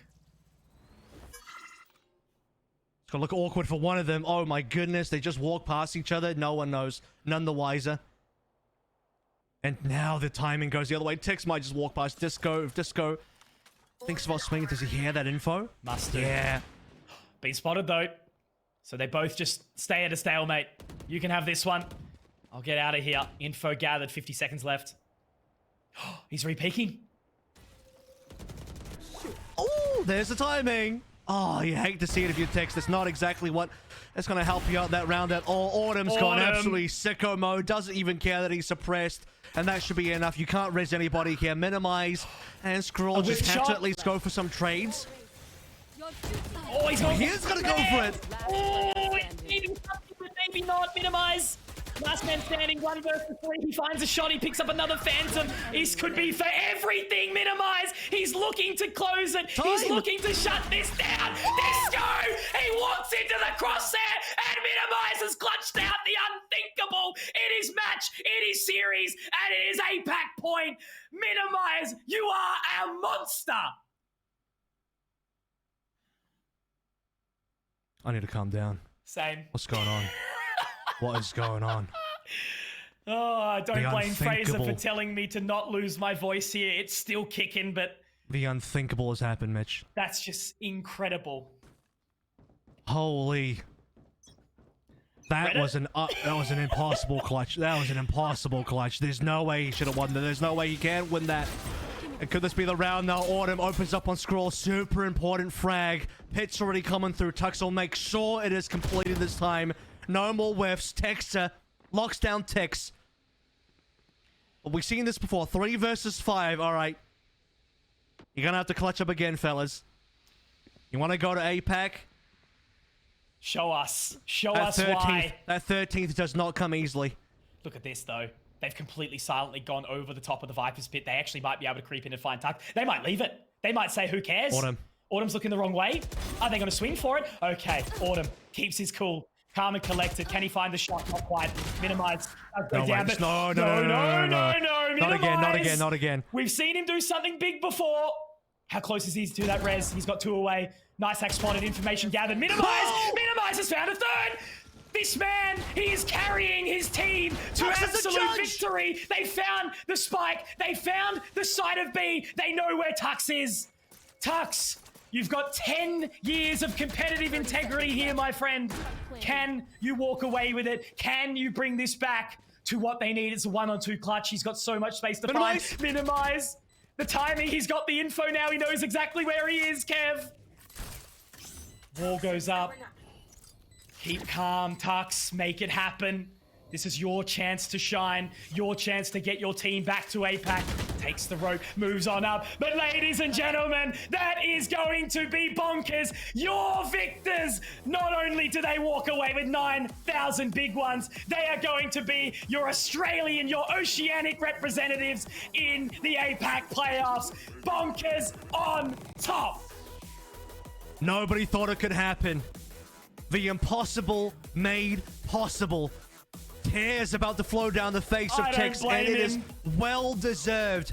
The Kingslayers of Oceania, the new kids on the block. You didn't think it would be possible, but it has been done. They have felled Order, who have been undefeated for 22 matches since June. They have not lost a single series. They'll get the 9K. They'll represent us at the APAC playoffs, and they will be your Stage 1 2022 VOT champions. Bonkers. I have never seen, and I hope we get an interview with Minimize after this. I'm sure it's exactly going to be him, but I'm just watching everything that's replaying on this stream, right? Seeing the man who has got, what, was that like 9 kills in the last 3 rounds? A 1 versus 4, a 3K to pinch off after. It was a 3v5, that final round. Like the amount of work that he did from the Sage. It was the fake res for that round for the 1v4. It was the control that they managed to do it. But we are going to take a very, very quick break, guys, before we do get all this sorted. Thank you so much. Oh, bracket. Never mind. I thought it was break. I was like, that's a little bit spicy, but jump into the bracket. Let's see what we've had coming through, right? Like, just, Kev, please walk me through how impressive this victory is from Bonkers after losing 2-0 to Iconic in the opener. Well, you can't deny that they've had the hardest journey possible. They've had to make the full lower bracket gauntlet run. Maximum difficult. This is like you go for your, you roguelike run through and you set difficulty to extreme. This is Ultra Nightmare for them. 1 life. They lose versus Iconic in the opening quarterfinals. Shouldn't happen. They're a team that you'd expect to beat Iconic. They get it done. Move to the lower bracket. Grimace Disciples, a team that many thought were going to be the next other team next to Bonkers that could challenge Order. Further forward, Honey Badgers dispatch them easily. Not even a problem. Fun Crew's a tough squad. That one actually, I think, was a 2-1 result. So I don't think... Well, no, it was actually 2-0. That's right. Bonkers didn't lose a single map. Iconic ended up being pretty simple for them as well. The only map throughout this entire situation since they went to low bracket that they do lose is versus Order. And they somehow beat Order on their best maps, get a crazy upset, and a 3-1. We don't even go to a map 5. Honestly lost for words, man. I'm sitting here just like trying to calm myself down. And obviously the guys are taking a little bit of extra time to jump into this one. I do believe we're going to have RDW on the mic, who is a perfect person to talk to as well. Incredible, what we've seen from all of these players, right? How many good things did we see from Tix on that Viper? How many good things from RDW on that Chamber? Nice hacks as well. The big multi-frags on the Jet when we saw him. Neon getting all up in the grill on Bind. He's trying to prove us wrong, mate, on cam here. It's just... Absolutely. But I need to use this short amount of time that we'll have before that conversation to just say, I don't know how Order must be feeling right now. What a way to fall apart for those guys. They have been the staple, the mainstay, the undefeated Titans. And there is absolutely no question that Bonkers have earned this victory, doing their lower bracket gauntlet run and taking it through. They have been practicing. They've been making everything work. And I'm sure there's a lot of people that are upset and confused right now about Order not taking this through. But seeing what we've just seen today, Jesus, man. I mean, this is... It is a lot of hard work. And don't get me wrong, the pain of last year as well stings, with the opportunity for them to go overseas crumbled, and now another international where, they had it within their sights, they had it in the grasp, and then the final moments it slips through their fingers. But as Tuck said in many of the interviews and many of the content pieces we've had, only the very best could take down Order. You need to play up to your maximum potential to even have a shot at taking down Order. And I don't think this is a situation where Order crumbled today. I don't see this as Order playing poorly or playing below their normal standard. Order played as Order would, as Order should. But Bonkers came up to the challenge. They were tasked with coming in to play flawlessly, to play to the absolute best of their ability. And that's what Bonkers did. And as we've all said, it's the only way to beat Order, and it's the path they took to be able to do so. So let's get him in. Riley, my friend, Hello. how are you feeling right now? We've got him on camera, the man, the myth, the legend. Mate, I almost saw Tix burst into tears, and Jesus Christ, I would He be did. too if I was in your guys' He boat. did. Like, seeing you guys do all of that, I'll start from the very beginning. I won't go back to the bracket run because we've already talked that to death. How were you guys feeling after Fracture?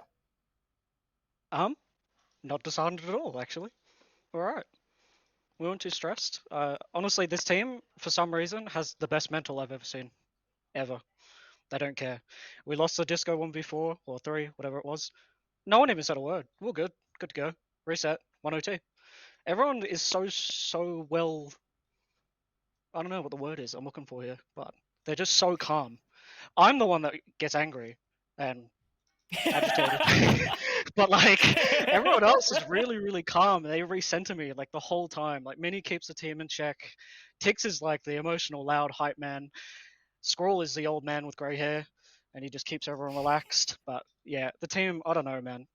We didn't feel pressured too much because we're already so proud of how far we had come. That winning is pretty unbelievable. I'm pretty damn happy. I can tell. I would be. I mean, you deserve it. You've had the longest journey, the most difficult journey. Let's go. No one can question. And I had surgery.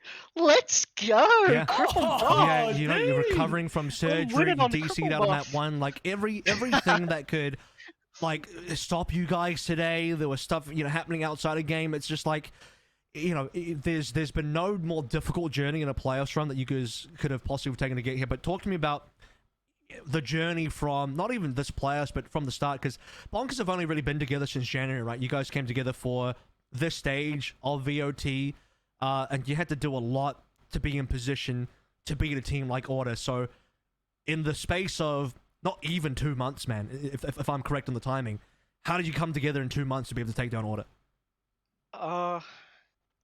I'm actually not sure. I think the core 4 of everyone but me was in the team for ages. I'm not sure. I might be wrong.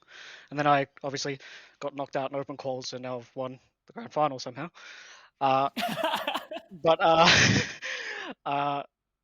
I think those boys have been together a long time, and I really just kind of slotted in, played the Sentinel role, which meant Mini went onto the Breach and Flex sort of role. And that was good to go back to my Sentinel role because I missed it from wildcard days. And really, we were doing double scrim blocks from 7 and then 10 p.m. doing Singapore scrims, rushing other regions, which was really good for us because we learned a lot of our Fracture plays were stolen straight from the the Indian scene. We got completely annihilated by one of them and just took those strats and we're like, yep, we'll take them over and use them. But yeah, honestly, it's just Mini put in the hard yard for all of us, really. Everyone was doing their individual stuff, but he really put the team into a cohesive unit. Me and him had a fair few arguments, seeing the game completely different, but really I've learned to just trust the dude. That guy is a genius. He knows what he's doing. Yeah. Seriously, the team just put in the work. That's all I can say. We were scrimming more than anyone. We were staying up late. We were VOD reviewing. We were doing it all. Talk to me about confidence levels in this matchup as well, because you obviously did lose your opening map pick. You guys said, you weren't too disheartened by it. You got some good positive mental in your team, which is great to hear. At what point did you really gain some major confidence to say, we're actually winning, we can beat them now. This is our series. This is no longer us as underdogs. We're actually ahead and we can beat them now. I think after we beat them up behind, we knew we were 2-1 up at that point. we knew they had a lot more pressure on their back as they are Order. Like, I feel like they are the best players in the region. Like, they really are. They obviously deserve all the respect in the world. They've played at the top of the level for 2 years now. And really, like, I have nothing but respect and love for those guys. They're insane players. But I felt like after map 2, when we had won, I think the entire team just were loose. We're good to go. We felt like we had it in the bag by then. I'm sorry. Why is my dog here? Come here. Cruising around. I'll leave it to you, Mitch. Beautiful. Well, that's the last thing I've got to say, mate. Look, as I was sort of alluring to before you came on for the interview, Riley, like I was saying that a lot of people are going to be in a lot of shock right now that, you know, the Giants in Order aren't going to be the ones going international for that first opportunity. Don't worry, and I'm I think just a lot as of people will be a bit... No, that's fine. What I was going to say is, you know, this is your platform. This is your time now to show, like, you guys, there is no question that you earned it. You didn't have an easy run. You guys did it from the absolute bottom of the lower bracket. So what have you got to say to everyone to give them confidence in how you guys are going to go and what's the next step here for Bonkers? Well, we're going to put in even more work this time. Even more work. We're going to do as much as we can and try and do us proud. Put us on the map. That's all I have to say. Brilliant. Well, thank you so much, Riley. You're an absolute gem, mate, and go and celebrate with the boys because you have earned, again, one of the most heart-stopping victories of the last little while. And it sounds like we're actually going to get another interview as well from the big man himself on the side of Order. Not just yet, but yeah, like, Kev, thoughts on that, mate? Like, what a kind-hearted conversation to be having about. I would be shaking, like, physically after a win like that. I think I was shaking personally on that last round because I was feeling it as well. I was like, oh my goodness, is this actually going to be it?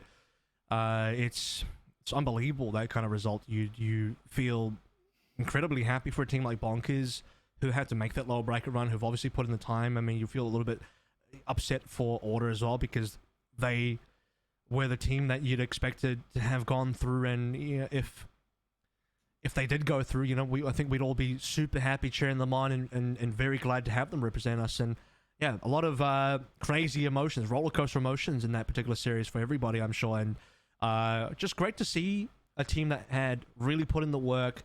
They didn't have as much time as obviously Order. I mean, no one has. Order is the only like sort of super long-term standing team. The fact that hard work pays off, double scrim blocks, Asian scrims, all the works, going through an entire lower bracket run. Yeah, I mean, I can't overstate how huge it is that they had the hardest run possible and still made it work. We do have the big man himself. Ollie, how are you, my friend? Look, I'm going to put it really raw because I know you're the person to give us the best possible answer from this team. What happened and how did the Titans get slain today? Minimize, mate. His gamer sleeve. It's too good. Oh. But nah. It definitely is gutting. It's definitely gutting for the boys, for sure. As I was speaking to them in TS, it's just like we didn't play how we practice, which is probably the part that's going to sting the most. I think we lost a bit of composure and forgot a fair few small details that makes us so strong. And it's when the way we're reacting as a unit, we're trying to end the round too quick, especially after Fracture. And that's just not the way to play. I think our strength is late round. It is mid round. It's getting those picks and then playing the slow game. So there's a lot of details we can go into. So, for example, bind. And when we're taking B-long control, we had both Sova and Sky at the bottom of B-long instead of it just being split off. Like, we don't need two initiators to take B-long. Like, it doesn't make sense. So it's like, we've never played like that. And just in the grand final, small details like that, communication-wise, positioning-wise, is what punished us. And they played really well. So, yeah, it goes to them. Ollie, last time we talked, it was actually after the Honey Badgers game where you guys lost blind. And, you know, at that time, it was still like, you know, you still smashed Honey Badgers afterwards anyway, so not a big deal. But you dropped the map and were saying, is this the start of something? You know, are other teams catching up? You know, is something going wrong? And, you know, at that time, you had a great response, and, you know, it's a good learning situation. But now we got to a grand finals where you guys come in as heavy favorites. And we sort of already went over how the rest of the scene looks, and, you know, could other teams be dangerous enough to take you down? And didn't think that moment would happen in the grand finals, but it has now. So, you know, what's the mentality now going into the next stage and all of that? That's a great question, to be honest. So it's going to sting for a bit. Just, I don't know, not make any rash decisions, and then come back when we're ready, before when stage 2, whenever it is. I'm not even too sure of the dates, but then learn from our mistakes and have more composure when it comes to the grand final. I think just we lost to ourselves to a degree, and yeah. Yeah, cool. Now, well, look, mate, I got to admit, it is, as I say, pretty heart wrenching to see you guys go out that way. So yeah, I guess you have sort of any encouragement words for Bonkers for a guy with your experience for them going international. Oh, that's a good one. No, to be honest, just keep what they're doing. Their bind comp is honestly really strong with how they react. Ardu definitely is someone that's making plays for them and kind of like to a degree carries in the big rounds. I think they need to develop a few more rounds to support Ardu utility-wise, because I think he does dry walk a lot of his angles, which is going to get punished in the Asian scene, in my opinion. But for the most part, I think they're quite a strong unit. I think Scrawl's really good on his Sova character, and the way they take map control together. It's just nice. Maybe just talk about their late rounds a bit more, and yeah, good on them. Good luck to them. Fantastic. All right. Well, yeah, go on, I'll Kev. send all the love to the fellas. Long history casting you guys, so it was exciting grand final. So thank you guys for putting on a great show, and we'll see you next stage for sure. You'll be bouncing back as a tight unit. I'm sure to continue putting up top performances in our region, and maybe still get a chance to represent us at some stage. So I look forward to that. Yeah, bloody oath. Cheers, guys. Appreciate it. We're probably going to place an order for 5 gamer sleeves as well. So thanks, Minimize, for that one. Get ready, buddy. It's difference maker.